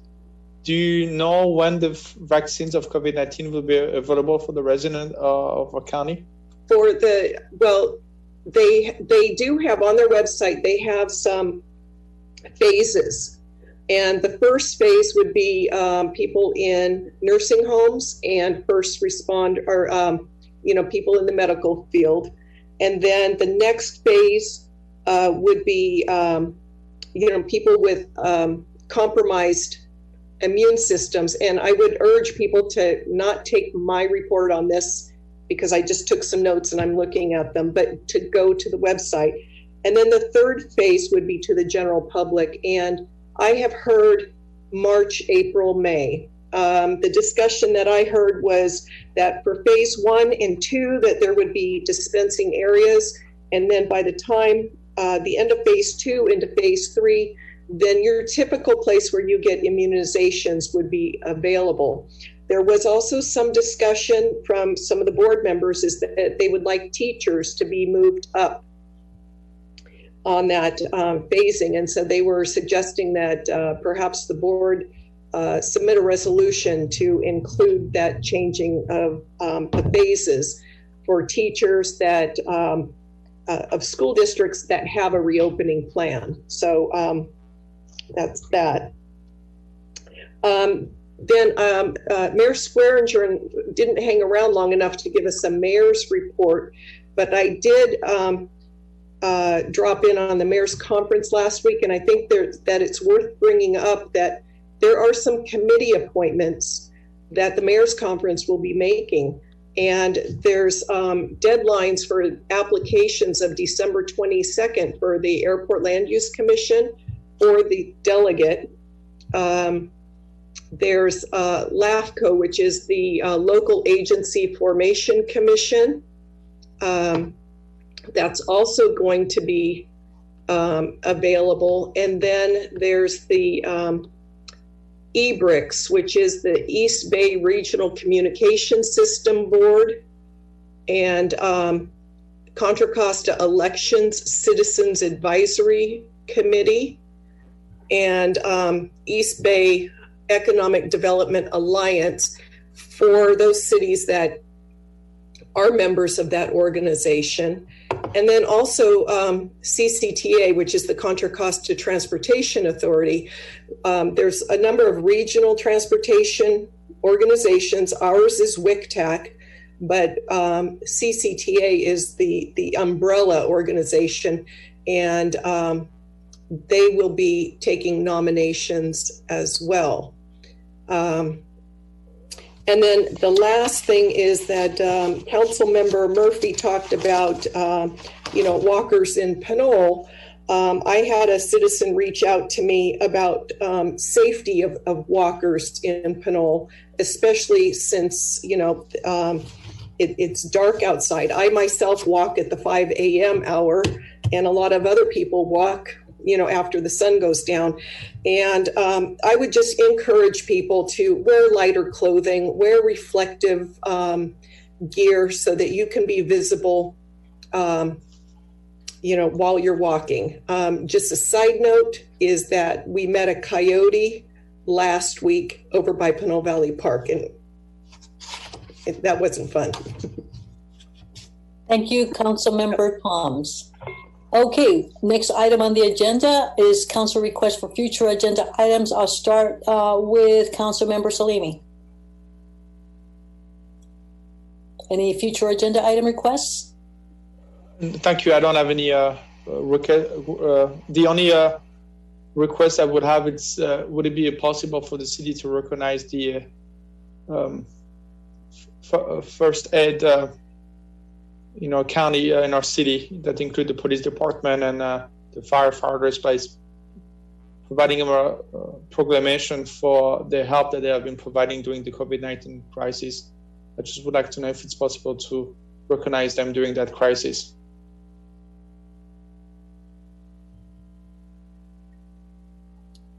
Anyone else have thoughts on that one? Unfortunately, I was unclear of the request. Can you repeat that, Mayor Pro Tem? City manager can help me here. Sometimes we have had this council recognizing groups of people, and I'm wondering if the city council could recognize and provide the proclamations for the first aid officers for the city of Pinole, the one that have been dealing with COVID-19 in our first aid responder that include the police department as well as the fire department. Sure. The mayor can bring forward a proclamation recognizing our public safety employees for the work that they've been doing in response to the pandemic. That would be one option. If I don't know if that's what you had in mind, but that's certainly a possibility. Yes, sir. It is. Okay.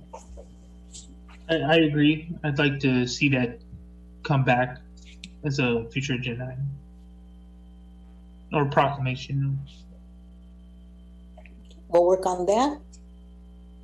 Thank you, Council Mayor. I'm going to take some getting used to. But I'll be calling you all council members, addressing you as council members, and Mayor Pro Tem. At least you don't call me Anthony. Right. And you don't call me Vincent. Thank you. And you all will remember my last name. It's got two parts. Martinez Rubin.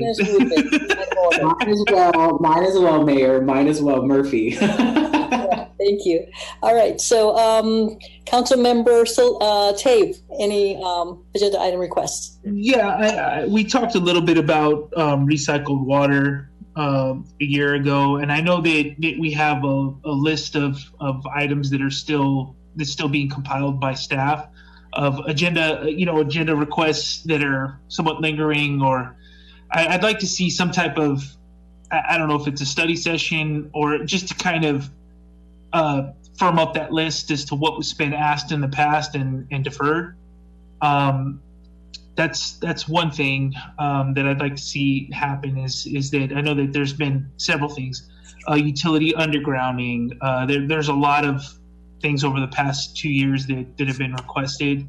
I also wanted to bring up the strategic plan and reviewing that with our new council members, and looking at any of the items that are there, the prioritization that we talked about on a couple meetings ago, I think, where we were looking at prioritizing some of the work or some of the items we'd like to see brought forward. I just got on the Pinole wastewater committee, so I want to make sure that I have a chance to talk with that committee before we talk about recycled water, but I'd like to see that eventually come back. So that's one thing I'd like to see happen. We also had I believe we had that norms meeting. I forgot which one it was. It was right before we started the strategic planning process, where we had a chance to sit down and hear. It was a public meeting where we got a chance to hear from each other what our priorities are. So I guess that would be that prioritization session that was facilitated by management partners, or something similar to that, so we can somewhat recalibrate. I mean, the good news is we have something in front of us already that just needs to be tailored, and we get a chance to hear from our new council members, or just creating that space for us to have that discussion. Okay, so I can tell you, and city manager, you can also let us know if I missed something here, but given that request to consider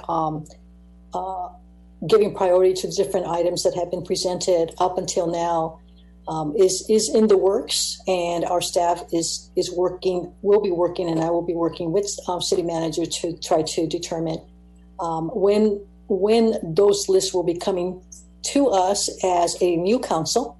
It's likely that it's going to be sometime in probably January. It's going to be after the holidays for certain. If city manager can add anything to that, we'll appreciate it. Yeah, I think various council members have expressed on different occasions both the desire to revisit the list of not yet completed future council agenda items, including the ones you mentioned, Councilmember Tave. In addition, we're due to have a check-in on progress on the strategic plan strategies that we intend to initiate in the first year. So I think it would be fruitful to have, perhaps in a workshop, a special meeting workshop format, a discussion of prioritizing the strategic plan strategies as well as the future agenda items. Those are all based on input from the veteran council members.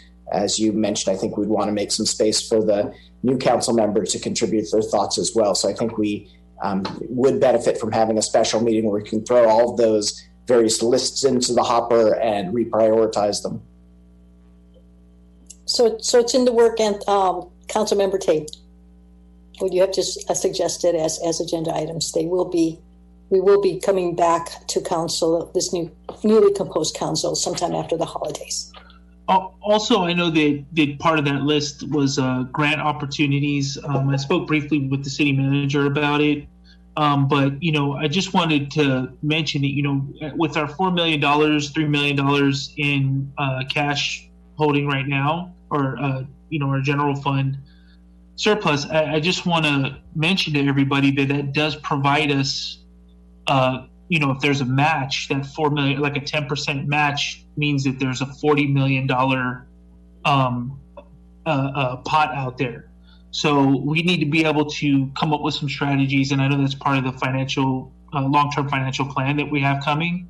But I want to see it, at some point, let's talk about what grants and what that means, what grants we can go after, and what that means as far as grant strategies go, so that we can leverage some of the money that we have now to provide that match and potentially get more money through a grant program or grant process. So I did ask the city manager for a metric of how successful our grant, we are right now, as far as what we apply for and what our success rate is versus money associated with it. So that's something that I wanted to just see if we can get a report out at some point as to how successful the city is for going after grants.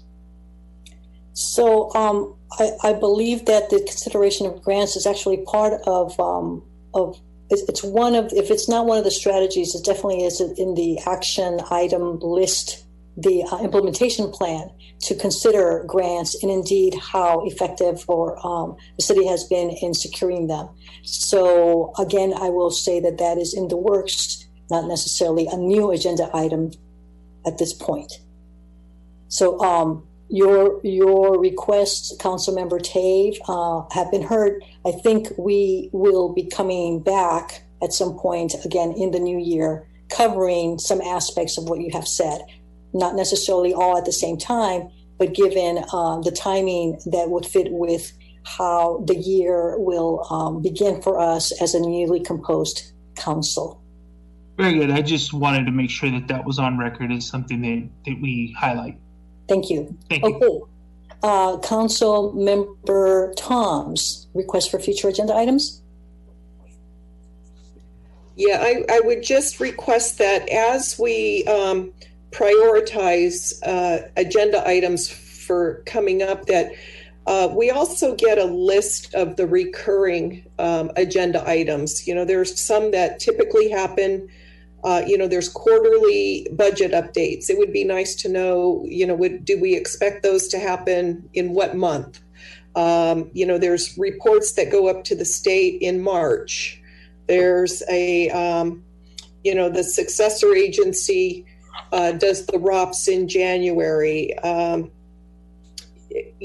a list, kind of a big picture list on what we can expect, because a lot of times we talk about, we're going to talk about, say, for instance, the Faria House and putting it on an asset list or a capital improvement plan list. Well, what month of the year do we revisit the capital improvement list? So if we can have just a big picture, kind of general look at when do we look at certain agenda items, I would appreciate that. Thank you, Councilmember Thompson. I saw City Manager Murray nodding his head. I think he has something like that in mind, and we have discussed it. City Manager, would you like to comment on that? No, that sounds like a great idea, and staff looks forward to assembling that and providing that to the council. Thank you. Councilmember Murphy, any requests for future agenda items? Yeah, thank you, Madam Mayor. I think, just would be two. I mentioned in my city council report around, citizens, residents in Pinole mentioning kind of the closure of bathrooms. This kind of was a concern during my campaign, honestly, and I didn't really know how to address it, but I certainly want to bring it to folks' attention now.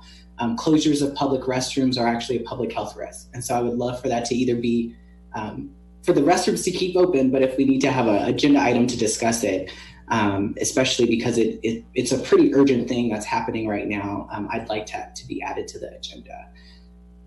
That's my first one. And then let me know when you want me to go on to my second. So. Oh, thank you. With regard to that one, can we have just staff bring back, just briefly report to us, perhaps in the next city manager report, what the status of those bathrooms are, and if the closure has to do with following county orders.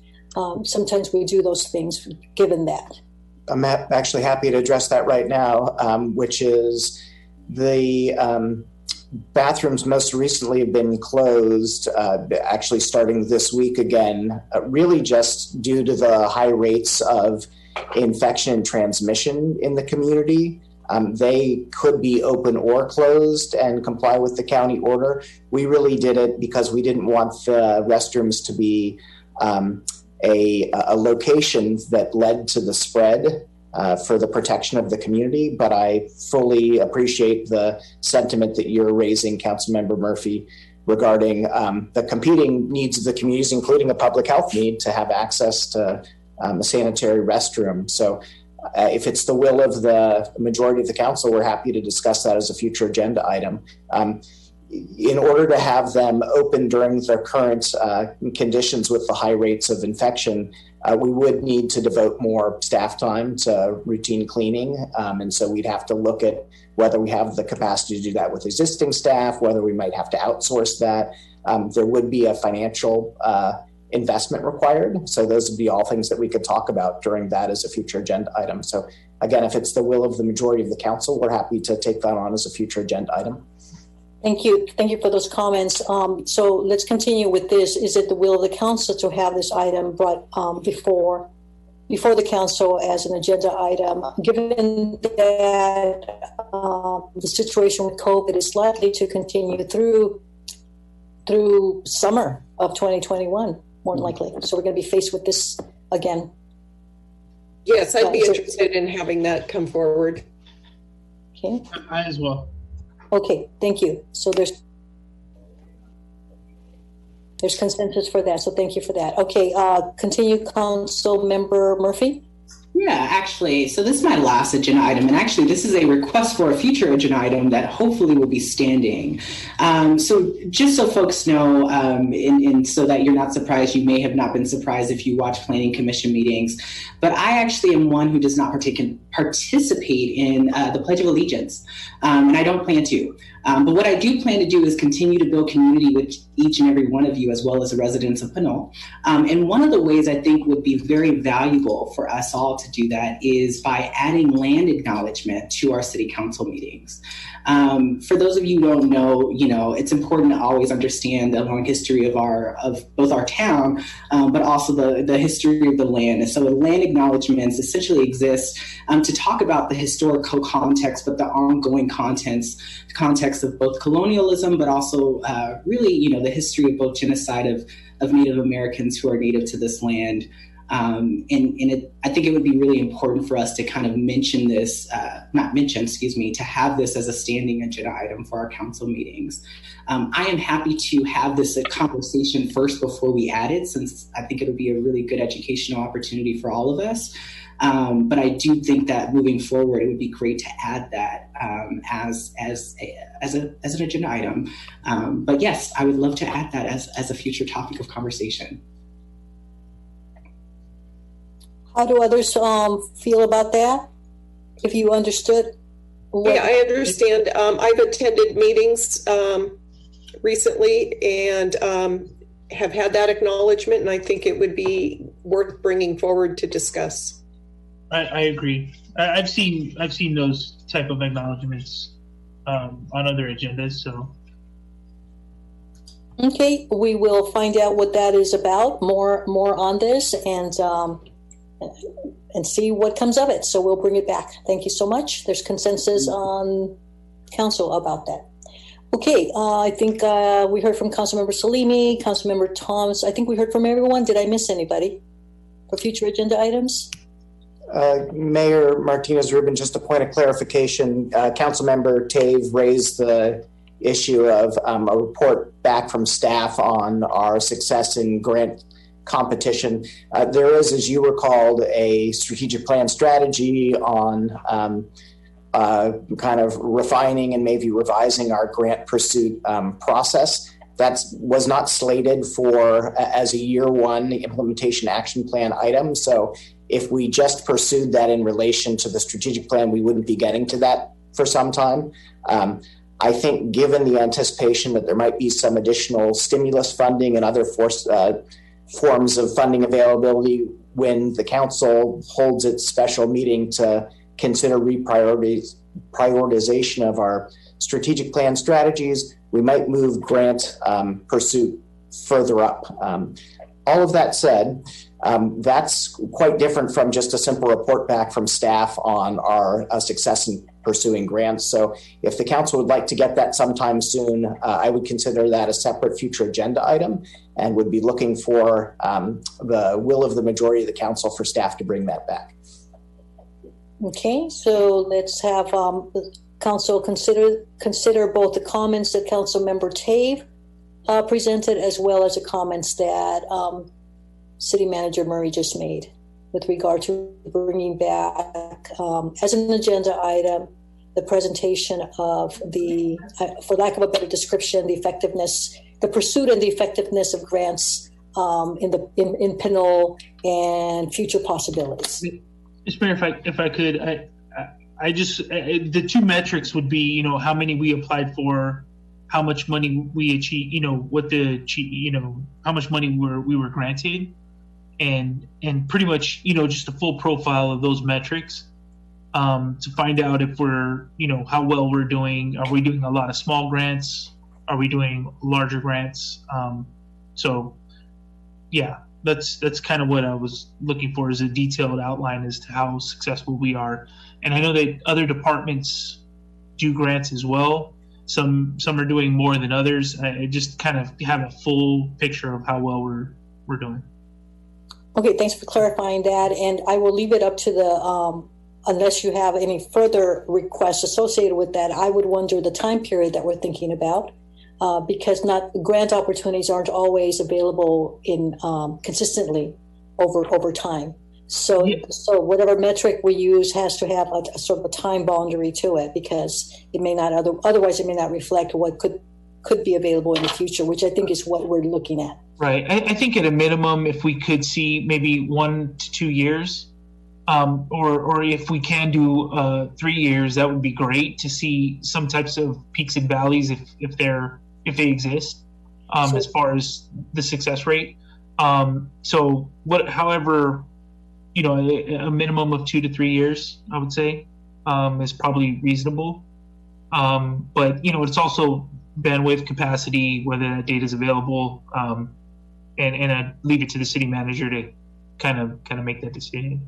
Thank you. So is there consensus among council to have that type of report brought back, so that I see it would serve is to then all of us have some increased awareness about the possibilities of seeking funds that might be recurrent, or maybe just become aware of new grants that could possibly be pursued. Consensus? I see one person nodding. Yeah, I'm just wondering if it would make sense to include it when we do budget reviews, because you would have it as income on the budget. You know, just throw that out there. Okay, so that's a thought for staff to consider, just the timing of that when they are reviewing documents related to budget preparation, that they would also be reviewing the history of pursuing, seeking, obtaining grants. That's up to the staff to determine that timing. But at this point, the question is there consensus for staff to dedicate some time to put a document together that would inform us on those things? I'm not certain whether there is consensus on that. Yes, for me. I guess. Yes, ma'am. Yes, for me. So I've got 2. And yeah. And 3. Okay. I think that's it. That's consensus there. All right. Thank you so much. Okay, now we're covered, right, everyone? And I mean, looking at the clock to try to aim at concluding our meeting. And so we are now on item 10E, City Manager's Report. Yeah, so very briefly, on behalf of staff, want to welcome the new council members, let you know that we're excited to be working with you, congratulate Mayor Martinez-Rubin and Mayor Pro Tem Salini on their appointments. Looking forward to working with you in those new capacities. Really briefly, just one community event I wanted to announce, which is we started a practice of a monthly food distribution event at the Senior Center in partnership with the Food Bank. You don't need to be a senior to participate. Our next event will be held on December 14th between 9 and 11 a.m. at the Senior Center. We'll be doing this in a drive-through format to make it as contactless and safe as possible. So you can find more information about that on the city's website and the City Hall Facebook page. I encourage anybody interested to learn more and participate. And that's it for me. Thank you very much. And thank you for the public and making their contributions to make those kinds of events successful. Any other department staff with reports to us? None tonight, thanks. Thank you.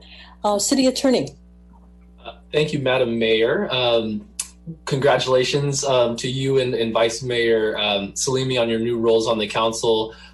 Welcome and congratulations, Councilmember Toms and Councilmember Murphy. I'll be reaching out to you guys within the next few days to do a new councilmember orientation with the city attorney's office, and we'll go through what is really a refresher for the both of you, because you've been on the Planning Commission, but the Brown Act, Public Records Act, Political Reform Act, and the like.